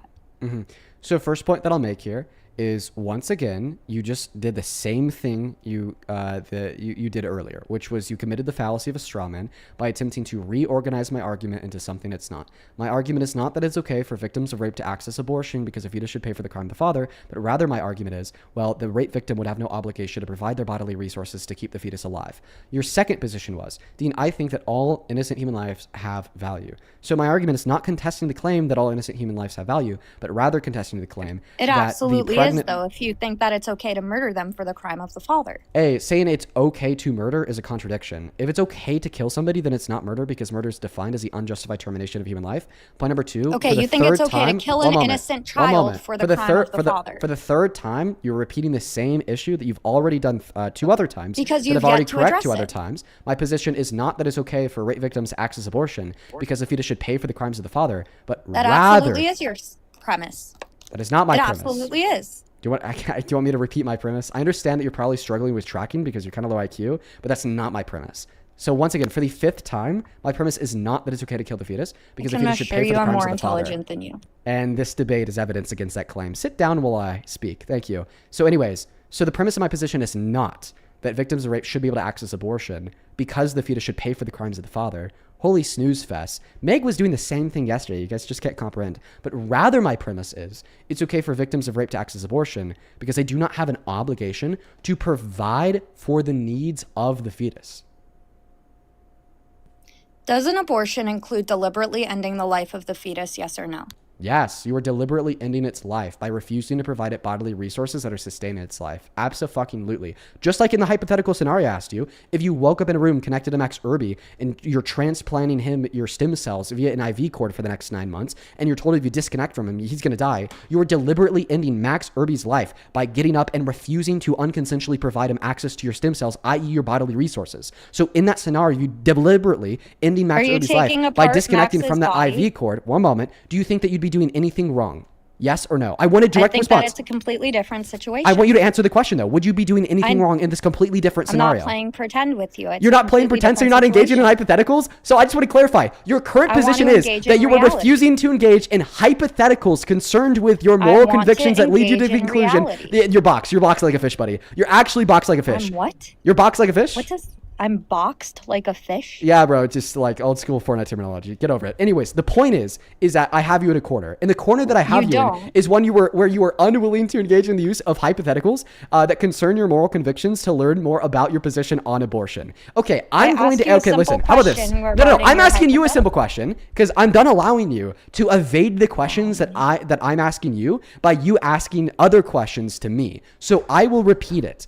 If you were kidnapped and connected to Max Irby against your will for 9 months and you woke up and the government told you that if you disconnect from Max Irby's going to die and you have to stay connected to him for the next 9 months in order for Max Irby to live, would you be doing anything wrong by disconnecting from Max Irby? I want to preface that if you refuse to answer the question, I will take that as a no, Dean. I would not be doing anything wrong by disconnecting from Max Irby, but the reason why I'm refusing to answer the question is because I know if I do answer this question, then I'm cooked. No, the reason why I'm not answering is because you've completely ignored the similarities that I've already brought forth. For example, the surgeon agreeing to start a surgery and then as a result deciding, you know what, you don't have my autonomy anymore, and then subsequently intentionally murdering the patient. You ignored the question of, am I allowed to take a knife and disassemble Max because I decided I don't want to be there anymore? The government would also be able to prosecute the kidnapper in this specific instance. And if you could show your culpability, you could even be charged with something like manslaughter. So I think that we should get... If I answer those two questions, will you respond to the hypothetical? Wait, let me finish. Okay. Also, I'm not using ChatGPT. I'd be more than happy to turn on my camera for your comments. I never accused you of using ChatGPT. I didn't say you. I said if I answer those two questions, will you respond to the hypothetical? Let me finish my sentence. Repeat Take a deep breath. Okay, sounds good. Go on. Anyways, the thing that I'm rejecting is I think that it's silly to be playing pretend when there's real situations going on. By the way, those are hypotheticals, by the way. Fuck. Okay, answer... Wait. Those are hypotheticals. By the way, the first thing you asked me, Dean, would it be wrong for a surgeon to stop engaging in the action of surgery mid-surgery? Wait a second. That's a hypothetical. Dean, I'm trying to tell you something. You could answer really quickly. I don't know how long you do your live streams, but I can come back in half an hour. Okay. Oh, the first thing I'll say in response is you can't refuse to answer my hypotheticals because you think that engaging in hypotheticals is ridiculous, but then ask me a hypothetical of your own, such as, Dean, would a surgeon be doing anything wrong if they were to refuse to further engage in surgery in the middle of surgery? Okay, yeah, she left because that was the biggest fucking blunder of her quote-unquote career as a political commentator. The crux of her counter argument against my position to describe why there's no good reason to deny a rape victim's access to abortion was her claim that she will not answer my hypotheticals because she thinks conceptually hypotheticals that are not concerned with the instance that we're discussing are irrelevant, low IQ, and intellectually lazy. So then she turns around and asks me a hypothetical of her own. That's it. That's the debate over. But anyways, so she said specifically that she would not answer the question that I asked her because I refused to answer to those two things. I'm going to answer to those two things right now just so you guys know know that there was no win, no dunk, and no points scored by her position. The first claim that she brought up was, Dean, would it be wrong for a doctor to refuse to further a surgery that they already started, or would they be justified in doing so because of their bodily autonomy? No, it would actually be wrong for them to do so. It should be illegal for them to stop doing a surgery in the middle of the surgery, because bodily autonomy is not a universal right. If there's good reason to to nullify somebody's bodily autonomy, then we have the ability to do it, and we should do it. Examples of us having good enough reason to infringe on somebody's bodily autonomy would be law that prevent people from murdering others. Because if we wanted to say that bodily autonomy is a universal right, well then it would be wrong to enact legislation to make it illegal to murder other people, because that's just what you're choosing to do with your bodily autonomy. So in other words, the plane that we're operating off of here is that it's wrong to infringe on somebody's bodily autonomy unless we have good reason to do so. And when we're having discourse about abortion, when we're talking about a rape victim that's pregnant accessing abortion, my claim is that there's no good reason to infringe on their bodily autonomy. So there's the answer to her first statement. Now to her second statement, asking me, well, would we be chopping up Max's body and, disconnecting him from you? No, we'd just be pulling the cord out, refusing to provide bodily resources, which is exactly what the abortion pill does, which is why I made the analogy. But anyway, she ran away minutes ago, but I thought I would take, 60, 90 seconds there just to go through the fully fleshed out answers to the 2 points that she made, just so you guys could see how her 2 points failed, so you could better see why she ran away. Let's go and get that next guest up in here. Listen, I'm telling y'all, I feel cocky. I feel really egotistical about my ability to debate abortion, more so than any other topic. I just don't think that there is a single Republican political commentator that could even get close to refuting my claims about why abortion is morally permissible. I feel stronger on debates about abortion in consideration and in comparison to literally anything else that I discuss on this live. If you were to take my confidence in debating abortion compared to my confidence in debating anything else, it is just sky high. And that's why I'm so willing to invite literally any political commentator on the right that thinks abortion is wrong to join this live stream and to have a debate with me about it. Because I don't think that you'll be successful in debating the subject matter, which is exactly why the older millennial ran away, which is exactly why Charlie Kirk ran away, which is exactly why Charlie Kirk told me I gave him the best pro-abortion argument he's ever heard, and exactly why she just ran away. Aiden, thank you so much for the galaxy. Let's go to get that next guest connected. Taylor, welcome in. Do you support Trump? Dean, I'm gonna eat your poop. All right, bro. You gotta stop this shit, Taylor. Your parents need to take your phone away, and I'm not even trolling. Let's go to get the next guest connected. Only up inside of the queue if you happen to be MAGA. Dean. Hey, do you support Trump? Dean, you seem stressed, Dean. Nah, bro. I'm actually just feeling... Dude, honestly, I'm feeling pretty good. Are you a Trump supporter? I love your confidence, Dean. It's inspiring. Oh my god, I assume this isn't a Trump supporter. Only up inside of that queue if you happen to be MAGA. We're gonna go get the next guest connected. Bro, literally. But like I said, folks, go tell any Republican political commentator, anybody on the right with a platform that thinks abortion is wrong, that Dean Withers wants to debate them on abortion. Someone in the chat says Ben Shapiro. I would love to debate Ben Shapiro on abortion. Charlie Kirk calls your name from hell. Let's go to get the next guest connected. Honestly, I think that the debate with Ben Shapiro about abortion would be a wipe. He'd probably be an easier win than even most people that join this live stream. Because I would assume that he's pretty honest with his claim that he thinks that abortion is ultimately wrong, consequential of his religion. Hello? Hey, do you support Trump? No, but I do have a quick question. I'm sorry, you gotta be MAGA and above the age of 18 to join. Rogue, thank you so much for the $20 over on Super Chat, who says, you play chess, Dean? You'd be great at it if you don't. I don't play chess. Not really. I'm familiar with the game. I can play a game, obviously not with any skill or strategy, but I know how the pieces move. Hey, welcome in. Do you support Trump? Yeah. How old are you? 18. What year are you born in? 4/17/2000. Don't believe you. By the way, she said that she was going to be back in 30 minutes. We've been live for 3 hours and 10 minutes. I think that she'll be back in 5:50 at the latest. I'll still be live then. So that last guest is going to be back at 5:50 p.m. MST, 6:50 p.m. CST, 7:50 p.m. EST, 4:50 p.m. PST. That last guest that just ran, that's when she said she was going to be back. She's probably going to go sit on a Discord call with like some like Phil bro for the next 30 minutes to try to prepare. She's going to go look at herself in the mirror and say, I could do this. Hey, welcome in. Do you support Trump, Josh? Lazy, dude. Lazy, super lazy. You got to sing that shit, dude. Listen, don't sing that shit because I don't like getting trolled, but if you're going to troll me, you got to actually sing that shit. All right, bro. Moving on. Midwest Hunter, do you support Trump? Yo. That is a Play child. farms. Robert, thank you for the 50 cents. Daniel, thank you so much for the $50 on Venmo. Holy shit, Daniel. Thank you so much for that love and support. Please show some love to Daniel down below in the comment section. I'm very grateful for you. Thank you for that love. Daniel with the 50 says, wow, you're a Michelin star chef. Perfection every single time. The way that you cooked that opinionated girl appetizer was chef's kiss. I appreciate you. Thank you, Daniel. Let's get 500 Daniel W's. That is beyond kind of you. I'm very, very grateful for you. Thank you so very much, Daniel. Yeah, I hope she comes back. Honestly, doubt she will, though.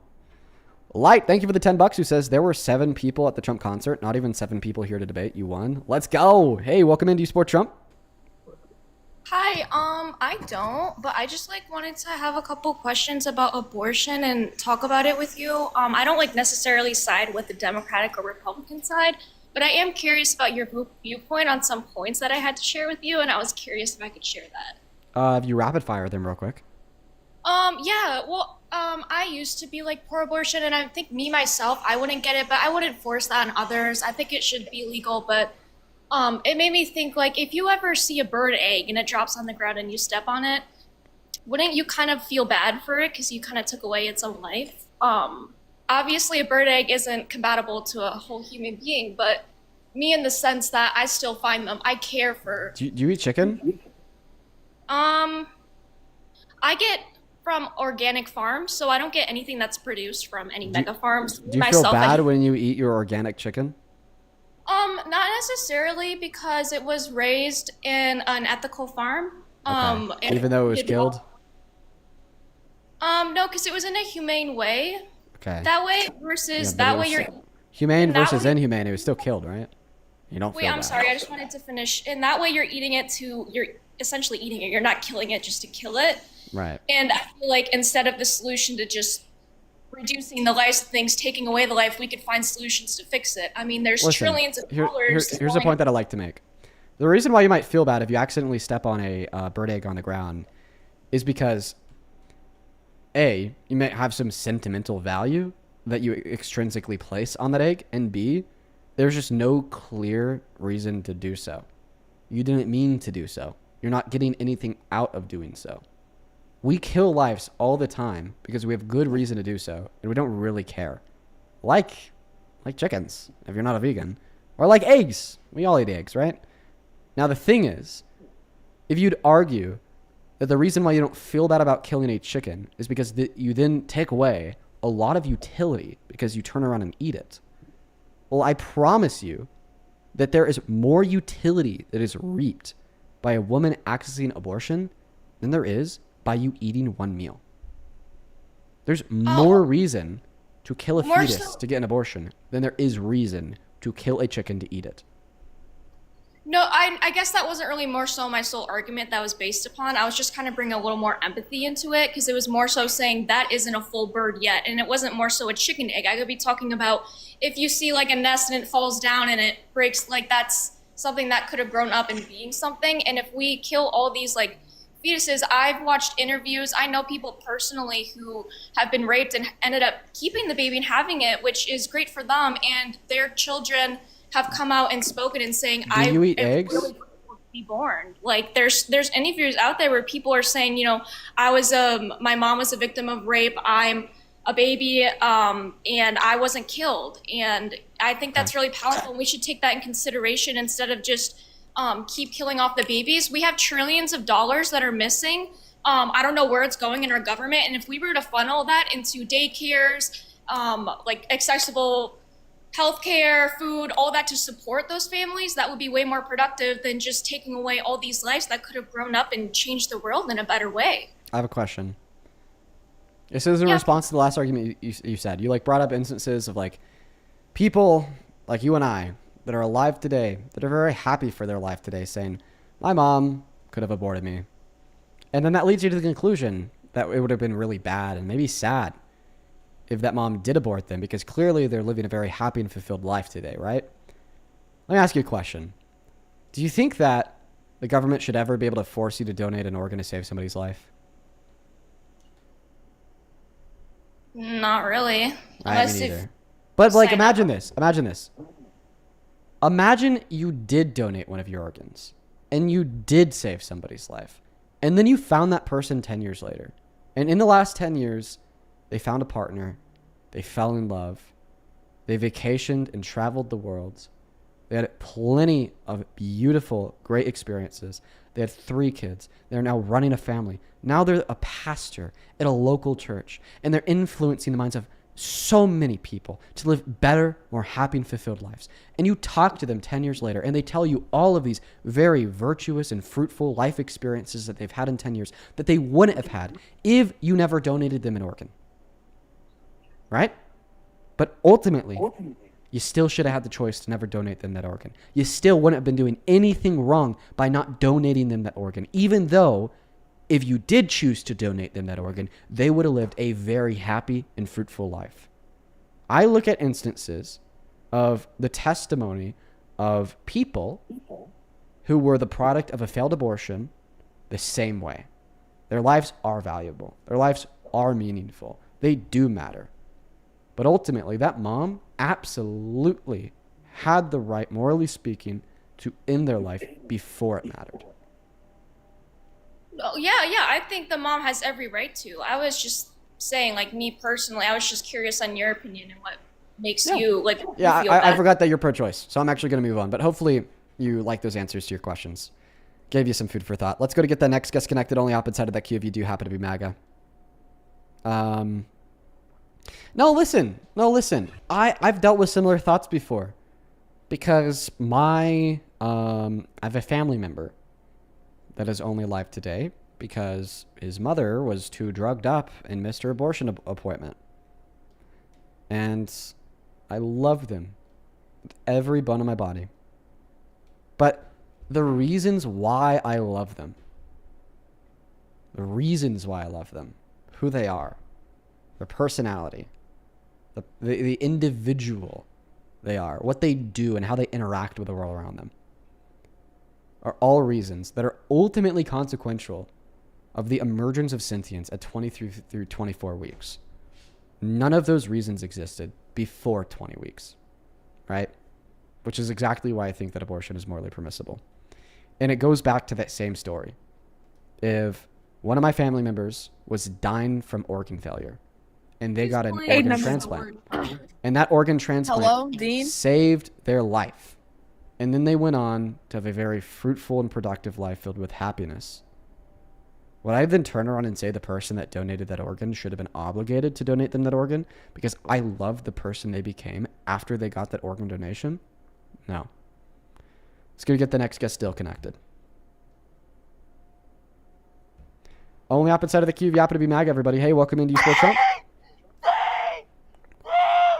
Oh my goodness.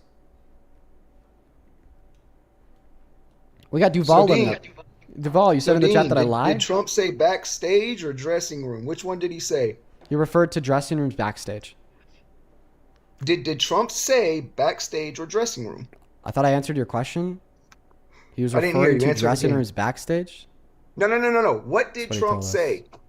Yeah, he said he'd go into the dressing rooms backstage. No, that's not what he said. Stop blatantly lying. I disagree with you. What did Trump say, Dean? The reason why you're arguing, listen to me.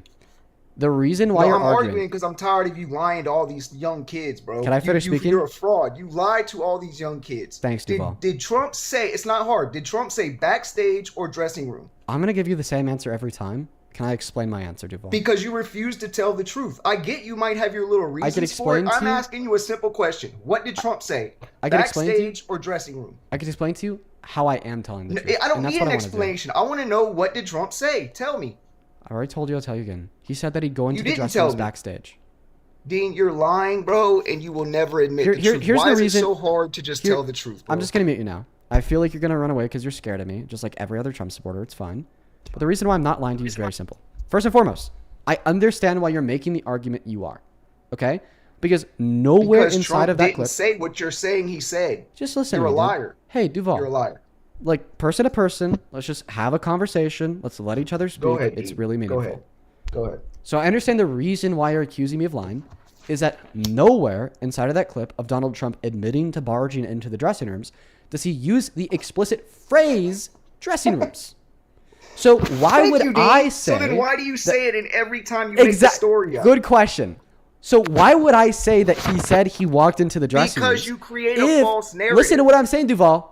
Why would I say that he said he walked into the dressing rooms if he never explicitly said the phrase dressing rooms? Because there is more than one way to refer to a concept. We could refer to concepts such as dressing rooms by using the explicit terms that are used to define them, such as the term dressing rooms, or we could explicitly refer to a concept by defining what that concept is. Like he did by saying he walked into a private space where no men were anywhere, that men weren't allowed, where there were only women inside that were naked and changing. And I will prove to you my argument. You think a woman is an adult human female. I want a yes or no to this question. If I told you that I was dating an adult human female, okay, would I be telling you that I'm dating a woman? Dean, what did Trump say? Did he say backstage? I already Just answered the this. question, bro. I already you can't did. even answer this shit. It's You're so lying. easy. I already did answer it. If I told you that didn't. I was, You're a yes, I blatant did. liar, Dean. If I You are a told you fraud, that bro. I was, You're you're a gonna 20 run. you're a 21-year-old kid You're who lies gonna and run. frauds all these I know little you're kids, gonna bro. run, Duval. I know. Just do it already. Just leave the live and run if you're gonna do it, because you're too scared to answer this question. If I told you that I was dating an adult human female, would I be telling you that I'm dating a woman? Can I ask you a question? What's Why the can't point you of me- answer mine? Can I ask you a question? Why can't you answer mine? Why can't you answer Why? my question? I did. You're lying when you say I man, didn't. it's a blatant Everybody lie, bro. watching knows It's a that I blatant everybody lie. everybody knows that I answered your question. Now you're calling my answer a lie. So you is you a know liar, so because even you Trump know that I said- answered your question. If I told you that Trump I was said dating, if I backstage- told you, Oh my listen, God. if I told you that I was dating an adult human female, would I be telling you that I'm dating a woman? I'll answer after you answer my question truthfully. Yes, he did. He did tell us that he walked into the dressing rooms. There's your answer. Answer mine. No, he if didn't. If He I didn't told you, say you told me you would dressing answer my rooms. You're a question. liar, bro. You told me you would See, answer my okay, question now after I'm I gonna answered leave yours. because it's Duval, pointless. Duval, you just specifically said that if I answered your question, you would answer mine. Don't run away like a scared little MAGA sheep like all of you are. You didn't I know that you're answer it. terrified of me. I did Duval, answer your question. My answer was Nobody yes, is Duval. terrified of He you. You're did a tell us he 21-year-old walked into the dressing rooms. Here's the question, Duval. If I told you I was dating an adult human female, would I be telling you that I'm dating a woman? Kenzie, thank you for the galaxy. Watch him crash out, folks. The reason why I'm asking him this question is because, yeah, if you define a woman as an adult human female, if I tell you that I'm dating an adult human female, I am telling you that I'm dating a woman. But I never use the word woman. The same way Donald Trump told us that he barged into the dressing rooms by saying that he barged into a space backstage where there was no men anywhere, where men weren't allowed, where there's a bunch of naked women getting dressed and naked. Yes, Why do you want me to exactly. stay up So here and answer just my keep question, reading me? Duval. If I told you that I was dating an adult human female, would I be telling you that I'm dating a woman? Why do you want me to stay up here if you're just going to keep muting me and you're just going to, like, I don't understand. Because bro. I want you to answer can't my even- question. You Please can't answer even it now. answer the question truthfully. If I said, hey, man, Dean is a boy, right? And then somebody else said, hey, 904 Duval said, Dean is a girl. Would that be a blatant lie? Yes. Let me ask you a counter question. But If you said that Dean was a boy, and let me talk. let me respond. You have to let me hop into the dialogue. You're wrong, bro. I'm not wrong. Bro. Dean, You're gonna run away from me. Here's what I was gonna say. You just said if I said Dean is a boy, And by boy, you mean Because it's adult human male, pointless. because you mean to say man. Danny, thank you so much for the leopard. Thank you so much. I appreciate you so much, Danny. Thank you. Show some love to Danny for the leopard down below. Okay, let's change your statement to Dean is a man. Hey, Duval. If you said that Dean is a man, and I said that Duval said Dean is an adult human male, because that's your definition of the word man, would I be adequately and accurately representing your statement? If you said Dean's a man, and then I said Duval said... it's literally the same thing, but that's Oh, not what wait! you're doing. Did you say adult human male? That's not what you're Did doing. you say adult human male? Answer the simple question. Did you say adult human male? Bro. Did you say adult human male? Duval, Sure, did you buddy. say adult Sure, human buddy. male? Sure, buddy. No, you said man. Oh my goodness. Wait, the word man is different than the phrase adult That is human male. literally Oh wait, you that is define the word man as an adult human male. The same way we define the phrase dressing room as a space where men are allowed that in private, women will get naked, undress, and get changed. Oh wait, did Donald Trump ever say dressing room? No. Did Donald Trump say a space backstage where men aren't allowed, where women were naked and getting dressed? Yes. That's all you had to say. But why It's you- not why all that did I you had to just say that? because we just went through how if you said Dean's a man and I said Duval Why said couldn't Dean's you an adult just say human male, I would be appropriately representing your statement, even though the word man never left my mouth bro. and the phrase dressing room never met Donald Trump's mouth. You were just so mad that I'm pressing you on your like below sub 20 IQ nonsense that only makes it further than a foot on Truth Social with all the other MAGA morons. The reason why you're incorrect is because although Donald Trump never used the exact phrase dressing rooms, he gave the definition of a dressing room. The same way if you said Dean's a man and then I said Duval said Dean's an adult human male, I would be correctly representing your statement even though I never used the word man. Blah, blah, blah. Yeah, what a joke, bro. You're pressed. Sorry that you lost the debate, buddy. I know that it hurts. I didn't lose the debate just because Yeah, you bro, say you so. did. Hey, Matthew, Dude, thank you for the $10 donation over on Venmo. Dean, One can I second, ask- Duval. Shut up, pig. Thank you, Matthew, for the $10 donation on Venmo who says, hey, man, I just want to ask you how I deal with a friend of mine. He supported Donald Trump initially, but now after he's done so much crap, my friend says, oh, I don't pay attention to politics anymore. How do I deal with this? Look at him. He's By crashing forcing him out. to pay attention to politics. I appreciate you for the $10. Hey, quickly, can you thank Matthew for the $10 donation on Venmo?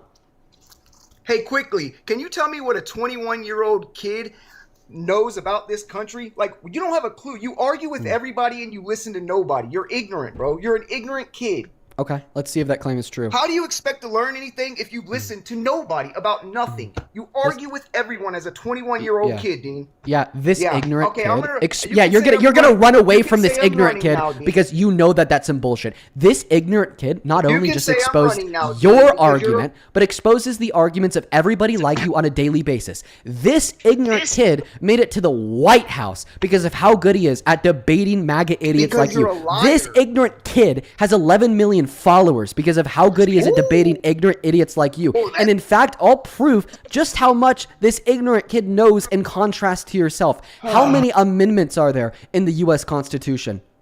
This is a great conversation. How many Dean. I'm amendments so- are there Dean, hold in the on, hold U.S. on. Constitution, This is a great Duval? conversation, man. How I'm so many glad that you've amendments been are able to there not in the mute U.S. me this whole Constitution? time. How I'm many just- amendments Dean, are what there is the in the point? U.S. You can't- Constitution? you can't How win. many, You can't win a Duval, debate unless Duval, you control how the many conversation, amendments Dean. are there in the Bye, you U.S. little Constitution? ignorant kid. How Bye, many you little amendments are ignorant there? kid. Oh, call me Bye, ignorant. bye, Meanwhile, you can ignorant answer the kid. question. Call me ignorant. Meanwhile, you can answer the question. And we're going to move on to the next guest. Only opposite side of the cube. You happen to be MAGA. We put him through the washer. On to the next. Let's go to get the next guest connected to the live stream. We got Grayson L loading in. Some of them need a little bit more energy than others, folks. That guy needed a lot of energy. Millie, thank you so much for the vibrant. I appreciate you. Only opposite side of that cube, you happen to be an American adult that supports Donald J. Trump as president. Ladies and gentlemen, Rin, thank you so much for the gold necklace. Let's go to get that next guest connected to the live stream right now. Only opposite side of the box, if you happen to be MAGA, we got J. Production loading up. I'm getting really good at being able to like control my emotions. Oh my God, Daddy Dean. Weird. And be more emotional and get louder when needed, and get less emotional and not be as loud when not needed. Very important. Because sometimes you got to put them in their places. That last guy needed to get yelled at, okay, in order to have a point demonstrated. At the beginning of the debate, I didn't do that to him. Misfit, thank you for the galaxy. I was trying to have a good, fruitful, productive dialogue with him, but he wouldn't let me say more than one word. Okay. So if you're going to take it to that level, so am I. And guess what? I'm going to win. And I did. Let's go to get that next guest connected. Here we go. Chin, thank you for the $10 over on Super Chat. I appreciate you. Seconds, thank you for the $10 as well. Who says, if I said I was going to go get a drink out of the fridge, which room did I go into? The kitchen. So fucking true. Light, thank you for the $10. Who says, I think maggots get caught up on the woman thing in the analogy. Maybe try. If I say I'm drunk, does that mean that I was recently drinking? If I say that I'm a looks maxer, does that mean that I worked out? You know, honestly, you kind of have a good point there. There are just necessary inferences that we can make off of the statements of others. Super true. Like, a necessary inference off of the statement that I'm drunk is that you've drinking recently. Hey, do you support Trump? Trump? Yes, I do. Yes, I do. How do you? 19. Sorry about that. Yeah, give me one moment to thank a couple people. Then the mic before yours. Omar, thank you for the $6. Lexi, thank you for the $1. Jared, thank you for the $25. Who says, so that last caller wanted to fund orphanages, medical care, and educate people to reduce abortions. Republicans don't want to do any of that. So true. Thank you for the $25, Jared. Katie, thank you so much for the $10. Coral, thank you for the $10 as well. Martavis, thank you for the $2. Ethan, thank you so much for the $7. And Alicia, thank you for the $5. Very, very, very kind. As well as Zoe, thank you so much for the $10 as well. I'm very grateful for you, Zoe. And then Amara, thank you for the $20. Thank you so much, Amara. And then Jared with another $25 who says, can you ask this guest how come under Republican abortion policies there are more abortions, more women die, and the women who survive lose their uteruses? Sounds worse to me. That was a question that Jared had sent in when we had that opinionated girl on the live, but she's gone now. She ran away. Mary, thank you for the $10 as well. Who says, I admire your strength and your knowledge. Well, thank you, Mary. And then Jared with another $25. Thank you so much. Jared, you have been so fucking kind recently. I'm very grateful for you.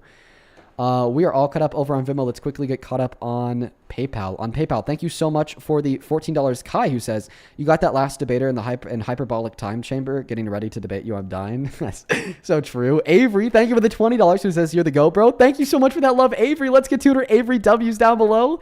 Then Alexis with the $25 says, my show is on. Thank you for making a difference every day. Well, thank you so much for the support, Alexis. I hope that you enjoy the rest of the live stream. Huge shout out to you. And then Amaya with the $15. Shit, I'm sorry. I'll keep the message to myself then, Amaya. Thank you for the $15. Cassandra, thank you for the $10. I really appreciate you. Brooke, thank you for the $1. Jessica, thank you so much for the $5. Darius, thank you so much for the $5. And then Rachel, thank you so much for the $20. Let's get 200 Rachel W's. And per your point, Rachel, I do not want to read that aloud, but just know that I appreciate you. And oh my God. Okay, Gene, I just need to say, we are... Ella, thank you so much for the $126 donation on PayPal. Holy fuck, Ella. I want to see so much love for Ella down below in that chat. That is genuinely insane. Fucking thank you. Holy crap. Ella with $126 says, on your live stream right now and wanted to let you know you have support from Jersey, Channel Islands, UK. Great work on the recent Jubilee debate. Thank you so much for the love and support, Ella. I'm so grateful for you. Genuinely, I'm so grateful for you. Thank you so very much. Please show some massive love to Ella down below for the $126 donation. I'm very, very grateful for you. Thank you so much. And then Mina with a $20 says, from Norway, we're actually scared seeing the American culture shift. Yeah, listen, I know that America influences the globe, and now we're seeing this culture shift across the world towards the right, and I hate it so fucking much. Welcome in. Do you support Trump? Well, see, I was going to say, the thing is, so, like, I'm a kid, right? And my parents go for Trump, but, like... Listen, man, I have to kick you because you're a kid, but it sounds like you're about to say something really mature for your age. So, I appreciate that. Let's go to get the next guest connected. On the opposite side of that box, if you happen to be MAGA, please do follow the rules. I'd appreciate that. Also, folks, we're coming up on 30 minutes since that Zionist girl Dean, said she'd be back at 30. Hey, do you support Trump? where does Darth Vader get his shoes from? Dude, get out of here. It's almost been 30 seconds since the Zionist girl left. Let's go to get that next guest connected. Deborah Ann. Deborah, please don't be a troll. Oh, did I say 30 seconds? My bad. 30 minutes. We got Deborah loading up in. My bad. Not 30 seconds. 30 minutes. Okay, Deborah Ann is not connecting. Let's go to get Kevin up here. We got Kevin connecting. Here we go, everyone. Hey, do you support Trump? Yeah. How old are you? 18. What year you born in? 2008. What month? June 11th. Why do you support Trump? His border policies. Which specific border policies? Pro-life. Support the Pro-life? Second Amendment. Support the Second Amendment? What specifically do you want to talk about, bro? Any of the above. You choose, dude. Little bit of pro-life. Why not? Okay, I brought you a friend to debate with you. All right. Hello, Dean.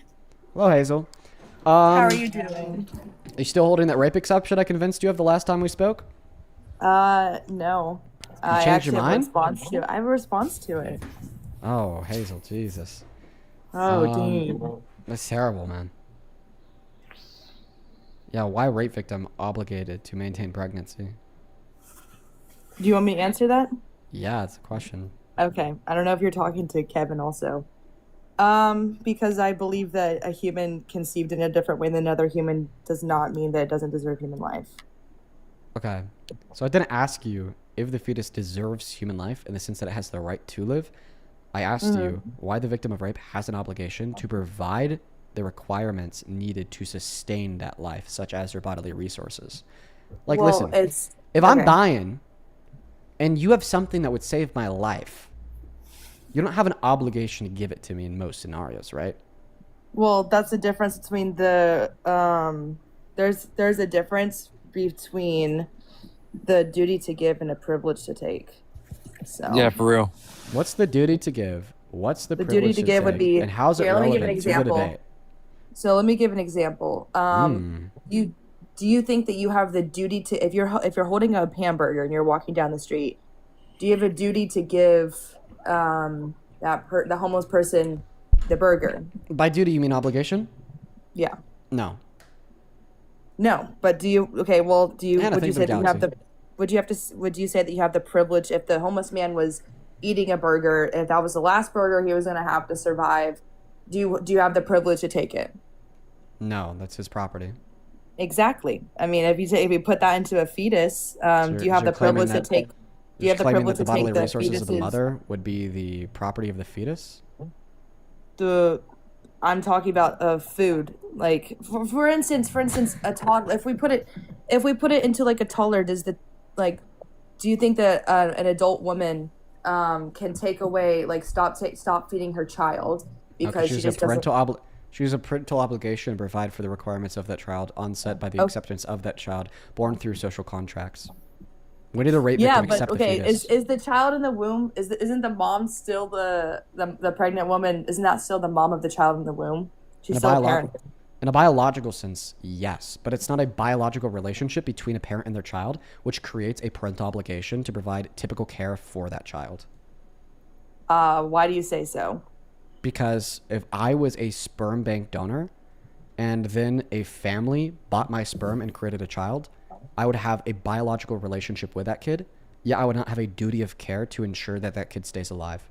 Meaning Well, I mean, that a okay, well, biological relationship between you and another individual does not spontaneously create an obligation to provide care for them. I want to go back to an earlier If you statement were that you no, made. wait, can I just answer that first? Okay, you If just you want to were go down. if you were still okay, attached, just let me know when I could touch on one of the things that you said. Oh, well, I was just responding to that, but I mean, if it's not like you walk. So in the example that you gave, you've already walked away from that child. You've already you're not attached to that child anymore. That mother is still attached to the child, whenever he's still around. If that makes sense. Attached to the child in a biological sense, and that's the attachment that she should be able to revoke. I mean, afterwards, if she wants Listen, to give bro, up we're the just baby we're for just we're just gonna adoption, then run you through the age-old hypothetical. So you know who Yeah. Max Irby is? Have you heard me talk about Max Irby before? Yes, I have. All right, bro. You have a I stem actually cell just- match for I Max actually- Irby. You have a I stem actually cell match. just did. You have a I stem just cell. You have a stem cell match for Max Irby. You wake up. You're connected to Max Irby for 9 months via an IV cord. He needs your stem cells to live. Do you think that you would be morally permissed in standing up, disconnecting that IV cord, basically killing Max Irby? I actually I thought about it for a little bit longer after you gave me that first example, and Pretty I dumb think, analogy. I think that so there's a few things that I think have wrong to do with that situation that you're giving. One, the fetus. If you were going to give a good analogy, the fetus in the womb didn't ask to be in that position of the mother's womb. Neither did Max Irby. He was also so taken by the government. He was just spontaneously there, connected to me. Yeah. Okay, I do not believe you have a moral obligation to take the cord, because I don't think that's who you should be punishing. Why am I punishing Max, or why am I punishing here? Whoa. You're just already wrong. I never asked you. You're just already wrong. I never asked you if you'd have a moral obligation to disconnect from Max Irby. I asked you if it would be okay for you to disconnect from Max Irby. Not that you have to. Something being okay or not, I think, has to do with morals. Yeah. But moral permissibility, aka No, having a moral obligation to do something is different from an action being morally permissible. Do you agree that there's nothing right or nothing wrong, aka it's permissible to skip a rock on a lake? Okay, I see what you're saying. Yeah. So does that mean that you have a moral obligation to skip rocks on lakes? I agree. No, I see what you're saying. I agree with you. Right, because a moral obligation is you having a duty to do something. You don't have duties to do things in which are morally permissible, which is why I women don't think it's morally permissible abortions. then. I don't think it's morally permissible then to pull the cord. Well, let me explain why. Oh my gosh. Let me explain why. I don't think that's morally permissible to do that, because in the end, who's being punished? In the very end, Max is being punished for being put in that situation where he has to depend on somebody else. I think instead what we need to do is look at the aftermath of it. Who needs to be punished for being in that situation? I think the government needs to be punished for putting me in that situation. Just like a rapist should be punished for putting me in the situation where I have to take care of a child. I think that we have to look at the very end of it. So if somebody else needs your bodily resources to live, you should be forced into providing them to them, is what you're saying. If you don't give the bodily resources to them, then they're getting punished. Okay, that's what I was talking about, the duty to give versus privilege to take. I don't think you have the privilege to take the cord out. Do I think you have the duty to give it if you're walking along the street? Wait, actually, when you say that Max Irby's getting punished because he's dying because you took that cord out of yourself, you're saying that what's relevant about him being punished is that this action causes his death, right? Yes. Okay, so then your inaction of donating your kidney causes somebody else's death. Therefore, somebody else is getting punished. Therefore, you have a moral obligation to provide it to them. Things, Dean. But if they're leading to the same outcome, then they are relevant in the limited scope of building the argument that you are thereby doing something wrong. There's because still it's producing two the same different outcome. things, Dean. All that matters is that they produce the same relevant outcome. That's why I explained to you in the All that beginning. matters is that they produce the same relevant outcome. Holy shit! Let me try to explain this to you like you're 5, Hazel. So do you agree that once again your argument is that the reason why it would be wrong to disconnect from Max Irby in that hypothetical is because it would cause Max Irby to get punished?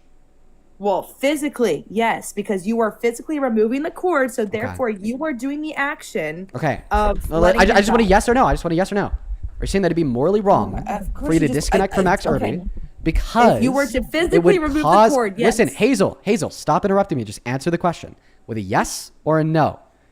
That'd be wrong to disconnect from Max Irby. I already answered your question. Because that causes Max Irby to get punished. I already answered your question. Is it a yes or a no? Yes, I do. Okay. So in other words, it's wrong to do things that cause others to get punished? It's wrong for you to do the action that causes somebody else to be punished. Yes. Okay. The action. Perfect. The government comes to kidnap you, to connect you to Max Irby, and then you engage in the action of picking up your fucking shotgun and blowing these kidnappers' heads off to prevent you from being kidnapped. Did you do anything wrong? Because that action then causes Max to be quote unquote punished because as a result, in consequence, he will die? What? Okay. So you're asking if I think it's okay to shoot off the kidnappers that are kidnapping me because doing that is like a domino effect. Again, yes, am I that's doing an action that you're engaging in that directly leads to the causal outcome of Max Irby dying because now he won't be able to access your stem cells. Again, not the same thing as What's an the abortion. difference? No. Not between this and an abortion. What's the difference between you engaging in this action that causes the outcome of Max Irby's death and you engaging in the other action of disconnecting from Max that causes Max Irby's death? What's the relevant difference between those two things? Dean, you know the relevant difference also. You know the Gaslighting relevant me. difference. I don't know the relevant difference. What is it? Okay, the relevant difference is that you're ending the life of somebody that's trying to harm you versus ending the life of somebody that has nothing to do with the situation. By ending the life of the person that's trying to harm you by kidnapping them, you are suggesting that being held against your will is harm. So you are therefore instantiating that if you are to escape kidnapping against your will, and which is harming you, even if it means that in consequence you end somebody else's life, you are justified in doing so, then you would be justified in disconnecting from Max Irby, even if it ends his life, because it is you reclaiming your bodily autonomy in the sense that you are no longer being unjustly detained, which is harming you. It's still not the same thing as an abortion. Sure, what's the difference? Here. Do you agree? Because, do you okay, agree oh my gosh. that unwanted pregnancies harm women? In what way harm women? Like in what way? What'd you say? Like physically? Upset their desires mentally and physically? Yeah, sure. It Okay. does.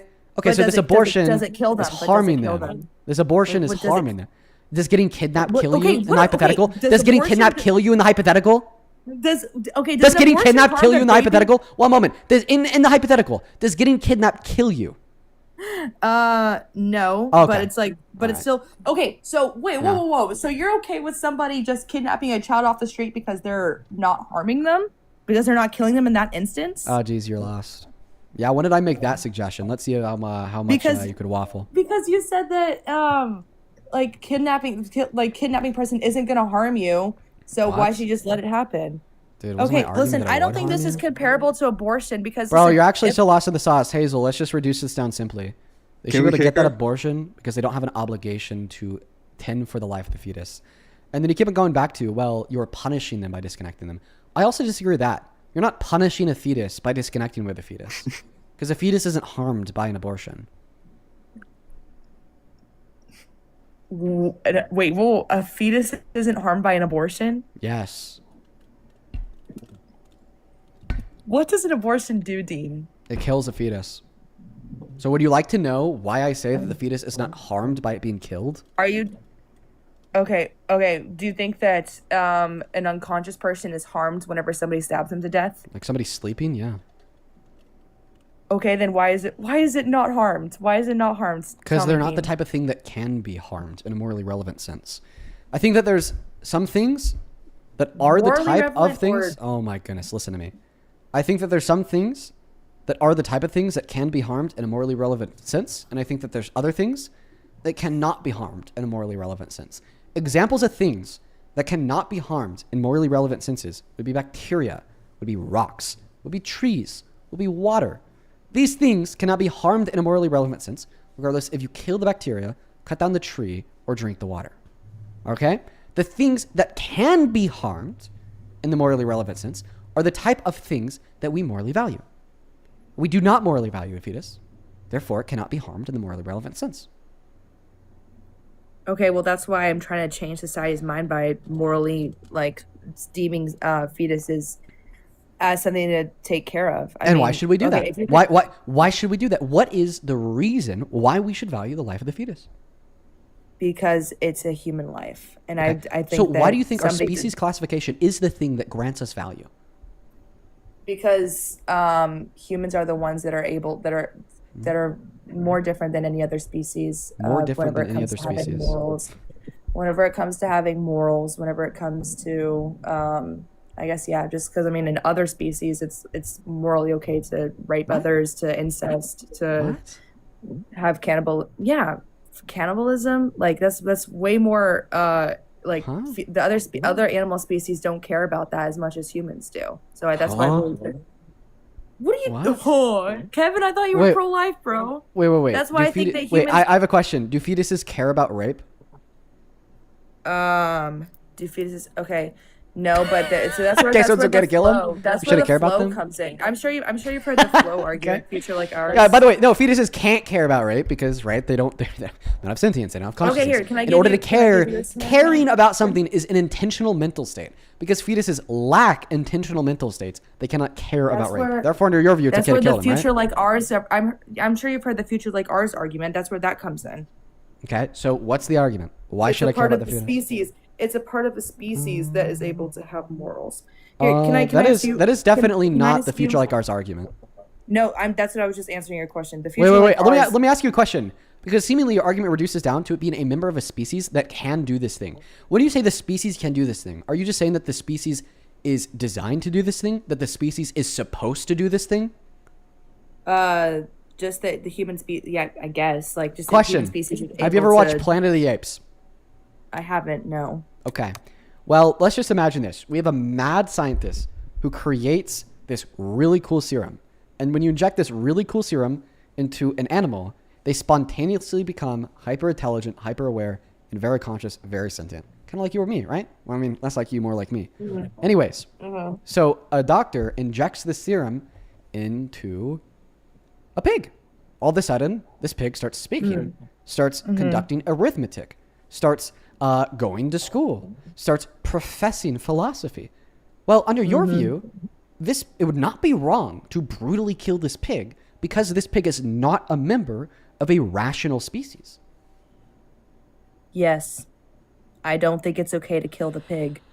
Oh wait, how could you explain why it wouldn't be okay to kill the pig? Because it's not a member of a rational species. And your argument why it's wrong to kill a fetus is because the fetus is a member of the rational species. The thing is, I value more the life in the species because that's where it grows into the consciousness and the sentience and having morality. Because you can't have a human consciousness without being human. Okay, so then your And argument is therefore, that's why not. I'm going with the human Okay, species. so then your I'm argument saying is they're not that both- you value I'm it because saying of its that the species. fetus- oh my gosh, I'm saying that the fetus, this is a human species, is valuable because it can go into a human, because it's a species that can go into the human consciousness. It's the species that matters. But can I give you a scenario in this? I want to let you Okay? know why that. No, you're running away because what you just said was totally false. I answered your question. I'm gonna Here, ask you. let me tell you why what you just said is totally false. You do not value the species classification of the fetus. You value its future. Here's the evidence.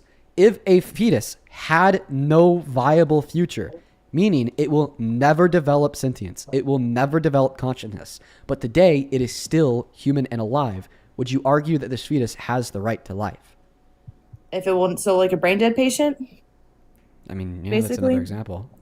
Okay. Yeah, I don't. I guess it's the future. Then no. Okay, Then so no, that's I not don't. the human species that you value at all because it's a member of the human species. It is the future Well, no, like I ours just told that you you it's value. also the future. It's also the future. But it's not also the future. Listen, it's not also the future. It's just the future. Let me listen to what I'm saying said here. that it's the Dude, human I'm species literally that just goes trying to help you out into the here. conscious The human species does nothing for your position. Your argument is not that you value lives that uphold the conjunction of being a human and having a future like ours. Because the pig, who is not a human, that has a future like ours, because they're rational, they're sentient, and they're hyper intelligent, is not a human. But you still value them. You don't goes- think that yeah. being a member of the human species grants any value. You only think that the trait of having. Dean, I just said that it's the human species that goes into the future like ours. So it has to stem from being human first, and then it goes into consciousness and sentience and having morals. You have to stem. It's both of them. It's not just the human. Okay. Let's see if this is. Let's test this claim to see if it's true. If a pig had a future like ours, would the pig be valuable? I literally. No. Okay. Oh my gosh! I just said that it's the human species that Can you stems answer from the it, and then question? it is also added on to the consciousness. If- So no, if- my if- answer would be no, because it goes into the Oh. human species added on to the future like ours, being able to have consciousness and morality. It's both of them. It's not just the human species. It's not just the human consciousness, or not just the human future that we could have. It's both of them. Okay. So then that hyper intelligent pig that we were talking about earlier, that hyper intelligent pig wouldn't have the right to life because it doesn't meet the two conditions of your conjunction. Mm-hmm.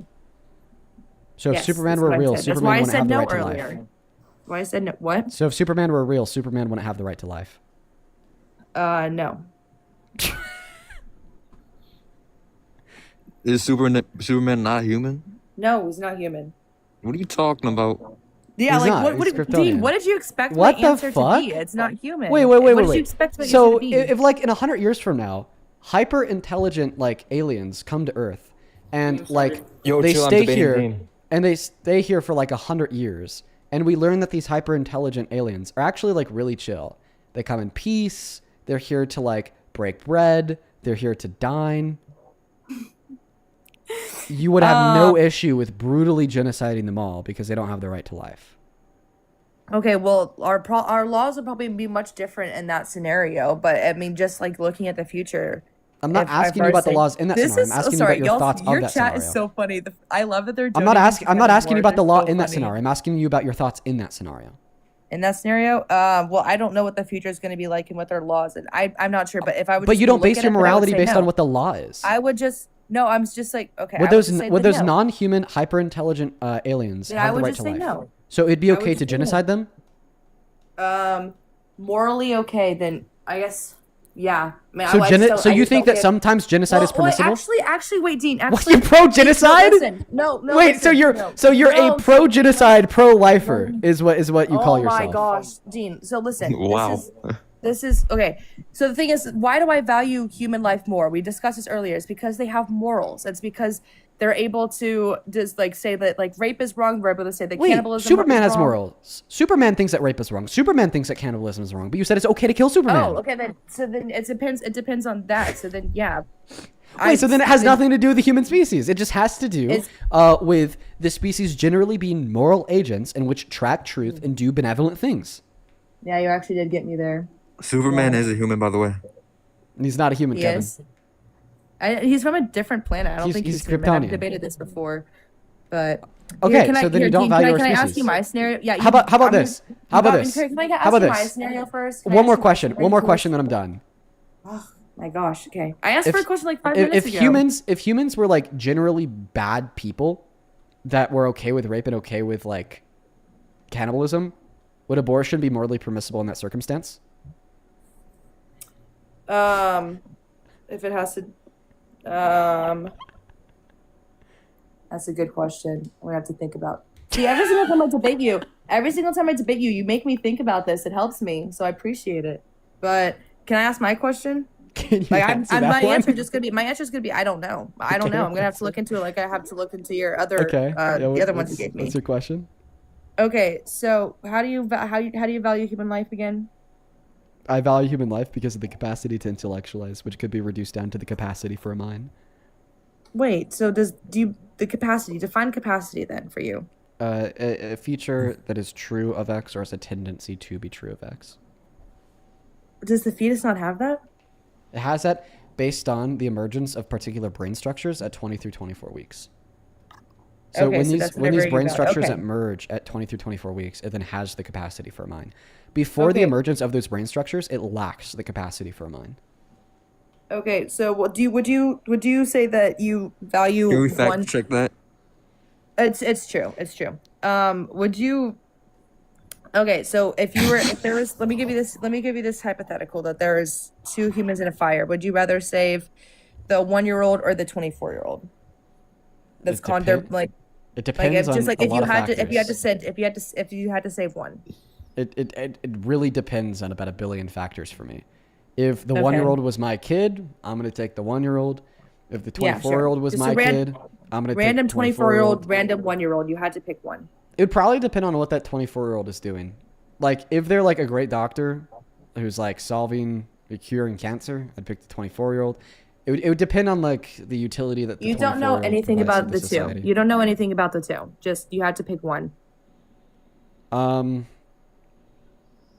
It would probably be a coin flip for me. Like honestly, I intuitively might value like the 24-year-old more than the 1-year-old though. Okay. I'm not sure if you heard about the. But it's okay. I think it's okay if people would value the 1-year-old more than the 24-year-old. Like I understand why people would say one. I'd probably go with the 24-year-old. What would you say is like morally permissible then? I guess like Well, if you were to. it'd be ultimately morally permissible to save one life over the other, regardless of what that one life is in my in accordance Okay. with my value, because I believe that both the 1-year-old and the 24-year-old possess the same level of moral value. Okay. Do you believe it's okay to pull the plug on a patient that's in a coma that has amnesia and isn't able to have any memories like before? Like, let's say it's a 40-year-old that gets into a coma, they get into a No, really bad because they still have a accident. mind. No. Bro, Kevin. I mean, I agree with Kevin's answer here. Okay, so because they still have a mind, so do you The not capacity value for a mind. the capacity from? Okay. Yeah. Well, let's say that like there's the scenario where they get out and they have, I guess, where they're right now, they're in a state where they're in the, like, they have no mind. They're basically the same as a fetus whenever it comes to it, because like they got into a really bad accident. That's why the capacity for mind was what matters. And we know that in that scenario, they would have the capacity for mind, given that we know at some point in the future, they're going to be sentient again.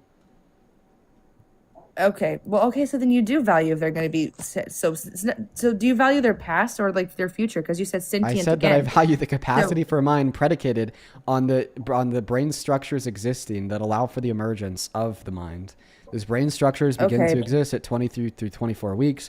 If these brain structures become disrupted, then the individual is brain dead, at which point I don't value them. Your hypothetical question was specifically about a coma patient. A coma patient is not brain dead, meaning that they still have those brain structures, meaning that they still have the capacity for a mind, dude. I don't think you're going to be able to find a hole in my view here. It's pretty impenetrable. No. But let's say that they got into a bad accident where their cell structures, their mind cell structures got really beaten up, but there were some doctors that were able to perform surgery, but it found out that they're not be able to get their regulars, like the mind back until about 20 weeks. Do you think it's okay for somebody to just pull the plug on them? Well, in that scenario, can they recover? Yeah, if they can recover, then they have the capacity for a mind. If they can't recover, then they're brain dead. We have amazing technology in about 100 years. Do you think it's okay for before 20 weeks when the doctors say that their mind is going to be back to the same, where they're able to have the capacity to have consciousness? Do you think it's okay for somebody to go in there and pull the plug before that 20 weeks? No, because they have the capacity for a mind, because they're going to recover. Yeah. Well, because they're going to recover, but right now they're not recovered. Right now the doctors are saying in 20 weeks, then we'll do the surgery to have the capacity again. No, the capacity is currently... The capacity is currently present because that entity will have future subjective experiences. I just think that there's an ontic distinction between the entity of a fetus that exists prior through 24 weeks and after 20 through 24 weeks due to the emergence of these brain structures. That's why I'm saying, like their doctors, like that right now, the brain structure is severely damaged, but in 100 years, it's like we're in the situation where they're not gonna be brain dead, but they're going to, in about 20 weeks, the doctor says, we'll start fixing it. I already in 20 answered weeks. this question. I'm saying that that's not consistent with your where you value human life. It is consistent. The reason why it's consistent is this entity has the capacity for a mind due to the fact that in the future this entity will have a mind. Okay, so due to the fact that they will have a mind, like, does that fetus are they not going to be in a situation where they do have a mind?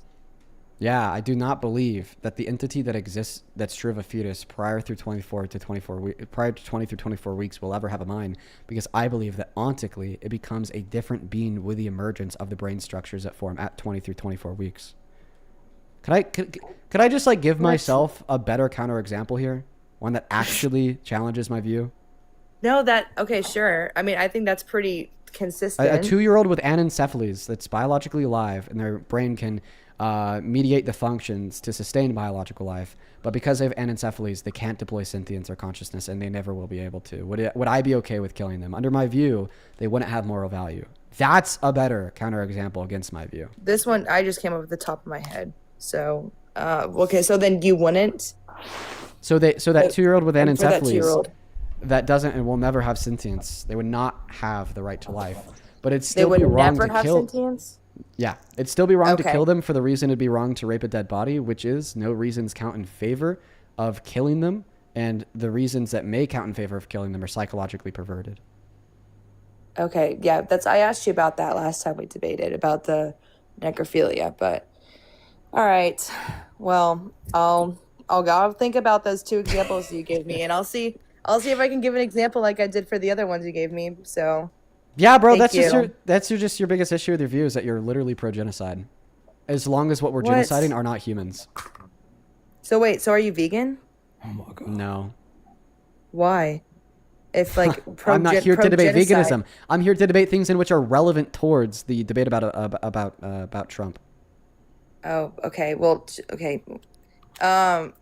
Is that literally genocide? I'm not literally pro-genocide. Yes, you are, because if this super advanced alien species that was super benevolent, super kind, came to Earth to break bread with us and be cool with us, and we know that they're super cool and we know that they're not here to harm us, you don't think there'd be anything morally wrong with Hitler 2.0 killing all of these aliens? well, I gave you the answer that kind of contradicted myself. That said because they think like us, like they're and have morals, therefore they deserve life. Oh, But yeah. I'm gonna have to think about. I'm gonna have to think about how to be consistent while responding with that. So because that what my argument wasn't consistent. Then like the next so. thing that you'd have to answer to is like the inconsistency. Well, Hitler how many 2.0. how many members of that species would have to think that like morality matters and it's wrong to rape and it's wrong to cannibalize in order for that species to be of value? Because I bet that we could agree that like many humans don't think that there's an issue with rape. Many humans don't think that there's an issue with cannibalism. So what percentage of humans would have to not find an issue with those things in order for you to not value the human species? Yeah, that's a good point. I'll have to think about that. See if I can find a response. So next time. All right, bro. All right. You take care. Bye, Dean. Hey, so You Dean, too. do you support ICE? Kevin, you get a debate. You get a debate. You've been waiting for a while. Also, for everybody watching from home, listen, I do apologize if you guys are kind of done with the abortion debates. Actually, I'm going to run a poll on that. I want you guys to let me know your thoughts. Like, selfishly, I think the reason why I've been entertaining more of those abortion debates is literally just to see if, like, there's any, anybody that could give me even, like, just a slightly coherent counter-argument to what I believe in and why. And so far I haven't found it. But I'm actually going to run a poll real quick. So on TikTok, I'm drop a kind smiley. of like pro-ICE or pro-life and pro-choice. Okay, okay, Kevin, thanks. So drop a smiley face in the chat on TikTok if... Oh, wait, you can't create... I got to end this poll. There we go. Drop a smiley face in the chat on TikTok if you like the abortion debates, a sad face if you don't. Same thing over on YouTube. Just yes, I do like them, or no, I don't. I'm going to create the poll right now. And then you said that you're pro-ICE? No, I'm pro-life and pro-choice. Okay, well, that's completely incoherent. Because I don't support abortion, but I support the choice. Oh, well, then you're not pro-life at all. Listen, pro-life and pro-choice are not moral views. They are legal views. To be pro-life means to be in support of women's legal access. Sorry, not in support of women's legal access to abortion. To be pro-choice means to be in support of women's legal access to abortion. So regardless if you think that abortion is good or bad, if you are in support of women's legal access to it, then you are by definition pro-choice. Mm-hmm. So if you're pro-choice, this would actually be a reason that would count in favor of supporting the Democrats and would not count in favor of supporting Trump, because Donald Trump gave the ability to the states to ban and restrict women and girls' access to abortion, and the Democrats, Kamala Harris in the last election, ran on re-implementing women and girls' access to abortion. Mm-hmm. What do you want me to say to that? Does this change your mind about Trump? Because he's doing the thing you don't want to happen by banning women's access to abortion. Meanwhile, Kamala Harris would have done the thing that you do want to happen, which is to allow women and girls access to abortion. Well, that's not my main topic. That's more like a woman's. That should be. Women should talk about that. Listen, because it affects women, not men. I think that so men should. I think that men should talk about it in defense of women. There's nothing wrong with men talking in defense of women.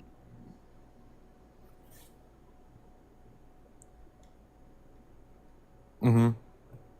So why is it rude for me to speak in defense of women? Because you're not a woman. So in order to defend women, you have to be a woman. If that was true, then the patriarchy would never be abolished. If that was true, the oppression of women would never be abolished. If that's true, then we never would have passed legislation to ban rape and consideration of marriage. If that was true, women never would have gotten the right to vote.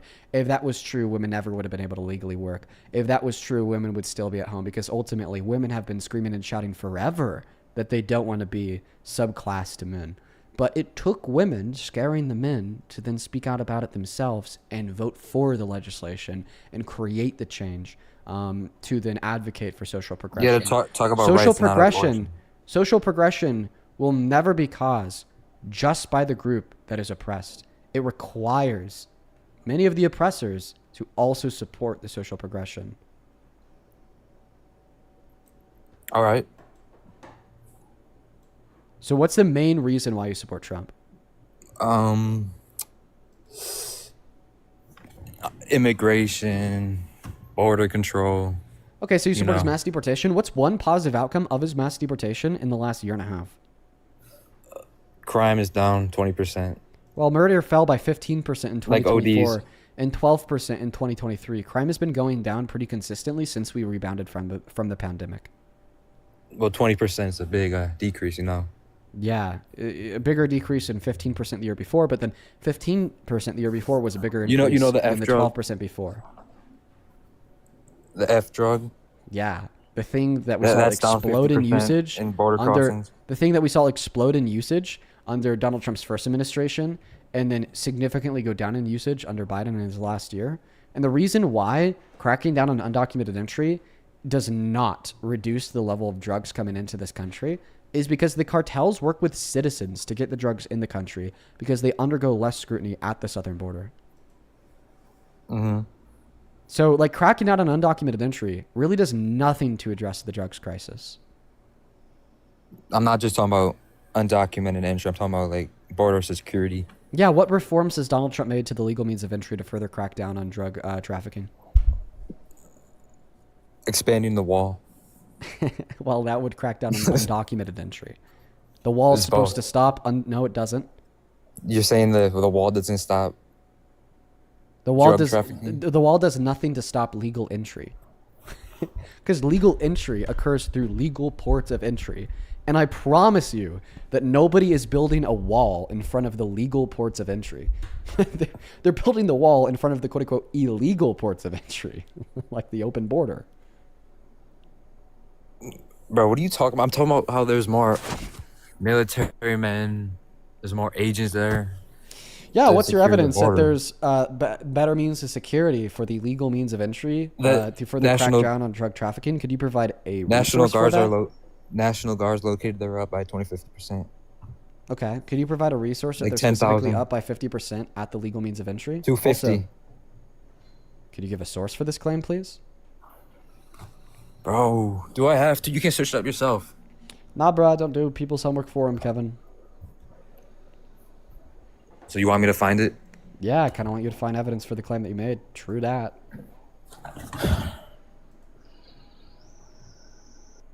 Also, that Zionist girl. Oh wait, she actually did come back. She's in the queue. She actually did come back. I was getting ready to shit on her. Oh, I was getting ready. said I would. I was getting ready to shit on you. I was getting ready to. I call you genuinely out. had to do something. I wasn't running like your comments said. I had to do something. All right, Kevin, you were very patient with me, my friend. I hate to do this to you. It's time It's for all you right. to- Let's go. It's time for you to go, Kevin. All right, we're going to hop back into the debate exactly where we left off. Question, I expect an answer. I'd really appreciate it. You are abducted by the government. You are forced into providing your stem cells to Max Irby for 9 months via an IV. Would it be wrong for you to stand up, actively disconnecting that IV, terminating Max Irby's life? So I'll answer your question on the basis of after this we engage in reality and stop playing pretend. Yeah, bro. No Deal? pretend. No pretend here, dude. Your hypotheticals are playing pretend, my love. So after I answer this, do we engage in reality? Yes We or no? are. First point. That's the deal. That's First the deal point. I'm making you. We're engaging in reality right now. Why would I argue that we're engaging in reality right now if we're talking about an unrealistic hypothetical? Because the reason why we are discussing an unrealistic hypothetical is to learn more about the moral convictions that you truly hold in reality and how you apply them to other things in reality, such as a rape victim's access to abortion. There's nothing out of reality when we bring up hypotheticals in discourse, because these hypotheticals truly test the moral convictions that we actually hold in reality. Yeah, so like I just said, I'll answer it. You could get a good grounding for my moral basis, although I feel like I explained that enough with things that are actually taking place. And then after that, we can engage with reality. Sound good? I already told you that I think that we already are engaging in reality. I already told you I disagree because it's not dealing with the actual problems that are going on. It's just If I kind of could tell jumping you, around. if I could tell you the actual problem that it's addressing, will you concede that we're operating in reality? You could try.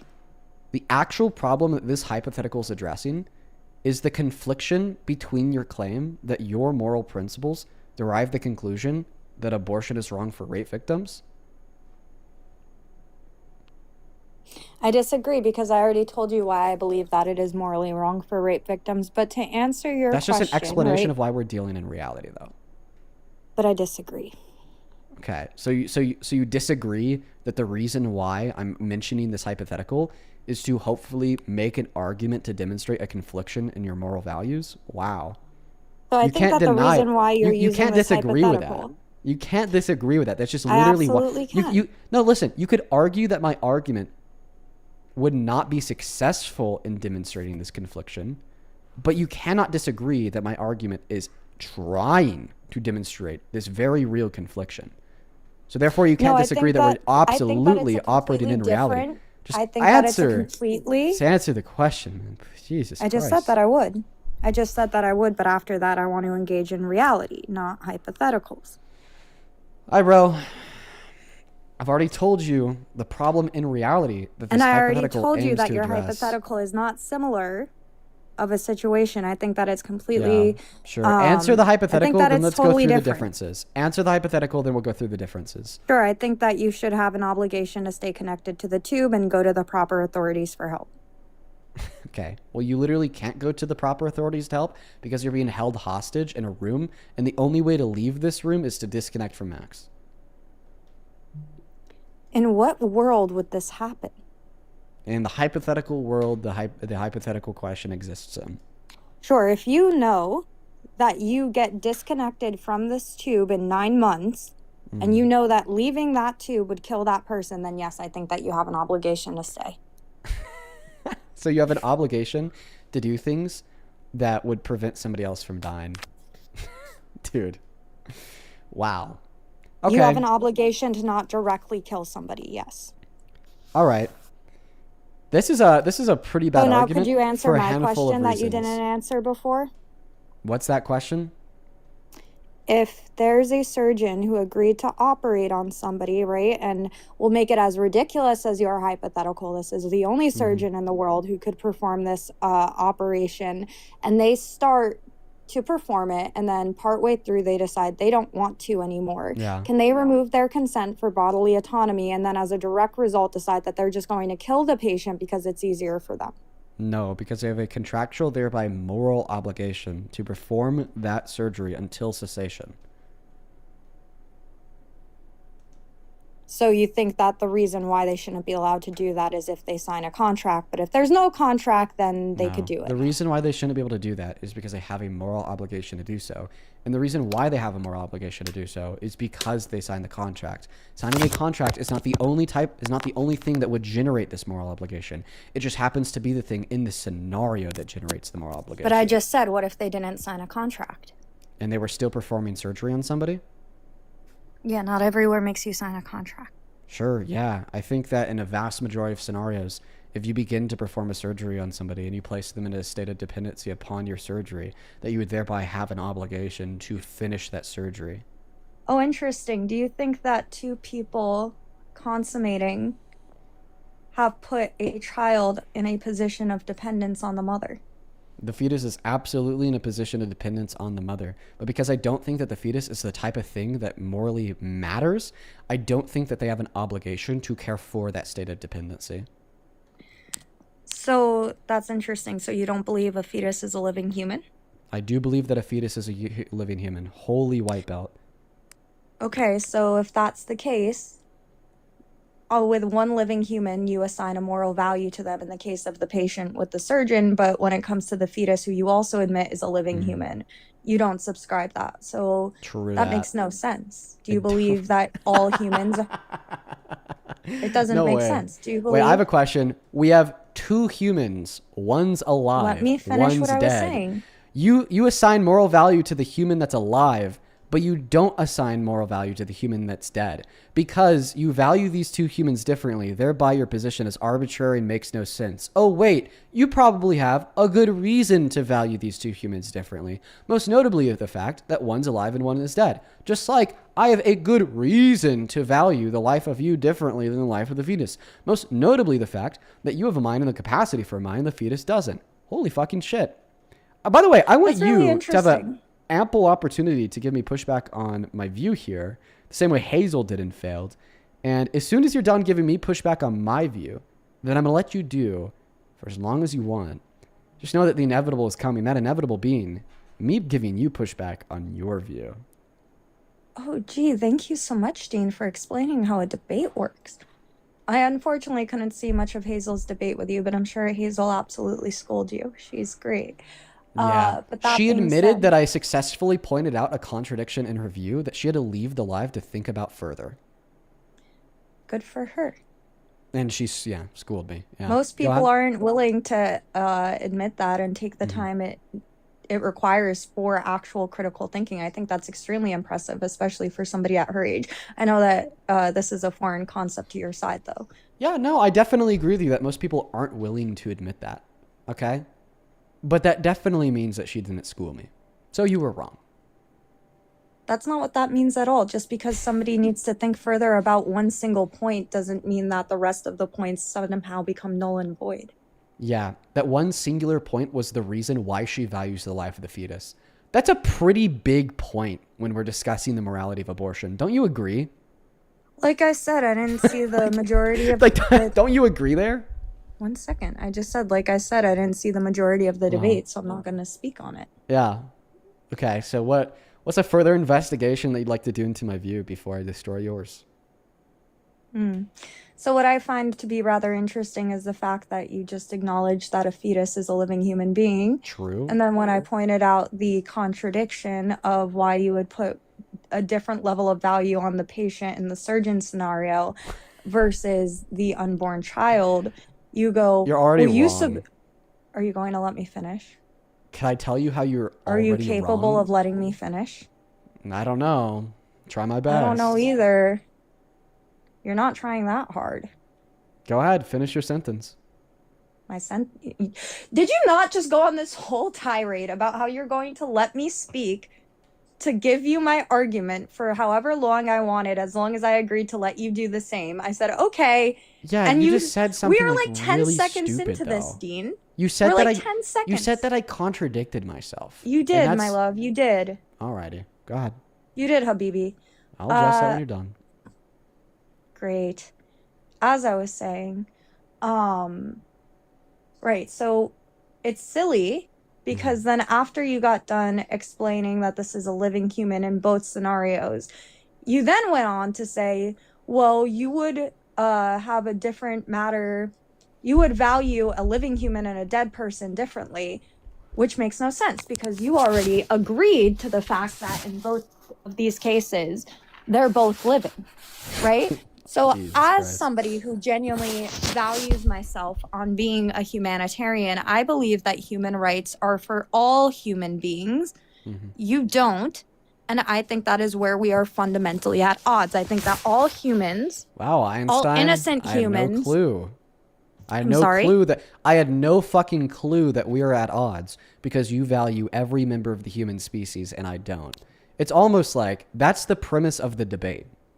are you going to let me finish speaking? Yeah. Great. So I said all living human or all innocent living human beings, right? So your argument of saying, well, it's like having a different value for somebody who's alive versus dead makes no sense because you admitted they're living. Okay. First question, what's a contradiction? When you make one point that doesn't add up with the other one. No, that's not It true. absolutely is. No. So making One point goes point- against the other point. Okay. So One a point goes contradiction- against the other point. A contradiction is when you simultaneously affirm a proposition while also rejecting that same proposition. So it's P and not P. Affirming the proposition and not affirming the proposition simultaneously. And you said that I contradicted myself. So please be clear here. What's the explicit contradiction that I made? i.e., I'm asking you, what is the proposition that I simultaneously affirmed and denied? You said that a fetus is a living human being, but then when I asked why you would value it differently, the example that you gave was comparing a living person to a dead person. So what's the proposition that I simultaneously affirmed That and you were denied. trying to compare a living fetus to a dead human being. This isn't a proposition. A proposition would be a statement that's true or false. So Dean, what do you is want to this engage in statement the that's true actual or false substance that of what I was made? said, or do you want to play semantics? After you tell me what the Do you want to contradiction is, engage in the that's true substance of of my what was view. said, or do you This want to is play the semantics? substance of what you said. It absolutely is The not. first thing that you said is that I contradicted myself. A contradiction is when you say one statement is simultaneously true and false. So I'm just asking you, what's the one statement I made that I said was simultaneously true and false? Admitting that a fetus is living and then simultaneously trying to compare it to a dead person. Okay. Comparing a living fetus to a dead person is not contradictory on face value. Can you because be you living are not and dead? stating that when did I say that a fetus is simultaneously alive and dead? And when did I say that a That dead is what person you is simultaneously insinuated. dead and alive? That is what you insinuated. Sure, how did I insinuate That their value is the same as a deceased person. So by arguing that I think a fetus has similar value to a dead person, I'm insinuating that the fetus is dead. Do you think that it's possible that I could otherwise be insinuating that both the fetus and the dead body lack a trait that is irrespective to biological life or biological death? Okay, then such as continue with that sentience? point. Great. So you think sentience is what makes somebody have their No, moral I value? said such as sentience. I didn't say Okay, sentience. then I make said your such as actual statement. claim. What do you Okay, think? so just to what is clarify, a fetus? now that I move on to my let actual me claim, get this can you out. concede Thank you. that I did not Oh my make a gosh. contradiction? No, What's the contradiction I made? I already explained it to you, my love. You did not explain the contradiction. I Lee. Don't call me your absolutely did. love. I call everyone that. Okay, well, don't call me that. I'll do what I want. Okay, and I guess women will too when they get abortions. Oh, wait, you want to control what they do, but I can't control what you do. Yeah, I do Okay. want to control people from not Right. murdering other Right. people. Right, just like I want to control you from not, I don't know, murdering my brain by having this disgusting lady calling me my love. Wow, that was Listen, a really good my one, point Dean. my point is that ultimately there was no contradiction in my view. And I just successfully demonstrated to you how it's true that there was no contradiction in my view. But the reason why you cannot concede is because of your ego. You attempted to argue the I have an contradiction ego? that was, yes. There is You no- attempted to argue, I'm going to mute you because you interrupted me. You attempted to argue the contradiction that was true of my view is that I was arguing that fetuses are simultaneously alive and dead. So to clarify, I never argued that fetuses are simultaneously alive and dead. Your first claim was false. Let's move on to your second claim. Okay, it was a false equivalence, and I'll Okay. leave it at that. Not a contradiction. Go ahead. Yeah. Are you saying that it's a false equivalence from an internal perspective, i.e. what I believe to be true, or from an external perspective, i.e. what you believe to be true? No, the way that you were trying to argue it, where you said that you were trying to compare a dead person to a living person, and that's So where I have the are you fundamental arguing problem. that this is a false equivalence from your view or my view? Dean, I just said from both views. No. From my view. From my view. Okay, my from view. your view. Once again, fucking Einstein over here. I had no clue that you valued a fetus more than a dead body in a debate where you're arguing that abortion is murder because the fetus has a right to life. I think that Like, trying to the compare once somebody. again, the points that you are making are Dean, like so you make an totally actual irrelevant point. to furthering any dialogue about why you think that abortion is wrong.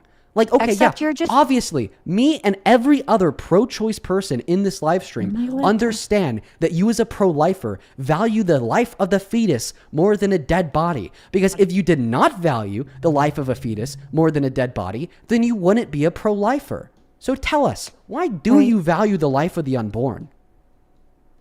I've already told you this multiple times, and maybe you would have known that if you weren't so pinpointed on the Because contradiction it's a member thing. of the human species, right?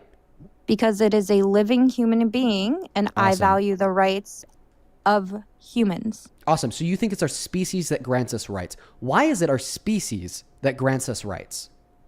Because when you look at history and you look at the worst atrocities that has happened throughout humanity, all of them, or the vast majority, let me say, have been predicated on this idea of somebody not being a person, even though they are a living human being. What we know to be a biological fact is that being a living human being starts from conception. If you look at the Yazis, for example, they didn't see the Jews as human beings. If you look at slavery, white people didn't see black people as human beings. If you look at October 7th, Hamas didn't see Israelis as human beings. The list goes on and on and on. Every mass atrocity has been predicated on you might be a person, but I don't view you as enough of a person for me to value your life. Okay, so just to clarify, your argument is that our species is what makes us morally valuable because the Nazis were wrong when they said Jewish people don't have moral value. Can you demonstrate to me how that argument follows? Yeah, so again, like I said, what we know to be a biological fact is when somebody becomes a living human being. What might be up for debate or up to people's opinion is when personhood begins. But that is a very slippery slope, and as somebody who values human rights have to apply to all human beings, otherwise you're just a hypocrite. And I'm asking you for an argument for that claim. Why is it our species classification that grants us moral rights? Your previous explanation of stating, because the Nazis didn't think Jewish people were humans, or I guess people. The racists didn't think that black people were people. Okay, that's not explaining to me why you think it's true our species makes us morally valuable, but that's rather just telling me, and I agree with you, by the way, that the Nazis were wrong when they said our ethnicity is what grants us moral value. Our religion is what grants us moral value. Or when the white supremacists said our race is what grants us moral value. So basically you're saying that our species is what grants us moral value because it's not our ethnicity, religion, or race that grants us moral value. Well, I agree with you. I agree with you that our religion, ethnicity, and races are three traits that do not grant us moral value. But this does not necessarily entail the conclusion that therefore our species is what grants us moral value. So I'm not asking you to support the claim that it's not our religion, ethnicity, or race that gives us moral value. No, I'm asking you to support the claim that it's our species that grants us moral value. Right. So like I said, as somebody who believes in human rights, I think that I would be a hypocrite if I got up here and said that human rights are just for some humans. What I know to be a fact is that why would that be hypocritical? Because human rights. Because of the language that you use to describe them. Okay. So you're saying that's what it is. You're saying that our species grants us moral value because we throw the word human in front of human rights. So you think that language is what makes it true that our species grants us moral value.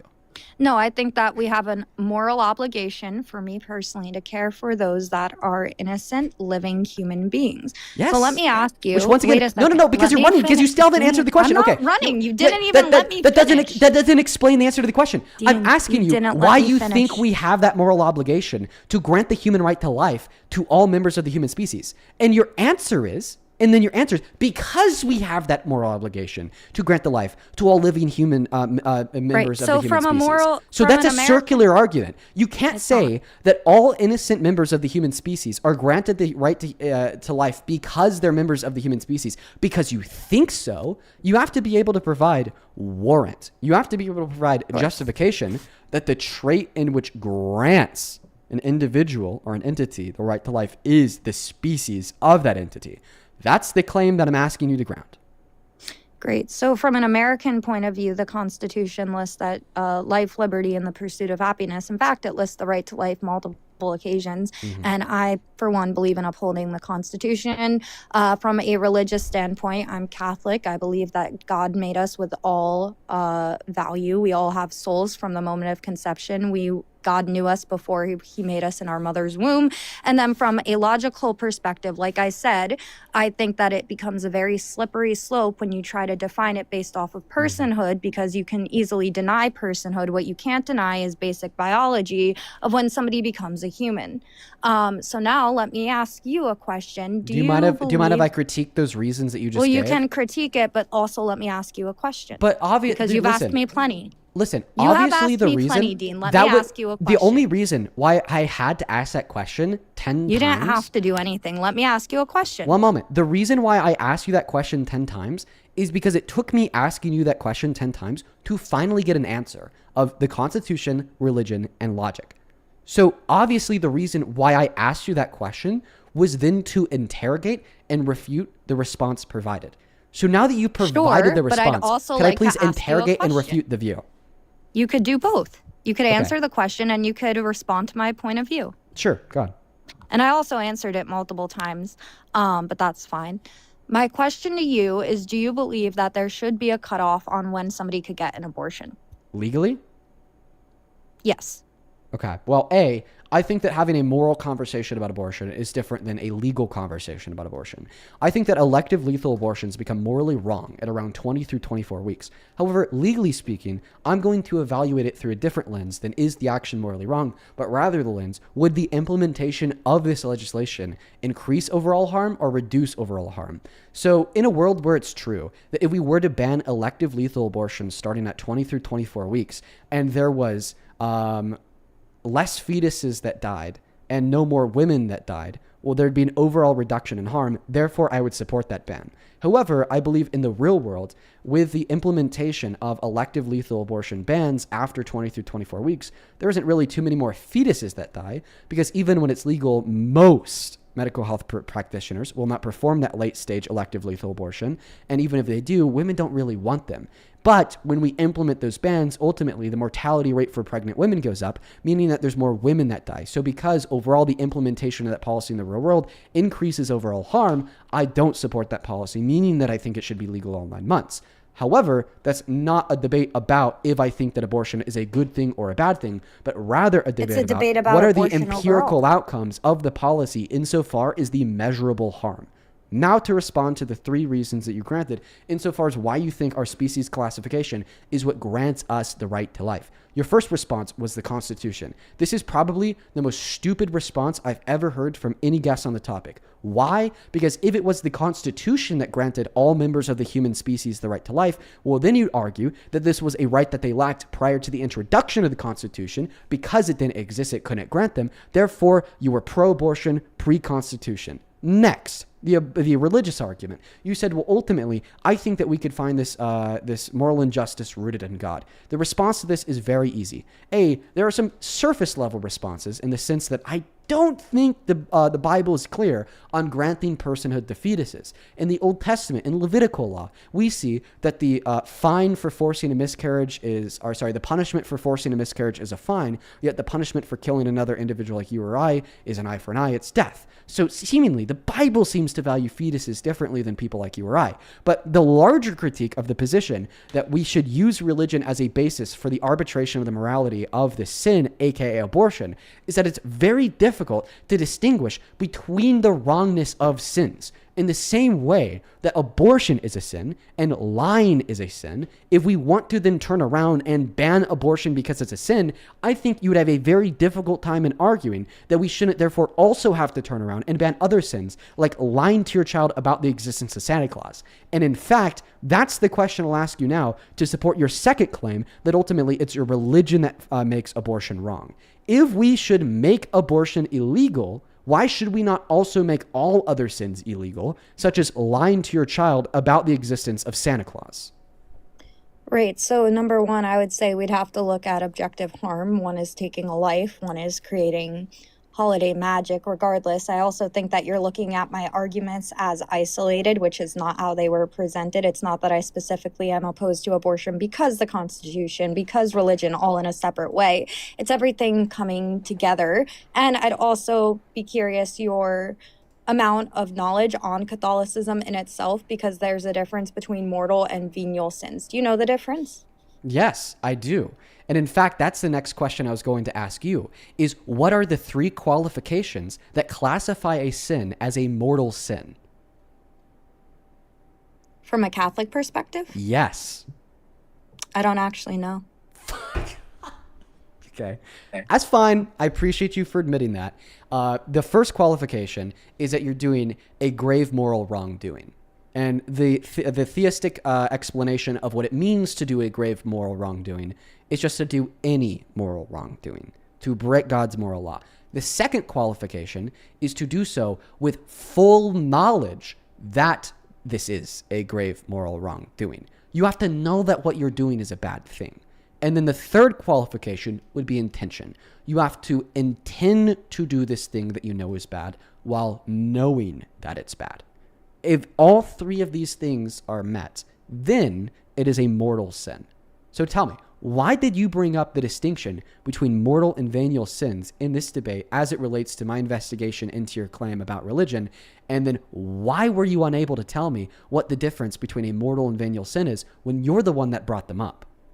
Right, so I brought it up because you were trying to insinuate that all sin is equal, which it is not. Okay. Well, I actually never insinuated that all sin is equal. I asked you, if we were to ban abortion, why shouldn't we ban a sin like lying to your child about the existence of Santa Claus? And it seems like you're telling me the framework that we could use to distinguish based upon what sin should be legal and what sin should be illegal would be if they're mortal or venial. So would you argue that the sin of abortion should be illegal because it's a mortal sin? That wasn't what I was arguing on the basis of. I wasn't saying that we should ban mortal sins. Okay, because sounds good. Then we'll just go back to your first claim. Ultimately, I asked you why we should ban abortion because of its wrongdoing in accordance with your religion, but not ban lying to your child about the existence of Santa Claus. You said because it generates more harm. Okay, give an argument from the perspective of the Bible, the scripture, that abortion is more harmful / more wrong than lying to your child about the existence of Santa Claus. When you responded to that earlier and you told me one ends a life and one doesn't, okay, well, it's the fact that abortion ends a life that makes it a sin from your perspective, just like it's a fact that, you know, telling a falsehood or bearing false witness is what makes lying wrong from your perspective. So how do we know from the scripture that the sin of abortion is any worse than the sin of lying? Right. So again, I think that it was interesting that you quoted the Old Testament in order to devalue the fetus when Catholics don't follow the Old Testament, for starters. You don't follow the 10 Commandments? No. So if you look at the New Testament, there's a very clear difference. The New Testament specifically references the part of the Old Testament that we are supposed to bring with us, that we are supposed to do you follow some part of the Old Testament so you can see? Yes, you when just it is said, specific. But you just said that you don't follow Let the me Old Testament. finish. Now you're arguing that you follow some of the Old Testament. The claim that you follow- follow some Let of the Old me Testament finish, is Dean. contradictory to the claim that you don't follow the Old Testament. Dean, I am more than happy to have a conversation with you, but it can't involve you interrupting every 5 seconds. Sure, I was just explaining why what you said was contradictory. It's not contradictory, right? Because there's a specific difference between following something on the basis of, well, it's in the Bible when it's in the Old Testament versus the New Testament specifically referencing that and saying that's something that we bring up with us, right? Wait, but that wasn't your claim. Your claim wasn't Catholics don't follow something merely because it's in the Bible. No, your claim was Catholics don't follow the Old Testament. We follow the New Testament, and the New Testament specifically references some of the things from the Old Testament, and those are the traditions or the laws that we keep. Okay, so then you follow parts of the Old Testament. Based on if it's in the New Testament, sure. Right. You're just describing the reasons why you follow some of the Old Testament. You're not rejecting that you do follow On the some of the Old basis Testament. of the New Testament. Okay, yeah. On the basis of whatever, still yet at the end of the day, you follow it, therefore your first claim is false. Anyways, Sure. Does the New Testament have the fine of the miscarriage? Thank you so much for admitting that your first claim was false. Now I want you to answer my That's question not that I what I asked 3 said. minutes ago. The question that I asked you 3 minutes ago is what argument God. could you You're give from the not perspective engaging in of good the faith in the slightest. This is I'm bizarre. engaging in very good faith. I asked you a question. You dodged the question. You brought up the I distinction between answered- the Old what- and New Testament. what I did I described to you why dodge? you're okay. The question that you dodged was, what is the argument sincerely and only rooted within the scripture of the Christian Bible to clearly articulate justification for the claim that the sin of abortion is worse than the sin of lying? I believe the sin of murder because it intentionally does harm to another human being, and that could prevent them from being able to reach heaven. That's something that's undoable, right? You can't apologize to a human being that you murdered. You can't seek forgiveness for their soul. You can't have, obviously, a deceased baby be baptized in order to erase original sin. So you are jeopardizing somebody's Cool. eternal life for nothing more than a Catholics selfish believe in reason, age because of that's the vast accountability. majority. Catholics believe in sorry? the age of accountability. The whole jeopardizing their eternal life claim is false. Catholics believe in the age of accountability. If you die beneath the age of accountability, you go straight to heaven. But where is this found in Scripture? That it's worse to No. engage in sins? No, if you die that- with original sin, you go to limbo. Purgatory? I guess that's true. It's like purgatory. I guess that's kind of true. But anyways, listen. I know it is. Where do we find this argument in Scripture that it's worse to engage in sins that I guess you can apologize for compared to sins that you can't apologize for? Where is that mentioned in Scripture? Because you are potentially condemning to somebody to a life without God. Okay. And where is this mentioned in Scripture that it's worse to engage in sins that potentially condemn somebody to a life without God compared to sins that don't potentially condemn people to life without God? I'm just asking you where this is found in Scripture. Right, with the harm that's done onto the person. I could pull out my Bible and bring it up 1 second. Yeah, that's what I want to know. It's like where in Scripture does it clearly say that sins that lead to this outcome are worse than sins that lead to this other outcome? And the reason why I'm asking you this question is because I actually believe that the Bible's pretty clear. The Bible does not determine the wrongness of an action based upon the consequences of the action. The Bible determines the wrongness of an action based upon if it falls within or outside of God's moral law. Christianity is a very deontic religion that operates within a deontic scope of morality, where actions are wrong because they're wrong, not they're wrong because of the consequences that they generate. And in that way, it is quite arbitrary. But in that way, it also falsifies your argument that some sins are worse than others because of the consequences that they yield, like potentially condemning an individual to life without God. Because that's a consequence of an action. And Christians don't determine the wrongness of an action based on consequences.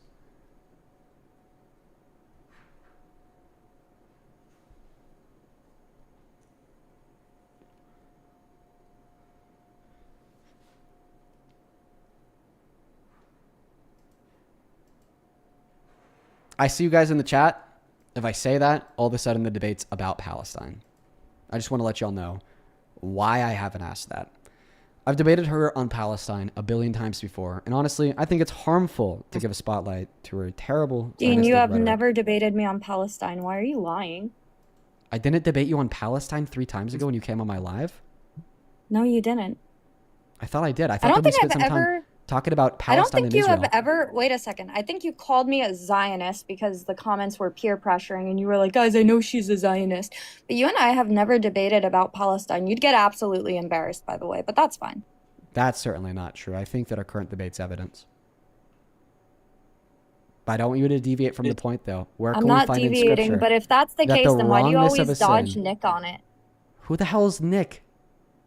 Why do you Nick why do you Mattel. why do you always dodge Joe on it? Why who's Nick? Mattel. Mattel? Who's Mattel? Mattel. Do you know who Moderate Case is? No. Okay. So he was talking to Parker. Parker wanted to do a 2-on-2 debate between you, Moderate, of course, Parker, and he had asked Moderate wanted to bring Nick as his partner, and then all of a sudden Parker didn't want to do it. So maybe that was wrong of me. Maybe I'm blaming your friend for him I running have and no putting it clue on what you. you're talking about. Where inside of the Scripture exists evidence to justify your claim? Pulling it up, my love. Cool. Super cool. Quite frankly, super cool. We're waiting. Martinez, thank you for the $5 on Venmo. I appreciate you. And Jared, thank you for the $25 who says, "Oh, look, another Republican that doesn't care about consent." I appreciate you so much for that love, Jared. Thank you so much, Amy, for the $10 as well. You said, "So tired of abortion debates." I know that you must be too. If you don't like abortion, don't get one. I guess now it's going to transition into a religious debate, but don't worry, I'll wipe the floor here too. It's pretty easy. Ashley, thank you for the $20 who says, "I'm so over the MAGA chuckle fucks arguing about backstage versus dressing rooms. In my opinion, it's irrelevant. It's an area where women/teens were undressed and the motherfuckers shouldn't have been back there." So fucking true, Ashley. So fucking true. Mary with the $25 says, remember I'm behind. That friend of old millennial who was too stupid to engage in an intellectual conversation and had such a pretentious / snotty attitude. What a disgusting person. Impressive cooking, Dean. Mary sent that in an hour ago. I'm pretty sure she's referring to the current guest. That's hilarious. Madeline, thank you for the $10. I hope that you enjoy the sushi. And Rachel, thank you so much for the $50 donation who says the kids are going to be all right. I really appreciate you so much for that love and support, Rachel. Let's get 500 Rachel W's down below. I'm very, very grateful for you. Show some up to Rachel, as well as Joseph. Thank you so much for the $10 and NASA. Thank you so much for the $15 as well. Show some love to all of the donors down below in that comment section. You guys are awesome. Same thing to Anna. Thank you for the $2 on PayPal. Molly, thank you for the $10. I agree that is very contradictory. Angie, thank you for the $6. And Angela, thank you for the $25. Who says, supporting the quote-unquote ignorant kid that managed to make Charlie Kirk avoid future debates after you cooked him. So fucking true. I remember that idiot. I remember what they said earlier. Holy cow. Have you been able to find that scripture yet? Yep. Just pulling up the specific verse. Here you go. Okay. I'm waiting. All right. So John 3:15. John 3:15, bro? What are we doing? 1 second. She's going to make some like wild jumps here. She's going to make some she's going to make the craziest jumps known to mankind. Can you see it? The text is a little small. Just tell me the verse. I have it open on my computer. I just said John 3:15. Oh, John 3:15 is the verse? Of course, yes.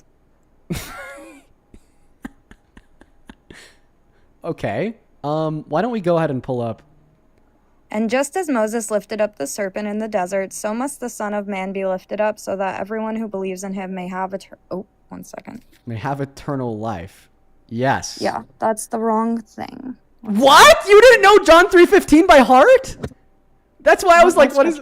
That's why I was like, what is she talking about? John 3 that just talks about everybody who believes in like the Son is gonna go to heaven. You didn't. Wait, I'm so sorry. You didn't like know what John like. Even if you don't know like the specific words by heart, you didn't know like the idea of John 3. Like it is literally the most popular Bible verse ever. That's why when you said John 3:15, I was like, are you sure? Like, is it somebody else? Is it somewhere else in the chapter? Do I have to like read like John 3 as a whole? Like because John 3:15 that just talks about people going to heaven if they have faith in God. That doesn't justify the claim that some sins are worse than others, specifically based upon the consequences in which they generate. Specifically, the consequence. Sorry, John 3:16. See, I'm not a Christian here. No, that's not it. 1 second.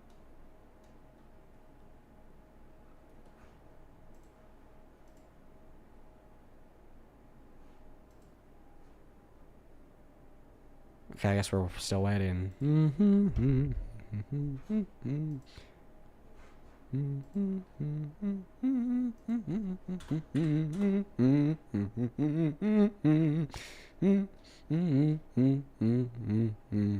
Oh, so true. That is John 3:16.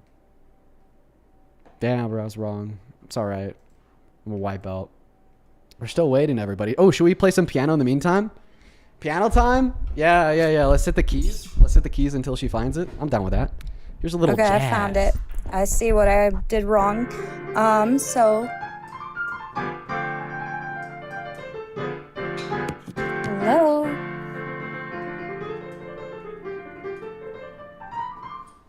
Go on. All right, so it's 1 John 3:15. Everyone who hates his brother is a murderer, and you know that no murderer has eternal life abiding in him. So you don't think that people who murder and then repent to God can go to heaven? I'm reading what the scripture says. Okay. Well, I mean, doesn't John 3:16 specifically say that says, wait a second, Yeah. it specifically says that you know no murderer has eternal life abiding in him. Now, that doesn't say that they're irredeemable. That doesn't say that they can't ask for repentance. And I don't particularly like debating on the basis of religion because that's not even necessarily why I believe abortion should be illegal. That's where I get my specific moral views on it, that and basic biology.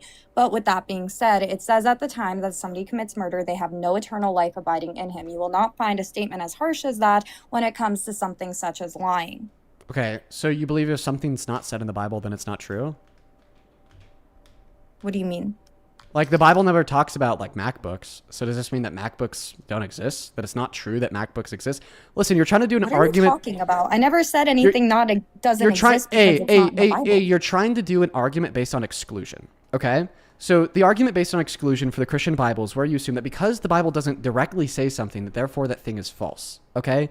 You said the Bible most does common not time. say that murder is worse than lying, but right here it directly entails that the sin of murder would mean that there's no eternal life abiding in you. Yeah. So it seems to be the case that this verse would indeed instantiate the claim that abortion is worse than lying, given that abortion is murder, if after murdering somebody, you couldn't go to heaven because it's a sin in which you cannot be redeemed from. This doesn't say that you can't be redeemed. It just says so then that what at is meant the by time no of the eternal sin- life abiding in them mean? What does that claim mean? It means that at the time of a murder that you have forgone your eternal life, but it doesn't say that you can't get that back with repentance. Okay. Don't you think that in order to have that eternal life, you have to repent for your sins? Of course. So then being an unrepented sinner of any sin, you have forgone your eternal life. No, because you can still go to heaven if you have a venial sin on your soul. You would just have to go to purgatory first. It's just mortal sins that you can't go to heaven with. Okay, so your argument that abortion is worse than lying reduces down to abortion being a mortal sin. Being a far worse sin, because again, you have condemned somebody to Because it's a mortal sin, not right? an unborn child. Because it's a mortal sin, right? Not just because it's a mortal sin, but here it very specifically says that you have no eternal life abiding in him. I know, but I said that seems to be true about a lot of sins. Like, that's why you have to repent for your sins before you can go to heaven. No, because It's God if does you're not an unrepented specifically say sinner. this. Wait, so you God don't? does not specifically say this. Okay, so then you don't believe that unrepented sinners go to hell? Well, God says that they do. Okay, so then God does say this. He says But this he about all specifically sins calls out generally. the sin of murder. I know. So he says this about all sins generally and some sins specifically. This doesn't Why do mean you think that he the would say one it sin about that he some specifically sins calls out is therefore worse than all the sins in which he generalizes. Because Well, you were trying because to say this that- would be individually true for every other sin that he doesn't specifically enumerate but rather generalizes. Okay, It's like specifically think talking about it this about- way. Think about it this way. Think about it this way. I have a closet with 100 shoes in it, just like the Bible is a book with 100 sins in it. Now, if I were to say that all the shoes in my closet are red, just like God says, if you are an unrepented sinner of all sins, you're not going to heaven. Or I guess as you believe it, the mortal/venial distinction. Okay, it is therefore true for every individual shoe in my closet, they're red. Just like for every individual mortal sin, if you don't repent from it, you're going to hell. So it therefore follows that me pointing out that one specific pair of shoes in my closet being red does not undermine the redness of all the other shoes in the closet. Just like God pointing out that one specific sin, if unrepented for, will send you to hell, does not undermine the fact that that same thing is true for many other sins. Therefore, Right, this so verse when you- does not support the claim that the sin of abortion is worse than the sin of lying. So when you murder somebody, it's a direct attack on God himself, because we are all made in God's image. And when you kill somebody, you are destroying what God created as good and holy, especially with the most innocent, defenseless. All amongst sins on us. others are That being direct said, attacks let on me God. finish. Given that Can when you please lie to let me somebody, finish that's a single direct sentence, attack Dean? on God himself, because that person that you're lying to, Dean, okay, you have is to made in let the me image of finish. God. That's fine. No, it's not fine. You cannot debate Yeah. without interrupting. Oh, I'm sorry. You're not sorry. You're right. I know I'm right. I'm always right. Now you're getting it. But with that being said, like I was saying before, I don't debate that abortion should be illegal on a basis of religion, because I do believe in separation of religion and state. So with that being said, you are asking me where I get my specific morals on it, which is where I brought up constitution, religion, and then biology, right? Basic biology. I don't have a very long time. So if you want to get to the point of why I actually believe it should be illegal, which is illegal in America. Do you believe that it should be illegal because you think that it's morally wrong? I think that's part of it, but that's not why I would ever debate it. Because again, I don't believe in pushing religion onto others. What's confusing you, sweetheart? Do I have to get out the crayons? I just find that funny. No, of course, ultimately the reason why you think it should be illegal is because it's morally wrong. Because the fact that it's morally wrong is what generates that normative claim that this outcome of it being illegal should occur. Okay.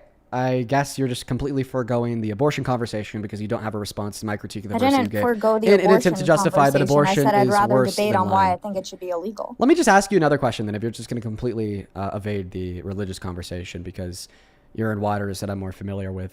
How about this? If Superman was real, would Superman have the right to life even though he's not a human?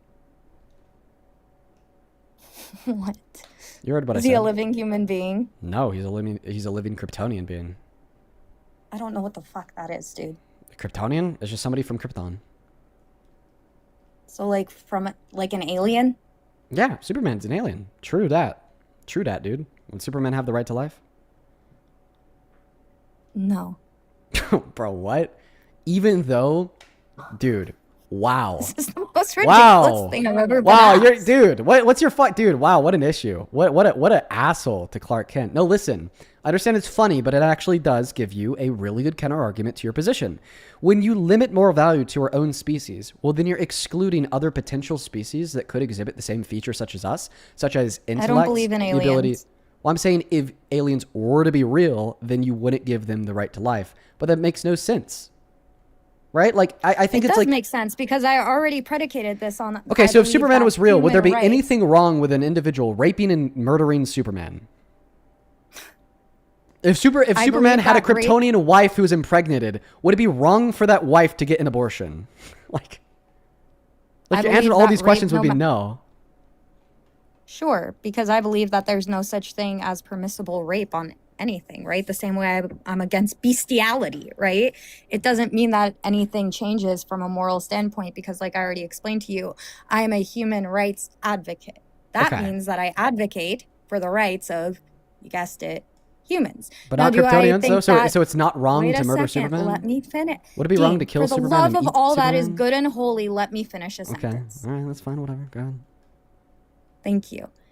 Anyway, that doesn't mean that I don't believe other living things are entitled to rights, right? Obviously, I'm not a monster. I'm against things like animal abuse. I'm against things like bestiality. Do I think that there's a certain level of care that should be provided to other species? Sure. Do I think that it's necessarily the same level that we should be giving to human beings? No, I do not. That's why I'm not a vegan, for example. So would it be wrong to kill Superman to eat Superman?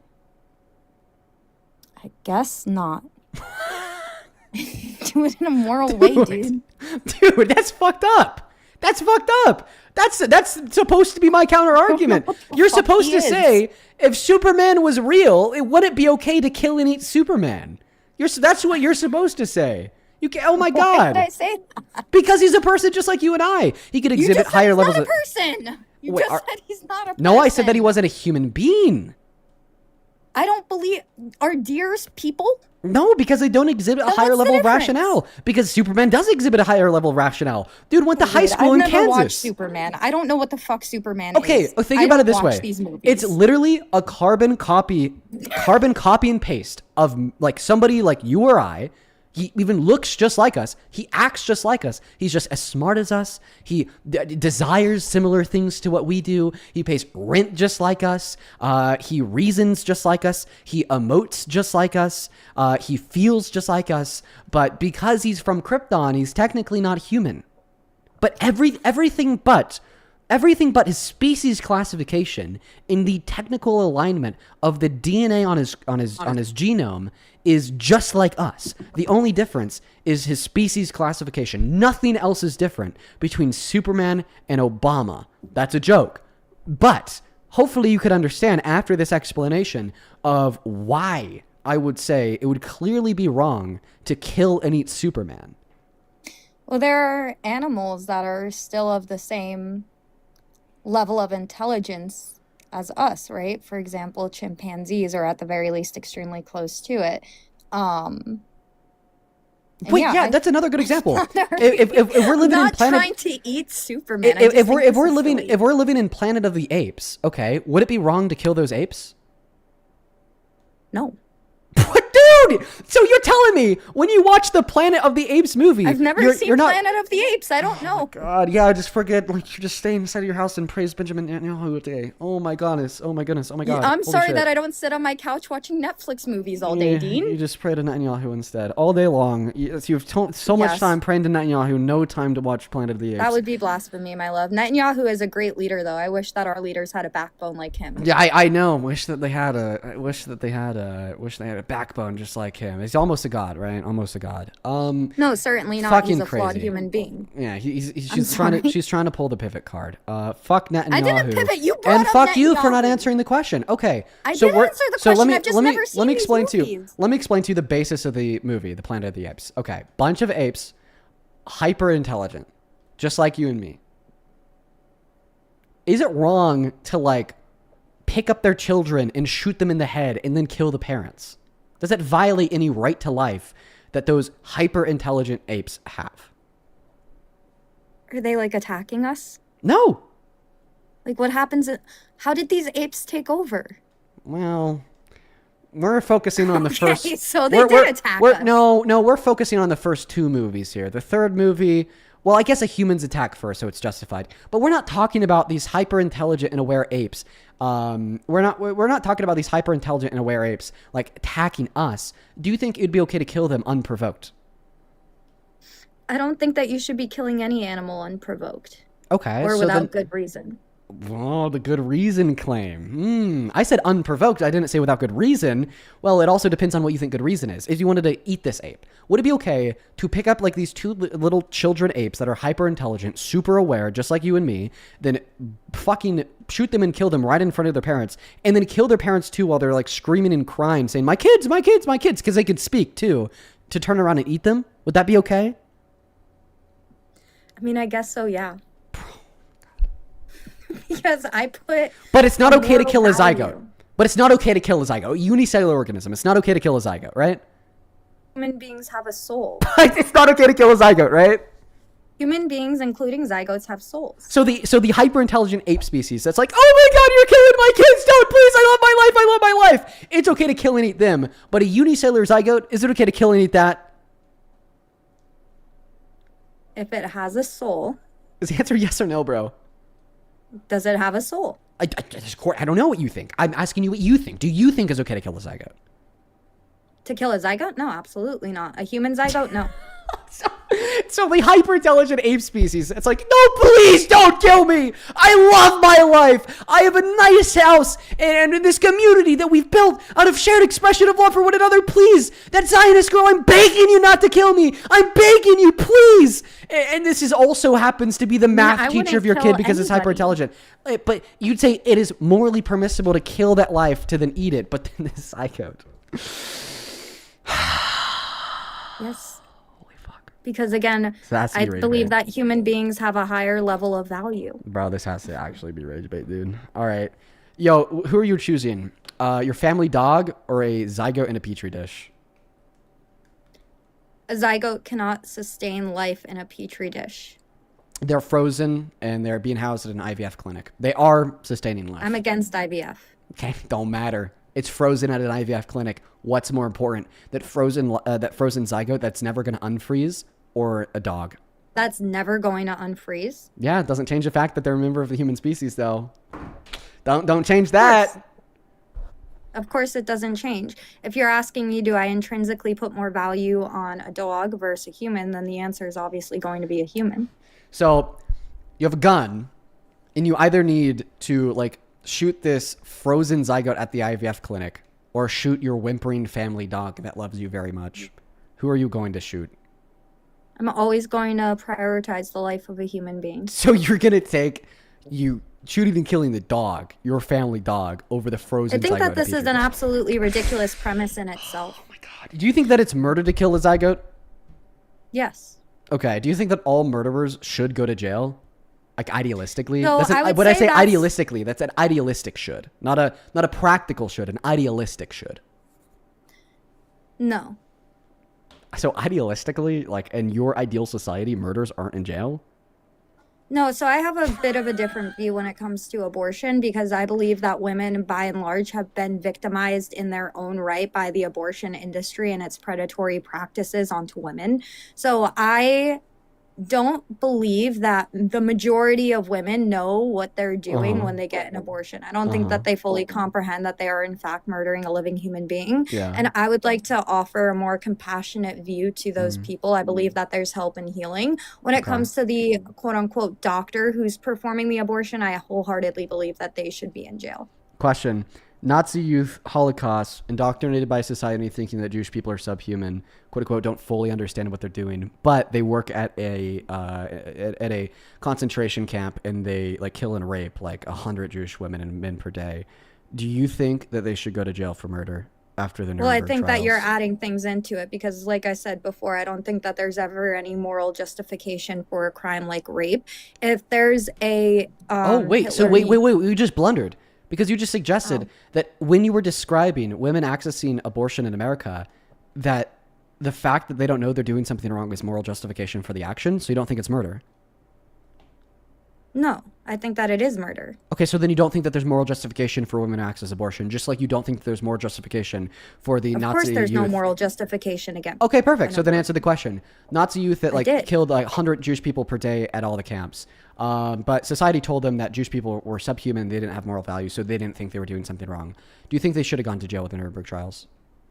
Sure, so this might be controversial, but when it comes to the youth and their brainwashing and our prison system as a whole, to be quite honest with you, I do take a more rehabilitation approach. So I do believe that people can be victimized through means of brainwashing, and there is hope for us to be able to undo this. The same thing I believe is happening to the kids in Gaza, where they're being taught that Jews aren't humans and that October 7th is permissible, and where they're spitting on the corpses of murdered Israeli babies, right? So I don't believe in imprisoning them. I believe in helping them to find better opportunities. Holy fucking shit. Dude, somehow, in less than 30 seconds, you shit on kids in Gaza, and you said that Nazis should have walked I didn't shit on them. I said that I want to help them. I'm sorry that I love them more than their parents. Yeah, I don't think that you really love any of them, but that's besides the point. The point is that I think I've been able to successfully demonstrate a handful of your claims to be frankly absurd. I demonstrated the absurdity of the nature of your argument that it's only species that it's only our species, such as humans, in which would be valuable by pointing towards hypothetical non-humans. That would I be already just as explained to sentient, you just that as I low as you have and the most, and ultimately that I put you, the most moral value on. not only that you humans. put the most moral value on humans, but you actually don't think it'd be wrong to like kill these other species that are just hypers intelligent, hypers aware as you and I would be. Again, to eat because them. I believe that human value intrinsically comes Right, from but the soul. let me just get it straight. Like, that's absurd. Okay, everybody disagrees with you, or else these movies like Planet of the Apes and Superman Now look wouldn't like exist. you sound like Trump. Everybody knows it. I know it. You know it. Trump The reason knows why it. I know that it's true that everybody disagrees with you is because when anybody who went and watched the Superman movie and they watched Lex Luthor try to kill Superman, we all knew that Lex Luthor would have been doing something wrong, and he was doing something wrong by trying to kill Sweetheart, Superman. What does that Superman tell isn't us? real. That we value Superman in this hypothetical of this depiction of a Hollywood movie. Yeah, because you're attached even to though him it's as a known character. inside of this movie that Superman, okay, is not a human. And hypothetically, if Superman were real, I would value Superman no more or less than I value anybody else. Because Superman, I think that this very is an similarly, absolutely ridiculous premise. Did you watch the Rugrats growing up? the Rugrats now, bro, I was too busy inside praising Benjamin Netanyahu. Like you, apparently. You'd be a lot smarter if you did. Yes. Praise Netanyahu. If you'd be a lot smarter if you praised Netanyahu. If As you smart as studied you, good, right? Choosing to strong like, leaders. is choosing to kill dogs over unicellular. If You know, actually, you- I'm inclined to agree. I'm inclined to agree with you. I'm inclined to agree that if I did praise Netanyahu, I would be more inclined to kill my dog than a unicellular organism. That's the first take that you've given No, me. The maybe if entirety you of had this live studied- stream that has been 110% accurate. I would be much more inclined to genocide a rational, intelligent species over, like turning the power off for an IVF clinic, causing like 10 million frozen zygotes to die. 110% I'd be more inclined to do that if I I praised think that Netanyahu. if you studied masculine men, then maybe we wouldn't be having the problems that we're having right now. I know, so obviously true. Last question for me, honestly. For a non-viable pregnancy, and the pregnancy is non-viable because the fetus is never going to develop brain function beyond that at 20 weeks, meaning they're never going to be sentient, meaning they're never going to be conscious. Maybe they're going to have anencephalus and they're going to die like days after birth. Would you argue that it would be wrong for this woman to access abortion, even though this fetus is never going to be sentient, never going to be conscious? Yes. Okay, so you would argue that this human life that we know is never going to be a person like you or I, never going to be sentient, never going to be conscious, is more valuable than Superman. I believe in personhood from the moment of conception. Unlike you, I don't devalue people on the basis of their stage of development. What if it just stopped developing? I think that it's an absolute... Wait a second. Okay. Thank you. I think that it's an absolutely ridiculous premise to murder somebody on the basis of, well, they're going to be sick or hurt anyway, right? What if there was like this very rare genetic defect that caused this human to stop developing right after the moment of conception, and the most this human would ever be is a unicellular organism, and this unicellular organism will never be anything more than a unicellular organism, but we have the medical technology to keep it alive. Would it be murder to kill this unicellular organism that we know will never be anything more than a unicellular organism? They are a living human being from the moment of conception. Can you answer my question, them please? As such. I just did. Okay. Has So this baby been conceived? Yes, but but because of this Great. rare genetic defect, then what it'll did I never be just say? anything more than a unicellular organism. So then what did I just say? You said that the That it baby would has be been murder to kill it? conceived. Yeah, but it would be murder to kill it? Yes. Okay. From the moment of conception. Wow. You are a living human being. Okay, what about this? I put value on I'm gonna the put lives you- of living humans. I'm going to put you in a trolley problem. A trolley problem? Yeah, you have two groups of people. A group of 100 people and a group of 5 people. You have to kill one of the groups. Who are you going to kill? I'd kill the group of 5 people. A 5 or 100? Yeah, I'd go with 5.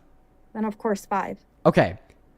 You have a group of 100 of these unicellular human lives that will never be anything more than unicellular human lives, and 5 Israelis.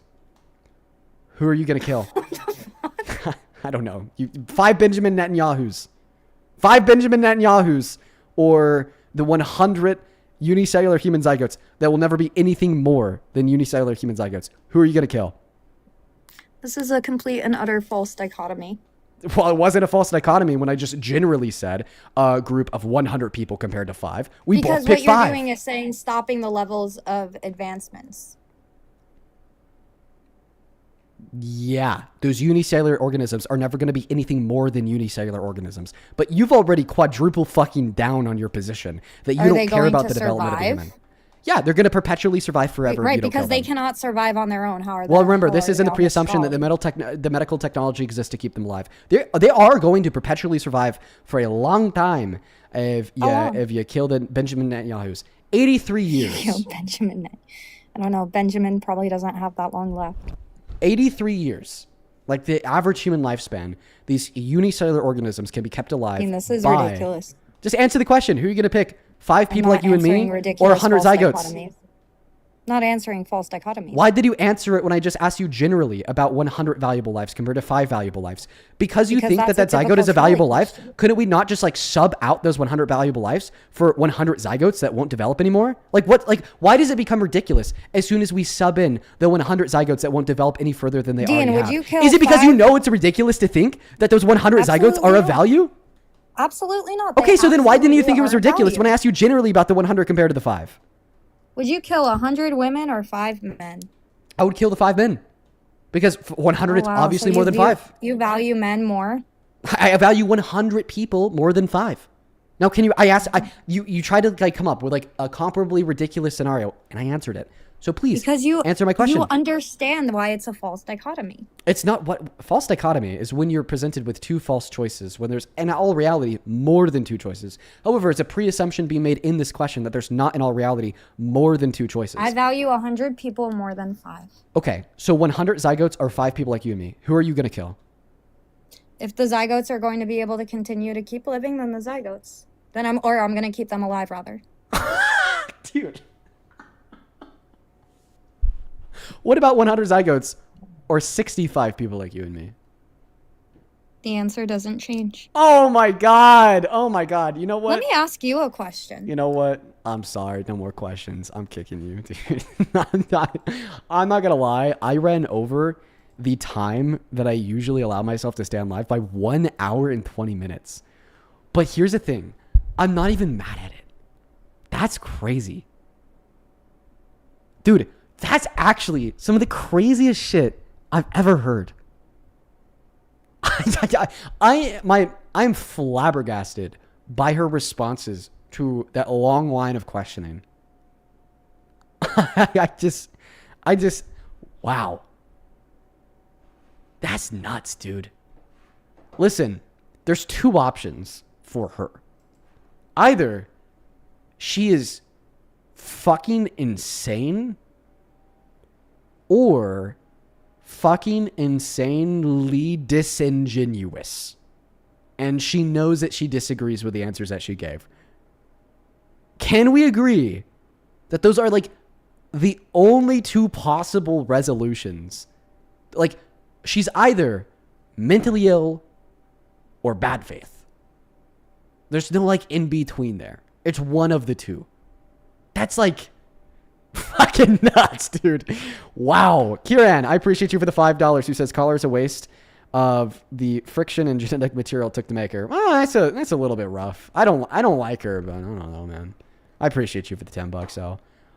Chris, thank you so much for the $10 who says, Trump clearly says because he's the owner, he's allowed to go in. He uses the word in. Well, thank you for the $10, Chris. I think that Chris sent that earlier when we were debating somebody on the nature of that clip of Donald Trump admitting to sexual exploitation. Bro, somebody in the chat said that she cooked me. Get up here, Ailey. Oh my goodness. Somebody unironically said in the chat that she cooked me. I'm inviting her up here. Haley, you've been on the live before. Get the fuck in that box, dude. I invited you. You have to join. I'm actually compelling you to join, dude. Explain. Explain. Haley, explain. Abortion's murder. Like, she's not wrong. You agreed with everything she said. I don't like Netanyahu, so not everything. Okay, so the one thing you disagree with was her being a Zionist, but everything else about saving the frozen zygote over like the hyper intelligent non-human species, like from the Planet of the Apes or Superman, you agree with the saving the 100 frozen zygotes over 65 people like you and me, like that you do agree with. I don't know. I think that abortion is murder and it's wrong. Oh, you don't know if you agree with those other claims though? No, I'm not gonna lie. I joined in like towards the end of it. Okay, bro. All right, get off my live. Melanie, thank you so much for the $10. I appreciate you. I couldn't agree more, Melanie. Thank you so much, Ashley, for the $20 as well. Who says nothing turns people away from religion faster than pretending animals don't have souls. I appreciate you for the $20. Thank you so much. So true. And let's see, Jordan, thank you for the $10 as well. Over on Super Chat, thank you, Full Band, for the $20. Who says there's infinitely more evidence for Superman than there is for a solar god. Well, I appreciate you for the $20 and thank you for your take. Hey, listen, guys, we are 5 hours and 22 minutes into the stream. I usually only stream for 4 hours, which means I am particularly exhausted right now. So I am going to hop off. Make sure to hit that follow button on your way out on TikTok. Drop a sub over on YouTube. It's totally free to do so. We do these streams every single day. I love you all. It was a crazy debate, dude. Oh my goodness. That's one of the craziest debates I've had in a while. But I'm off for the night. Hit that follow button. See you guys tomorrow. Peace, love. Good night and goodbye.